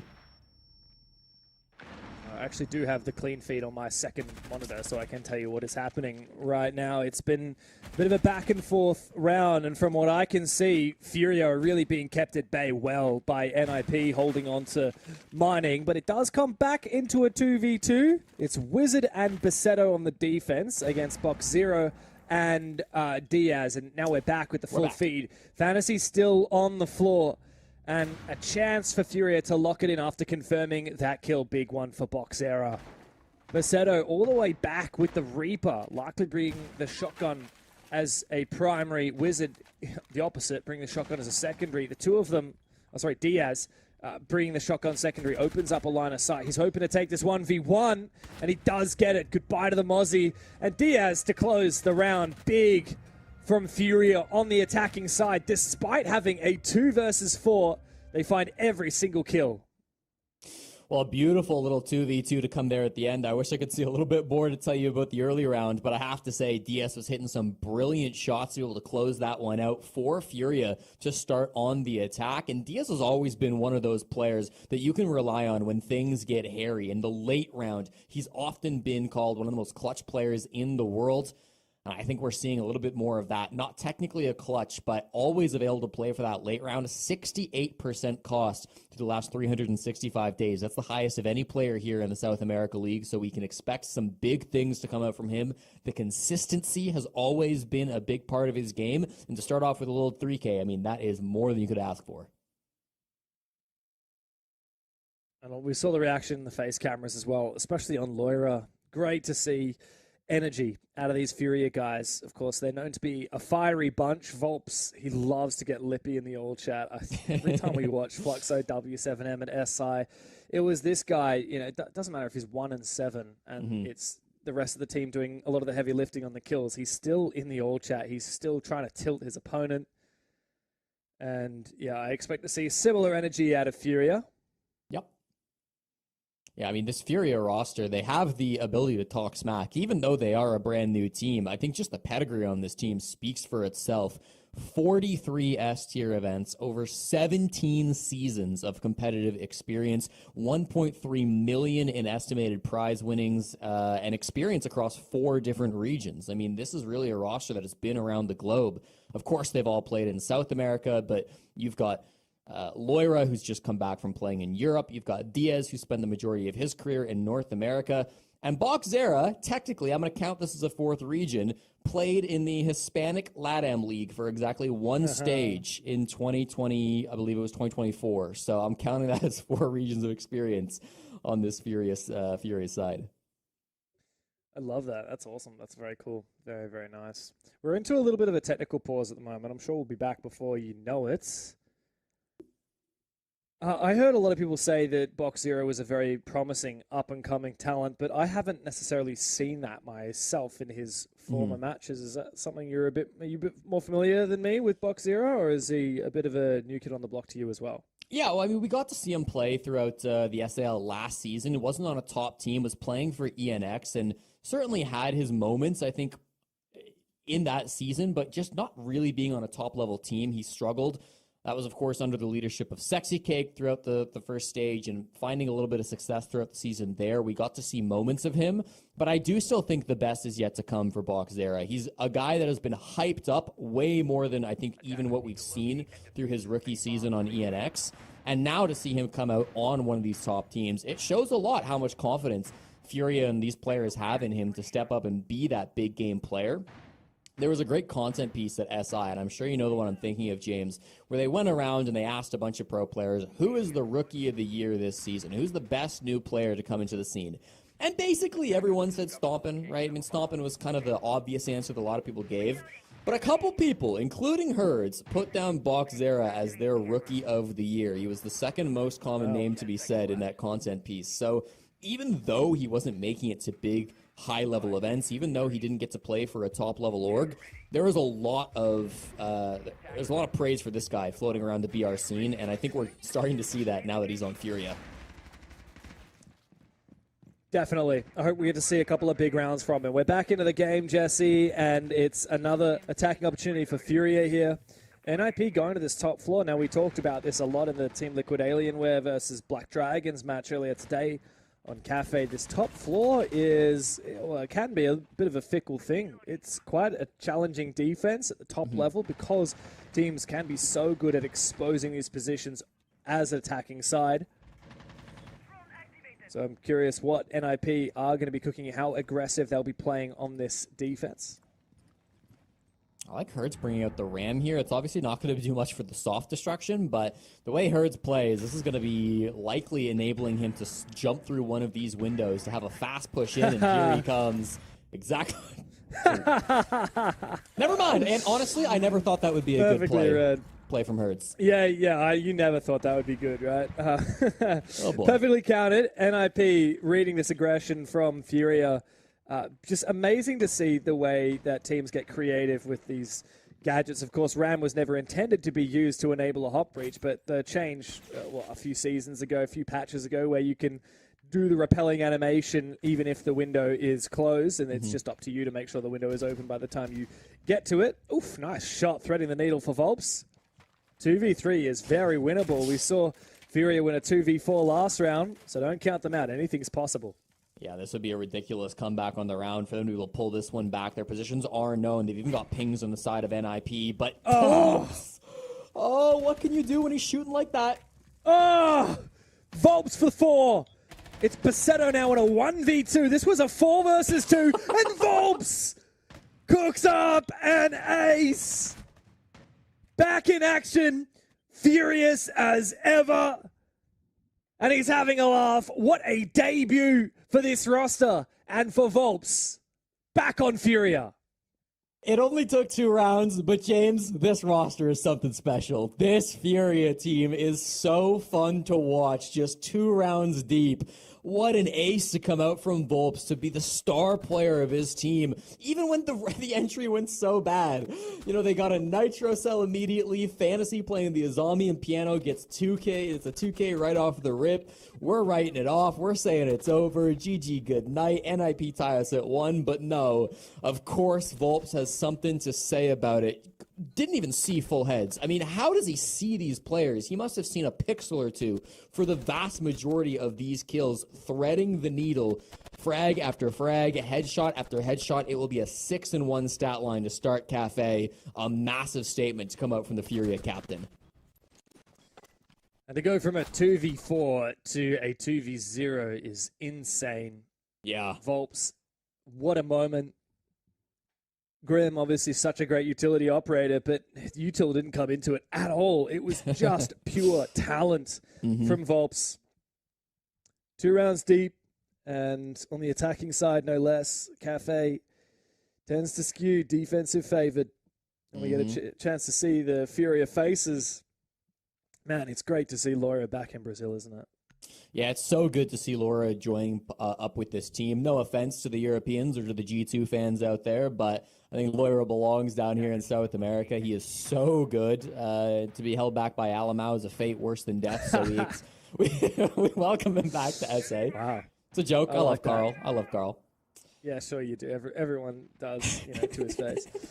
Look, I don't think G2 fans will be too upset. They've got a pretty stacked lineup They right do. now, obviously. They do. But that didn't turn out so well for them last night, actually. Or today, I guess, for most people in Europe. But for me, last night, their debut match, they lost in overtime to Virtus Pro. Spoiler. Yeah, it was a bit of a rough game to come through from G2. Of course, playing there in the EML, but listen, plenty of time still to bounce back over there in Group A. They do sit 0-1, as you're right. They didn't play the first play day. But we'll have to see how this NIP team can react to Furia. The desk kind of touched on it a little bit, but this is a very young Furia squad.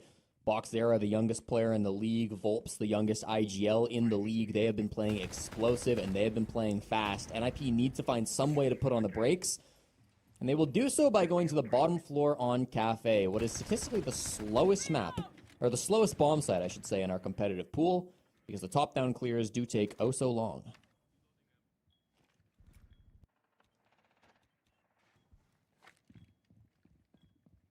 How much will NIP try and burn down the clock here is my question. Furia have shown that they like to play it fast. They like to get in the building quick. Ooh, wow. Diaz was injured, but not able to be finished off. And in fact, it's Furia that find the opening kill. Good job from Boxera. Fantasy baited into a little bit of over-aggression. I think that was a run out from Fantasy. Yeah, he ran out the front door, and he got the down onto the glass, but then, of course, does get traded out. Yeah. So nice little aggressive move, but it does get shut down, and they do pick up Diaz, so it's unfruitful for Fantasy. He was the star player in round 2 for NIP, the one that seemed like he had won them the round, but we know Volps had other plans.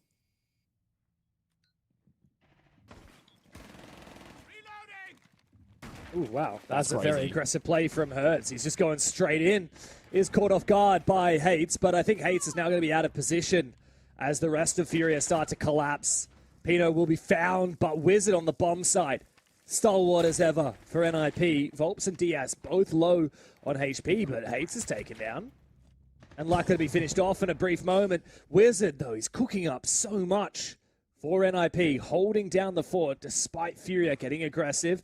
2v2 with Hates still on the floor, feeding information. Volp starting to force that plant down. He fakes it for a brief moment as he's hoping someone from NIP will peek into Diaz's waiting arms with the DMR at the ready. And so we'll go for it again. Not baited too much. It's going to have to be a retake now for NIP as Wizard is revealed by the Grimm's Bees. And Volps now has to do everything himself. It's a 1 versus 3. As Hates has been picked back up again. Oh, for a brief moment, Volps spots Wizard, shuts him down. Hates is still low. Besetto, full HP with the TCSG in hand. Volps has to play this perfectly. After he cooked up an ace last round, he can't afford to be caught off guard inside of the gas. Besetto, full HP, looks to try and hold down the fort, but the gas will put a stop to the push from Volps. And Hates, back from the grave, will find the first round for NIP. I was nervous, James.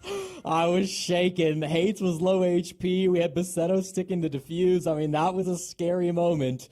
Volps had the potential there, but just too low HP. The Toxic Babes were played really nicely by Hates. Didn't use a single one of those gas grenades until the plant had already gone down. So Hates, conservative with that utility, but it pays off in the end. The retake goes their way. A messy round, as it has been consistently from Furia. And one of my favorite moments of that round was when we were watching Bach, and he's going for these crazy peaks over towards Whiskey on the snake. He's peeking left and right. He eventually does go down, and then we swap to Diaz, and he's just holding the longest angle on the glass. And I feel like that's the perfect embodiment of the difference in play style between those two players, and that you can see across the spectrum here on Furia. They've got fast players. They've got aggressive players like Boxera. They've also got really cautious and patient players like Diaz. And when that can come together, it can find a lot of good success. That round, I think, just a little bit shut down. We saw some really nice shots from Wizard coming out in the mid-round to keep the numbers close. And then, of course, Hates in that post-plant was certainly the MVP. But nothing is easy in this game. And NIP have definitely had to battle for their first round on the board. Ah, well, look at those operator bands, though, huh? Bit of Solid Snake taken out. Bach just a little scary with it, man. He's a little scary. Yeah.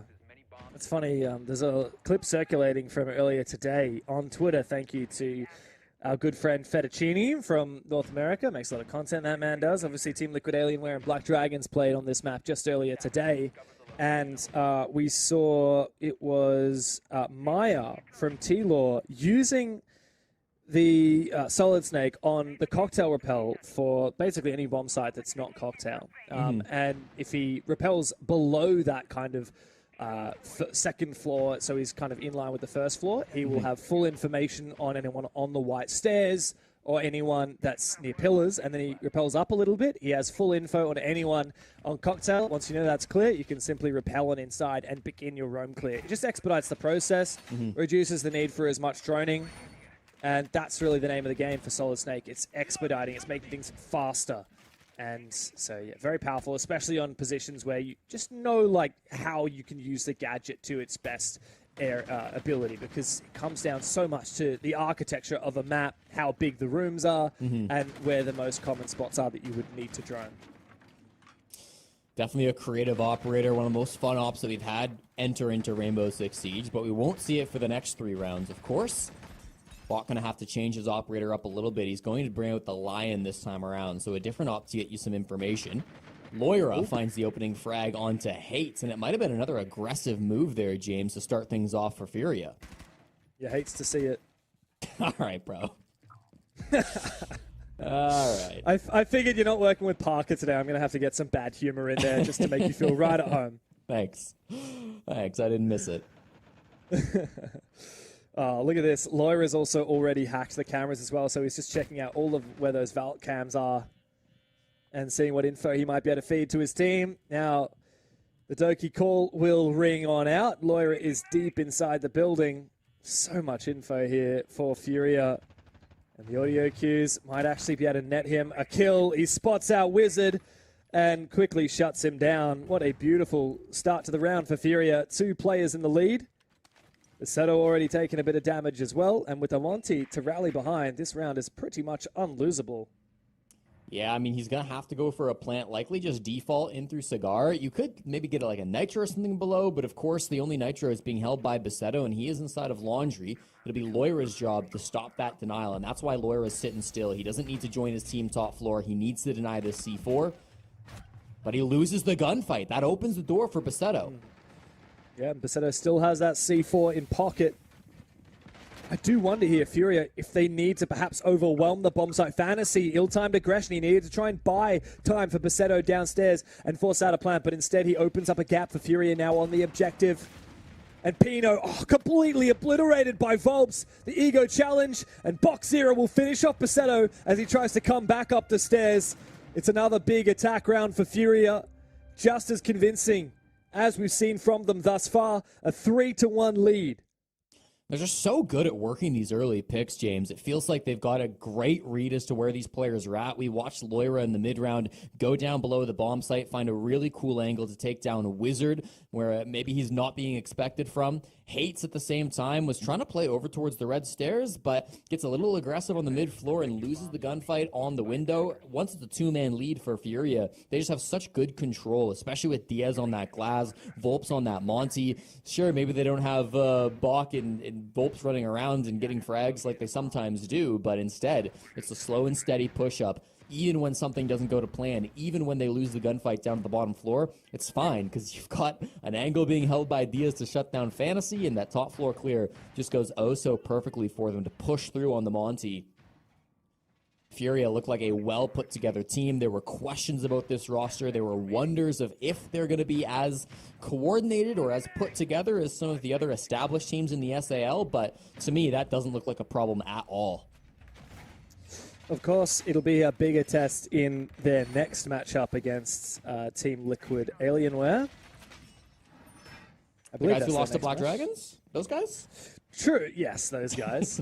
Look, I don't expect T-Law would go to Cafe, should that be the case, after seeing how good Furia are on it. But, you know, I think that the playstyle from Furia here, it's about domineering. It's about ego. I think that works better against a team like NIP than it does against a team like T-Law. I think that Team Liquid Alienware's struggle, and has always been their struggle, isn't playing against aggression, it's playing against structure. It's why, for such a long time, teams like FaZe have gotten the better of them, and it's because of the ability to abuse that meta and abuse structure and present issues that unfortunately Team Liquid Outlaw just don't seem to have the ability to deal with. Furia, they are a cut from the same cloth as that Team Liquid Outlaw type, Team Liquid Alienware type roster. They are. It's all about aggression, and we see that here with Volps early on with the blitz, finding a big kill. Now it's not without being bloodied himself. Perfect timing though. He gets covered by the smoke. Oh, beautiful. Come on, finish him off. Fantasy, no, Furia, cut him down. Fantasy thought he had a gap by detonating the fire extinguisher, concussing the blitz, but no, it did not last. Now Basetto is running away, tail between his legs. Volp says, you can have the red stairs, I'm going for the site. And now Basetto, no C4 in pocket, has to look to retake with the Reaper in a 1v4. Tell him he's dreaming. Nothing is going to happen here for NIP. Furia are about to go up 4-1.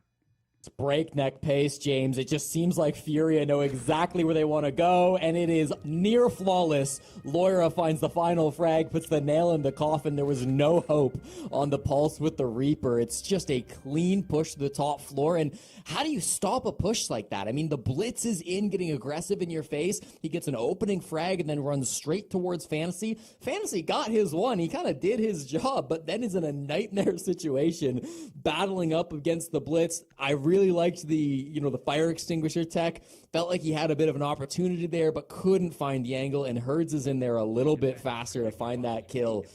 You can see the chaos that they're creating, right? Every one of these pushes is designed to disorient the opponent, to give you 100 different things to look at. Even if NIP have counters, right? Even if they have ways to stop the blitz from running into Piano with that with the fire extinguisher there, there's a million other things you've got to worry about. And NIP, I mean, this is just maybe more than they can handle. Furia looks so good on these executes. I'm trying to hit the Google Translate right now. Bear with me. Okay. Yeah, go ask the streets. I'm talking to the streets. Hold on. 5 seconds left before insertion. I'm looking at it now. I think he said, "Does Pino do you not have a mic?" Let me see. Oh boy. Yeah. It looks like he was asking in the chat, "Pino, have you got a mic?" Says Laura. I think there must have been something funny going on where Pino just could not call out to his team, or Pino died and the rest of NIP didn't seem to know where he died from. Furia are really in their heads. I mean, this is just classic textbook Volps, right? It's classic Loira as well. It's Herds. It's all about the ego. It's all about the energy. And Fantasy shut down Volps immediately typing in the chat. Look at him go. Bit of a laugh. What's he following it up with? I need to see what that means as well.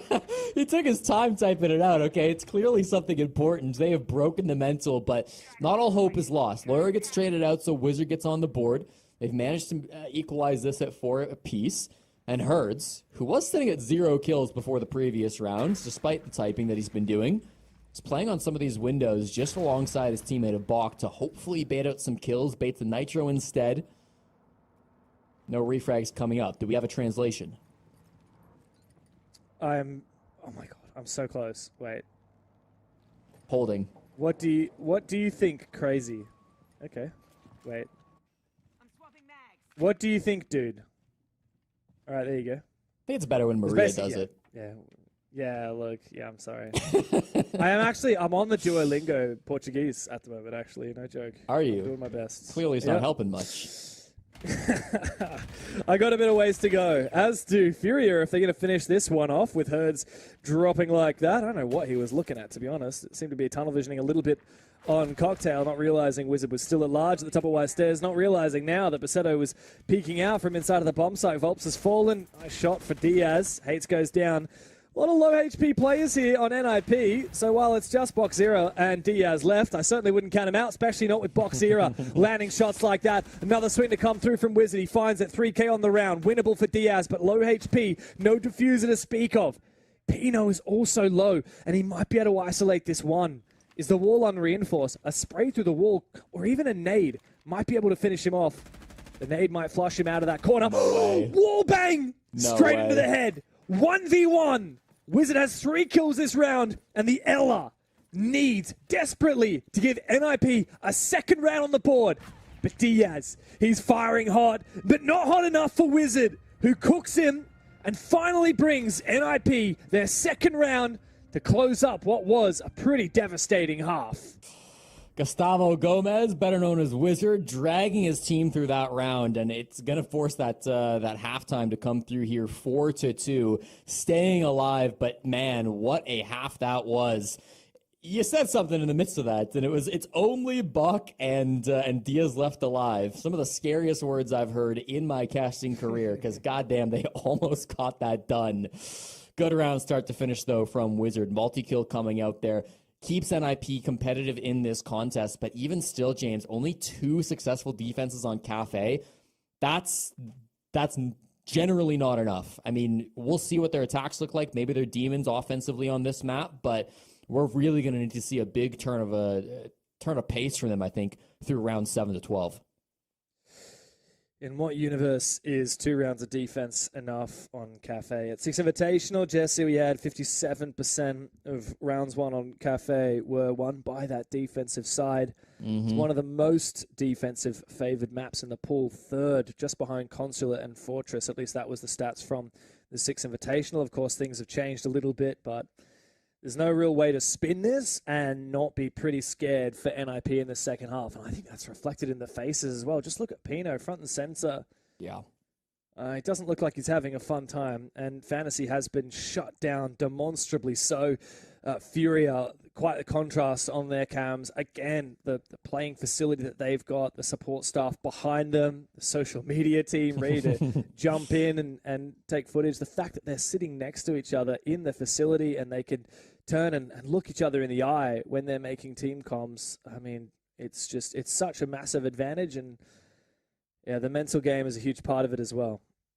I don't want to read too much into the Furia stats, I should say, just because it's a different team. But I will say NIP 48% attacking win rate on Cafe last season. That's a sample size of 58 rounds as well. So that's good. That's actually not bad. it's above average, but it's still below 50%, and they're gonna have to hit about 2/3 on the second half to force the OT. So it's good. Is it good enough? We'll see. As we swapped from the Furia to the NIP cams, I actually wondered if NIP are in the same facility, at least some of these players. I noticed the backgrounds look the same. Maybe the next time we have a chance to look at their cameras, we'll be able to comment on that again.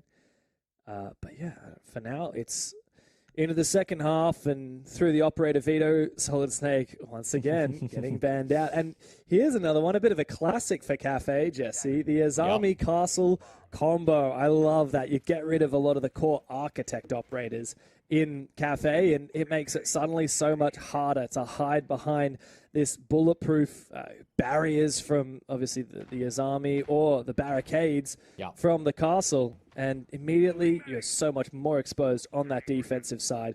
So what else can you do? What else is bulletproof that you can bring, Jesse? Well, how about the Clash? That's not a half bad idea. Volps has already brought that to the table, and just classic for Volps, classic for Furia, and what we know out of these players, get aggressive behind a Clash. Why not, right? I mean, you can have so much success with this operator, have some fun with the Clash. They're going to go mining and dining to start this defensive side off, and we know just how incredible Furia can be on their offensive side, but this will be their first test as a defensive team, and it's a fun lineup for sure to come through. Volps just with the SMG out right now. I do kind of get the vibe that if anybody's going to be putting the shield down and going for a swing, it's probably Volps. He could always play around it, at least at the start, but as long as his teammates are falling, he will need to pull out the SMG first. He certainly will. I don't know. Must have been some kind of spawn peak from Loira. Unfortunate. If any operator to die early, I mean, your Solus, he's active util. You ideally want that to be your Goyo. If you're going to lose someone that's already put down all their util instead of someone whose value, from a utility perspective, is exclusively going to be had while they still are alive. Yeah. It's an unfortunate start for Loira. It was bottom white that he went down, so Pino just in the back alley. Not sure if it was the door or a wallbang on garage, but that's how he fell. It's probably Loira's fault, let's be real. Oh, have a look at this. Fantasy's in the building. Box Zero, see you later. Wizards found his gap as well. NIP looking to go deep. It's up to Volps and Herds now. And I think NIP might have actually found the pace here for this second half. Volps feeling all kinds of pressure. It's not a shotgun on Lion. Okay. What am I watching right now? Sure. NIP have been cooking, and they've come up the white stairs and come up with an incredible off-pace execute that's left Herds with far more questions than answers. Looking about maybe jumping out the window, not his call. He jumps down the pillar instead. Doesn't even get one. What an execute from NIP as we're out here somewhat singing their demise. I mean, it felt like maybe that first half was a bit doom and gloom, but a rush in for the round number 7 to get yourself back on your feet on this offensive side. Why not? They saw how much utility Furia were posting up on that top floor. They were looking at Goyo cancers. They were looking at a Clash. They were looking at all of this util being dumped up above the bomb site, and they said, no thanks. We're just going to send it in, Lion shotgun and all, and it works out beautifully for them. They catch Furia off guard. They find a bit of a gap that they're able to exploit. Yeah, wow, look, impressive to see NIP back with a bit of gusto in a round like that. But you can't rush every round, Jesse. Even if you do have a very nicely cooked setup, clearly that was established in prep phase, right? Like, you're not bringing your line with a shotgun unless you know you're going to be playing white stairs. And Fantasy, of course, he had his clear pathing in through reading. It was fantastic. It doesn't get much better than also having a free opening kill onto Loira at the start of the round as well. Great start from NIP, but like I said, I don't think you can land that every single round. Now, Furia have doubled down on this Clash, Jesse, but this time they've hidden it. Box Zero hiding away near the dishes inside a kitchen until the action phase, so NIP cannot bring any specific counters. Yeah, exactly. Bok hoping that they will bring a shield. Clash, one of the best shield counters in the game, and that's exactly what NIP have done. They weren't able to spot that out. Hiding on kitchen kitchen bomb set on Cafe as the Clash gives me a bit of a throwback vibe to Foxe, our wonderful analyst who loved that type of a strategy back when he was a pro player. Still, of course, decently common in the meta today to bring a Clash here on this bottom floor. There's a lot of verticality on this map. It can be a little bit risky to play the Clash, but as long as you're playing smart spots, you're inside a bakery or you're over here by Whiskey, he can be really, really hard to push out. Yeah, Hertz took a hell of a lot of damage early on as well as he was escorted back to site by Loira. NIP, I think they've got a bit of a read on the pace from Furia, but that doesn't mean that they're going to be able to actually convert these advantages. I like that. I mean, Goyo on the hatch just slows down NIP. It forces them to blow it before they open up the wall. It means they can't rush quite as quickly. You're going to have the tin can openers from Fantasy, which can go down in 20 seconds once that fire subsides. Name of the game with this top-down take is always the time. This is the slowest bomb site in Siege just because it takes so long to go from the very top to bottom, and that is how most pro teams will push this site, but big takes do happen, and we've seen them already so far today. The two-brow from Loira slows down the hatch even more, so that clock ticking down dangerously. But I will say, I think NIP's early round went pretty fast. They didn't have to deal with any roamers, really, other than Herds peeking his head up briefly, but even that they dealt with quite quickly, so they've got time to play with on the side of Nip. This is not immediately round-ending, the fact that it's taken them this long to get the freezer hatch. It does show a lot of synergy between the different Furia players in this setup. Everything that they have brought to the table is all about delaying time. And Loira, he has layers. He knows, okay, well, once that hatch opens up, I've got a Nitro Cell. I can toss that over. I think he was probably waiting for the audio cue. He didn't get it. Now he hears them drop. He knows he's going to be covered off by the stairs as here comes the execute from NIP. Paceto wants to vault in, but he knows he'll be vulnerable if he does so. He tosses out yet another smoke and finally goes in. Assumes his plant position. Wizard does good cover, and so does Hates. Joins it as well. We need some plant denial. It's Volps who gets in nice and aggressive, but he can't see anything amidst the smoke. And eventually, it's just Volps remaining. Hates will clean house for Ninjas in pajamas. And they tie the scoreline, Jesse. They brought it back on the attack. And James, it's a really nice push to come through once again from NIP. The name of the game was time, but Nip were rich with it. I mean, they had every second that they wanted. They dropped that hatch at 41 seconds. That's plenty of time to get into the bomb site, to get that plant down. We saw it from Bassetto's POV. He gets the smokes down. Those smoke grenades critical because otherwise that plant would have been denied. We saw how big of a problem that was. And Boxera, the man on the Clash, the one who was supposed to maybe slow some of that down to stop that, actually the opening death in the midst of that round dies to a nade from Wizard as he's just trying to get back into the bomb site. He walks on top of a frag grenade. From there, everything just tumbles out of control. Wizard now 10-6, the top frag for NIP in this lobby, and really finding good success once we've hit this half swap. At this point, I start getting a little bit worried for Furia. The Clash has not been very effective. NIP's executes have been very impressive. They've shown that they're happy to bring a variety of different shield operators. They teased out the Monty for a moment. Now they've swapped it. If anything, I wonder if the Dokkaebi has been a little bit too much for Furia to handle. After this round, obviously, both teams are going to get an operator ban. Something that I know Pengu loves to talk about is how defensive teams will force things like the Clash in the hopes that attacker will ban it, and then Furia can actually flex onto what they really want to be playing. So that could be maybe why they're forcing this Clash, but I don't know. If I'm NIP, I don't know if I even want to ban it at this point. No, it has not been a big problem for them. They found ways around it every single time. Not sure if there's anything else that they've had problems with, so maybe they'll just ban it to ban it. But in any case, they've got options, and if they can walk away with a 3-0 third quarter, then they will be in the driver's seat headed into the final 3 rounds of regulation. Top floor defense can be a tricky one. We can see NIP playing this somewhat slow on the skylight, down inside of red as well. Volp's early damage playing the pixel position, but no kills yet. Ooh. He's feeling a lot of pressure. Furia have to perfectly balance that textbook aggression that we know and love from them, and not getting too over egregious and giving NIP the early advantage, just like they have for the last 2 rounds in a row where NIP have claimed the opening kill. Wow, what a shot from Loira. He's a one player on the white stairs that's about to catch him off guard. No, looks like he's fine. My mistake. So we can just run right down here and continue to be a nuisance. Volps at the same time. Pixel position. Swings out for Fantasy. Well, all due respect, NIP, I think that's the round over.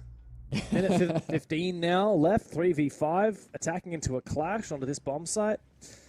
Good luck with it. Pino finds a little one onto Herds, and then a big one onto Diaz. 2 from the rappel. This is a classic way to how to throw rounds, as demonstrated by Furia. Moments where you'd love to have in a zombie or a castle, eh?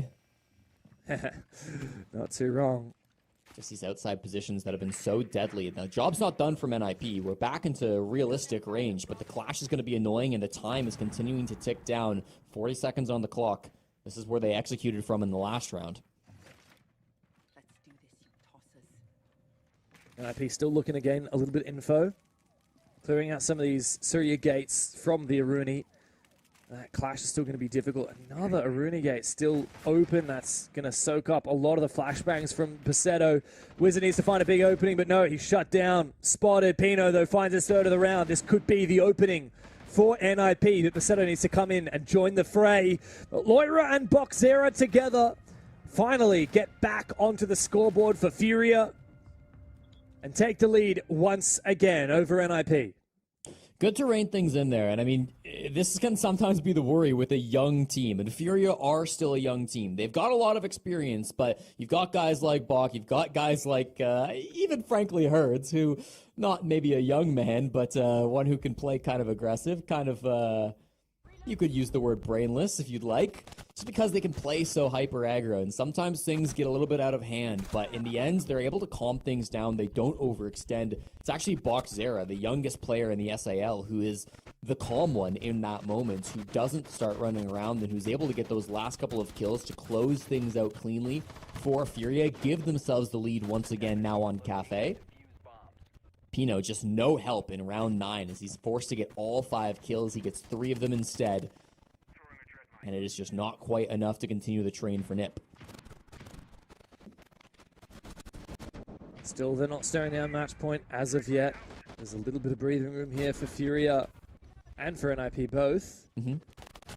It's a far cry from the 4-2 split that we saw at the start. I mean, that was definitely indicating perhaps a 7-3 type of scoreline here, Jesse. But NIP, I mean, it's not just the fact that they won 2 attacks, but it was the first 2 rounds of their attack. You know, they didn't let a single one slip. And to only lose 1 player in 2 rounds, I mean, that tells you plenty about how potent NIP are on the attacking side of Cafe. So don't underestimate them. They might be trailing behind, but it is very much doable from here to come back. Well, whether it was the goal of Furia or not, they have managed to get the Clash banned in round 10. So we won't be seeing that operator for the rest of regulation. Instead, Furia have to pivot a little bit. They go back to the kitchen bomb site. They swap the Clash out for a smoke, but otherwise this lineup seems very similar. Loira has also gone from the 2-brow over to the Warden. So if we see another smoke plant or smoke drop down through the freezer hatch, then he's got the tools to deal with it. Of course, there's something a little bit more pressing to start. Herds with the TCSG was roaming top floor cocktail. He does drop down to the second floor now as the Monty makes his way in. But Herds is still an aggressive player up here on the roam. You've got to be really careful on NIP that they can find this guy and force him back to site or get the kill before he does any damage. I don't think he has the hatch open as well, so he's going to play to die. Yeah. Very unlikely he'll be able to escape. Oh, he's managed to get all the way down to white stairs. Wow, I'm surprised. He was given a lot of freedom. There might be someone outside trying to watch as he retreats, but no, it's pretty easy for Herds to get back to site.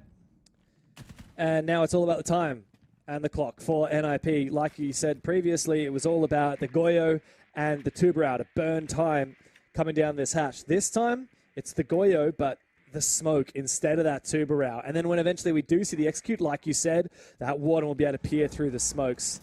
Herds is also tempted to get a little bit aggressive. He's continuing to poke at the bottom of brown stairs. Loira, aggressive. Unusual for us to see someone from VIP playing so aggressively, but that is so textbook, so classic out of these Furia players. Yeah, you have to. You know they're going to be trying to take you down. Fantasy's whole job was let's kill this guy so he doesn't stop our freezer drop, but that hasn't gone their way. So now it looks like NIP are considering a pivot. They've got a couple players outside of Bakery, James, and I think that is going to be where this push comes through. Deciding VIP is too strong. We can't make a freezer take go through. We'll fight Volps instead. Oh. Yeah, and I think this is pretty much over on the Bakery side as well. Basetto taking a hell of a lot of damage. Nade comes in. But Volps manages to dodge it. Another nade. He can dodge easily as well. The gas also ticks Basetto's health very low. Boxera coming to Volps' aid. And with Diaz finishing off Wizard, it's just Pino on the vert and Basetto outside of Bakery with such low HP. And now he's being abused. He's got players running at him. The gas, aggressive, and he still dies to Boxera. Oh, no. It's Pino now in a 1v5. With Basetto on the ground, Volps is on an off angle on the wrong side. He's got a ping, so he might be able to get a free kill here. Indeed, Pino will, but that's just a consolation frag. Boredom from the Furia players because it is all done. Furia have match point here on Cafe over NIP. Just no good solutions for the Ninjas. I don't hate the idea to go Bakery. Obviously, that push through Freezer was looking really messy the second that you lose Fantasy, and that VIP player looks so strong, but the Bakery side, just as good. Volps, the best player on Furia today, stepping up and finding value once more, playing on that Wamai inside of Bake. The smoke rotates back over from Boxera as well to get good value, and it really is a clean round from Furia. Diaz up to 8-5 with that round too. It's kind of funny, James. We talk about Furia, and the one player they hold on to is Herds, the one player that was on that legacy roster that has defined everything for Furia over the last couple of years, is the one that they don't seemingly need today. He's 2-7, and both those kills came from the same round, and he immediately was typing after that round, by the way, so at least he's keeping the vibes up. Yeah, look, what we've seen from Herd's pattern develop over the years, he's a go big or go home type of player. Like, he'll have these crazy 20-bomb games, and then he'll have ones where he's 2-7, and his energy doesn't change no matter what. He's always, a big ego player, big personality, and that's just what you get out of Herd's. And like you said, of course, the only player that retained with this organization after the rest of the roster went over to Team Liquid Alienware. And my understanding, based on conversations I've heard with Philippox, is that was always going to be the case. Of course, that old Furia roster planned on making changes after they failed to qualify for Montreal a year and a half ago. They stuck together. Eventually, a year later, they finally do make those changes. And Herds was always the one that they were going to part with, as far as I'm aware. Now, it's Volps actually the first one to fall. Now, funnily enough, he actually played on that roster back in the W7M days for quite a stint. Yeah, I mean, he goes down early, and if we're still repeating our history, Fantasy as well used to be the star player of Furia if you go back enough years on their old core. Oh, wow, that was a very long time ago. He will also die. So every player we seem to be hyping up as a legacy player in this game, falling in the matchup. Yeah.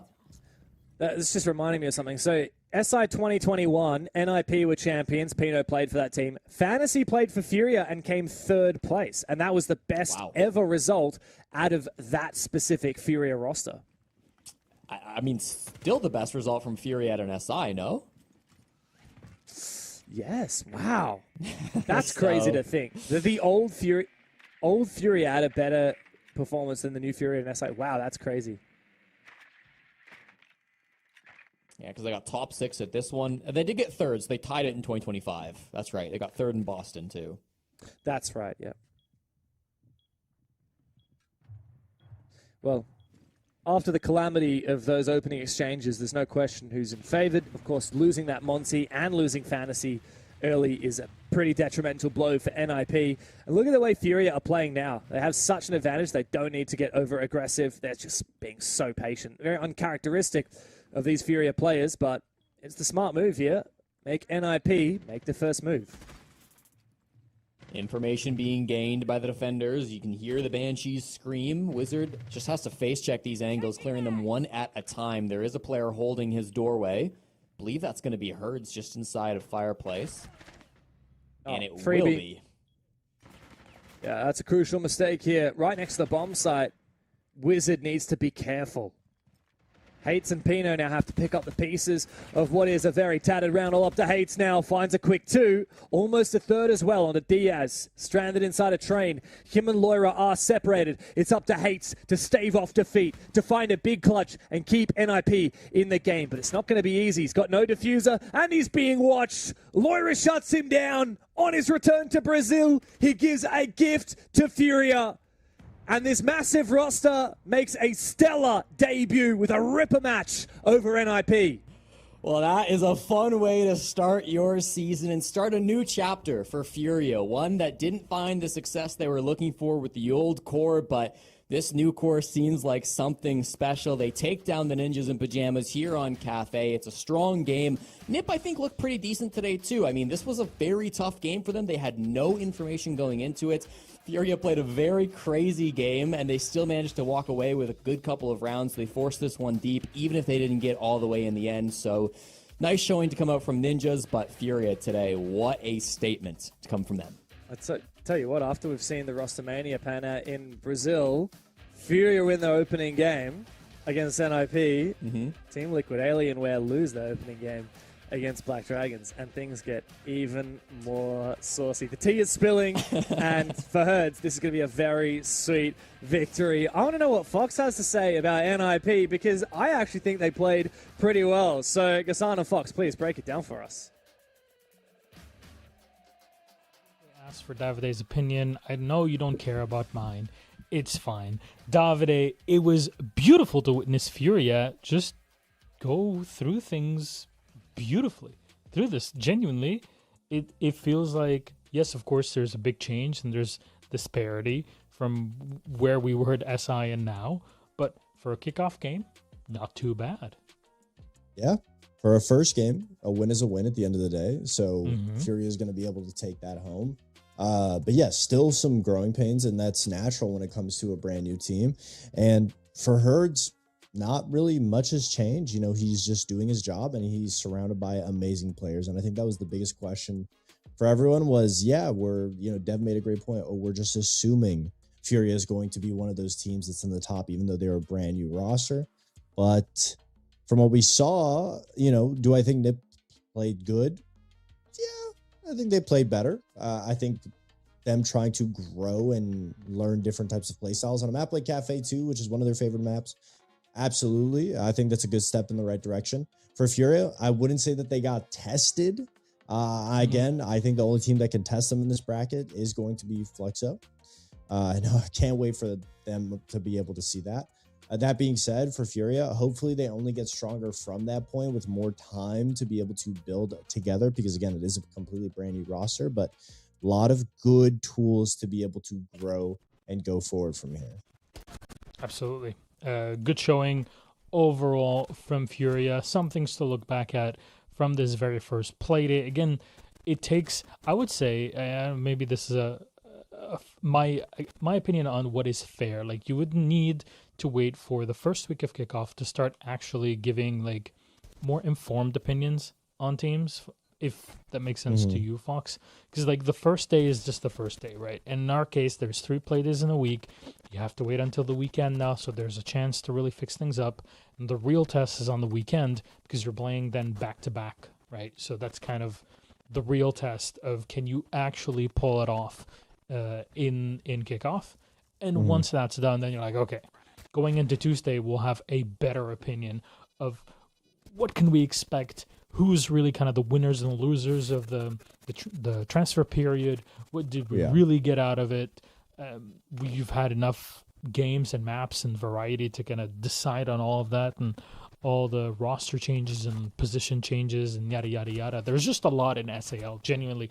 We could spend the equivalent of the length of this show just talking about permutations in players and roles and how they would impact different teams. And you're seeing it firsthand here in Furia and in NIP.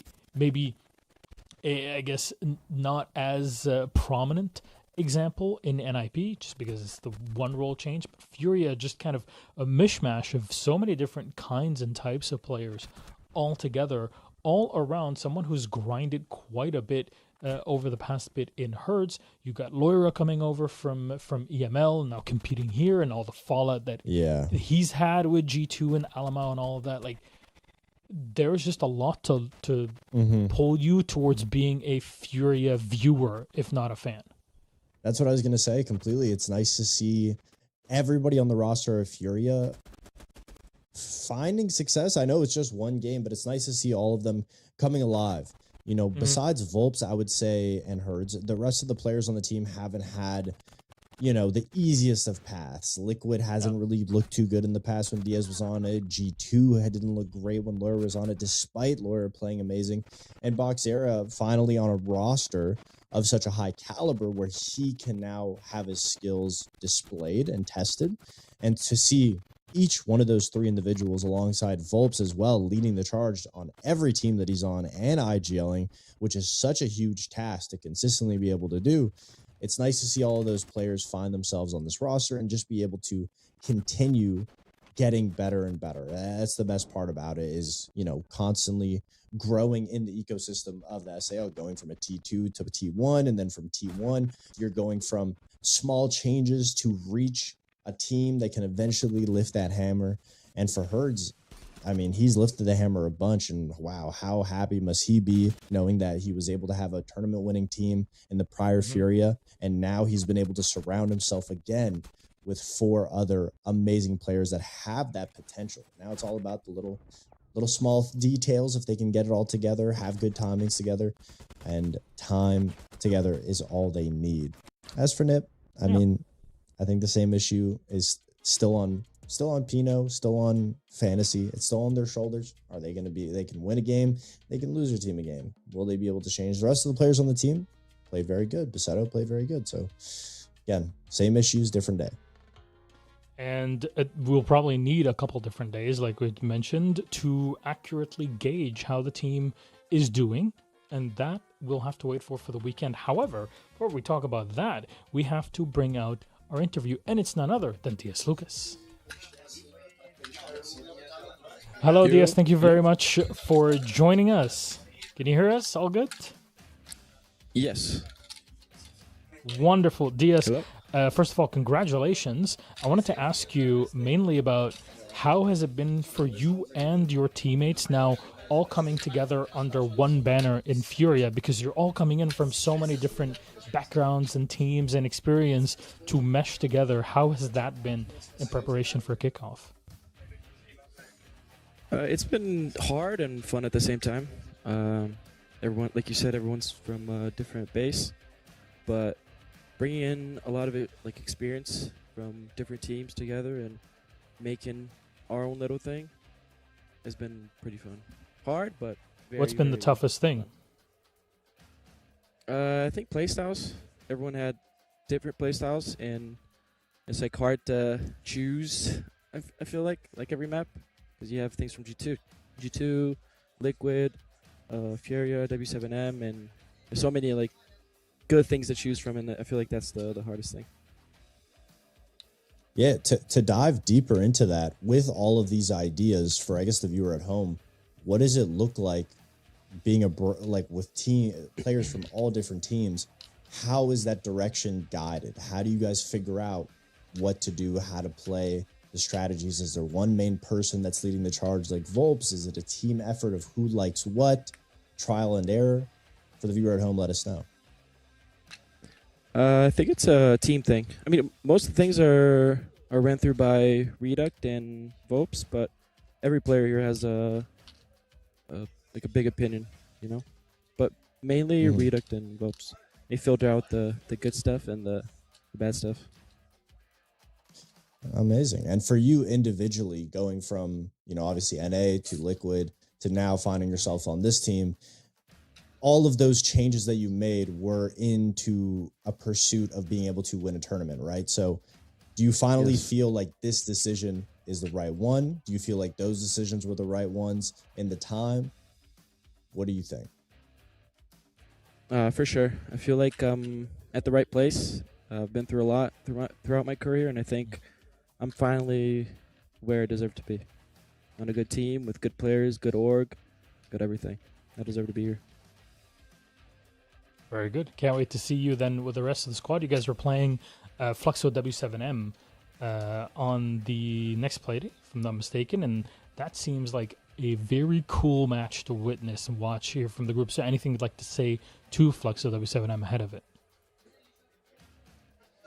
Not really. Just good luck to them. That's it. It'll be a good Very game good. for sure. Thank you very much. Especially for Vopes. Thank you very much, Diaz. I'm looking forward to it, if anything. That is a clash that really has me eyeing the weekend. But thank you very much. Wish you a wonderful night. We'll see you next time. You're welcome. You too. See you guys. Bye-bye.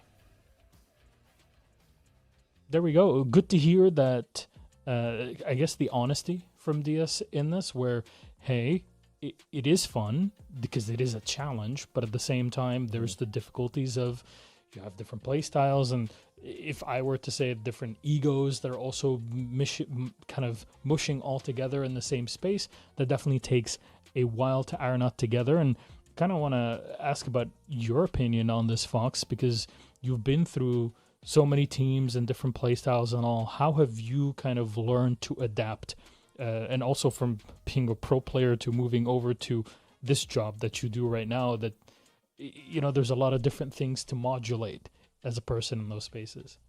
Well, that's the beautiful part about it, is big transitions in your life like that are very different. Each individual one is different in its own way. For me personally, especially for most players, when you're joining team to team, or if you are a current team just picking up one player, there's already a system in place. Everything is already done for you. You've had the time to be able to understand how to be able to build a player into your format. And for me, that's why it was so easy to be able to take players like Yaga and Kino and then Newers and Dream and slowly transition them into better and better players because of the system we had built. But for a team like this, to be able to just take 5 talented individuals from different teams entirely and put them in one room and essentially say, make the best version of you 5 that you possibly could. It's an experience that, one, is going to be enjoyable for each great player on this roster, but it's something that no one's going to be able to experience besides them. There's no one way to go about it. Even just asking it, I guess, looking for an answer of, Volps, the MVP for today's match, being the IGL, he's the one that's dictating what we do. He's picking the decisions, making everything, but obviously Volts is not the only voice in that room now. And so everybody as a whole, like Diaz said, is making the decisions. It goes through the coach and the IGL, but everyone is able to have input in what is most comfortable for each one another. And then they take that, they go in the lab, they start practicing it, seeing what works, what doesn't. And it's almost like when you start playing professionally or competitively for the first time, and maybe you're just playing with your friends or you're getting on your first team, that type of atmosphere is very whimsical. Anything can happen. Anything's possible. You can do anything. You're trying new things. It's exciting. And then through trial and error, you figure out what works and what could hopefully lift you a hammer. It's a very good way of putting it. You don't want to start off rosy-eyed and then within a couple of games have everything feel like it's crumbling on top of you. That's not a way that you want it to happen, and I'm pretty sure that will not be the case for players of this caliber because they're hungry to win. So it's about, hey, we got to figure it out. We got to crack this nut no matter what. We got to do it together.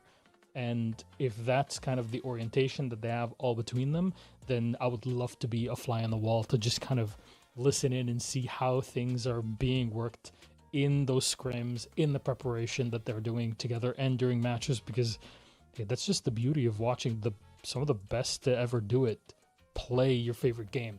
There's something about it that just kind of keeps pulling us deeper and deeper into it. Though, Fox, I would love one day, much like you've done with players in the past, to kind of lift me up as well as your own teammate in here and feel that, you know what, maybe I can contribute to things. But a group stage, maybe. Fox, do you think I have a shot to trial on your team? If my team's, speaking multiple languages, you could be a really good translator. Thanks, David. Thank you. Right.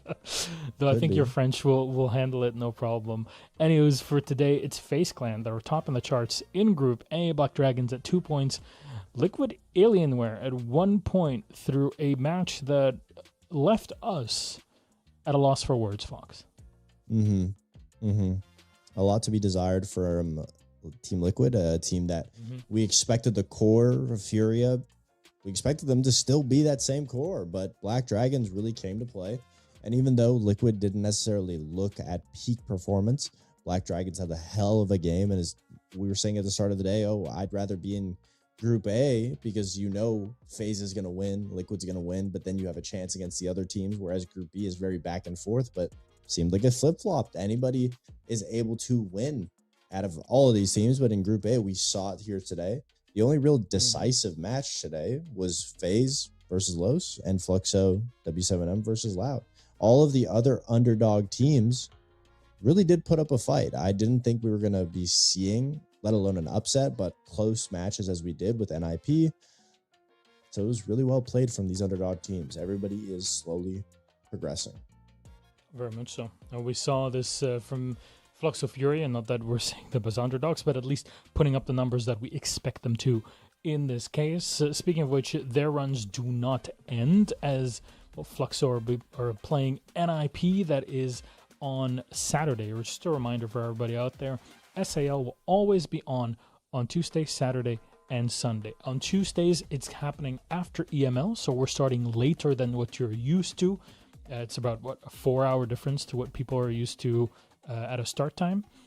However, once we get to the weekend, that is SAL back to its normal starting time as you've been kind of used to over the years. Black Dragons play Imperial. We get to try out Imperial. Sexy Cake is back in action in his own way, different roster and all, through Challenger Series. Lost, Team Liquid, Alienware. I'm looking forward to seeing a different Team Liquid. We'll see. NIP Fluxo, like I said, and then Loud, INTZ. We get to see INTZ performing on this in this Tier 1 competition for the first time. Very much looking forward to it, Fox. Yeah, absolutely. I mean, when you look at the games coming up, some teams have a way harder road than other teams. NIP had to play Furia. Now they're going to be playing W7M Fluxo. As for Black Dragons, they get a little bit of a load off. They're playing IMP, which we haven't really seen, but if it's anything like the previous team Sexy K has been on last year, then could be a little bit of a cakewalk for Black Dragons. That being said, it's good to get wins early on, but it's great to get wins against the other good teams in your bracket that will also be able to get wins because the points matter. So Black Dragons, I'd say right now, is in the best spot out of all the teams. It's a very good way to put it here. A reminder that Team Liquid multiple times have hung on the edge of making it to playoffs or qualifying to events. Just because they messed up in a game here or there, they lost a few too many, or they went to overtime one too many times, and that kind of messed things up. You can't always recover it the last second, especially not in kickoff when things are quite shortened compared to what you're used to during the normal stage with a full set of play days and then into playoffs. You're trimming that down here in the setup to Salt Lake City. There's a lot more pressure, but if anything, it just means that we get a lot better storylines to talk about in this short 3-week period before we qualify 4 teams from SAL into the Salt Lake City Major. Though, Fox, to close things off, thank you very much for a wonderful evening. I can't wait to be back on here with you in 2 weeks? Yeah, it's going to be very quickly. I believe I will be back for Playday 6. I think that's the Tuesday the 14th. Yes. Yeah, that is in just 2 weeks. That's going to be a very fun time when we get back into it. And maybe there will be a lot of changes that will surprise you from now till then. I'll let you make whatever predictions you have in mind to see if we are right about them in 2 weeks. What do you think? What do you got? I'll be watching every single Playday. But my predictions are FaZe will top their group. Bold, aren't we tonight? Damn, you're really choosing the tough one. And my other prediction is NIP will not make Salt Lake City. Okay. Yeah. It's kind of on the... It's lukewarm, but I'd say that's... given how NIP have been, it's a fair thing. I have a good reasoning. It's because they're a very momentum-based team, and unfortunately, they play the two best teams in their bracket early on, and I feel like those 2 losses will set the rest of their season, or the rest of their kickoff, into failure. Depends That's on my the bracket opinion. for playoffs, right? I would say, it like, does. for now, you can still put, like, BO1s away. We're really digging into this. BO1s are one thing. When you get to the playoffs, when it's best of 3s, even if it's online, sure, that's when the real test begins. This is kind of like the you got to go through this paperwork to get to the point of the playoffs, and it just means you have to start showing consistency and not just dropping random maps and random series to whatever team. Really put up a fight as best as you can, and then we'll see what you're really made of once we get to those playoffs, which I believe we'll be going through the first play day of when we're together next time. Which will be fun. Look forward to it. All right, so Fox, thank you again. I'll let you go on with your day and go have some fun. Say hi to your cat and give her a big old kiss. Anyways, for you guys watching at home, thank you for joining us for SAL. We'll be back on on Saturday and Sunday for more SAL, though. There's some other regions that are happening in the meantime for all the fans out there. There's, of course, NAL and APL that are happening throughout this, and you'll be seeing Fox at least on the NAL broadcast. Cannot wait to catch it in not long from now. Have a good day, Fox, and have a good day, everybody at home. Have a wonderful time.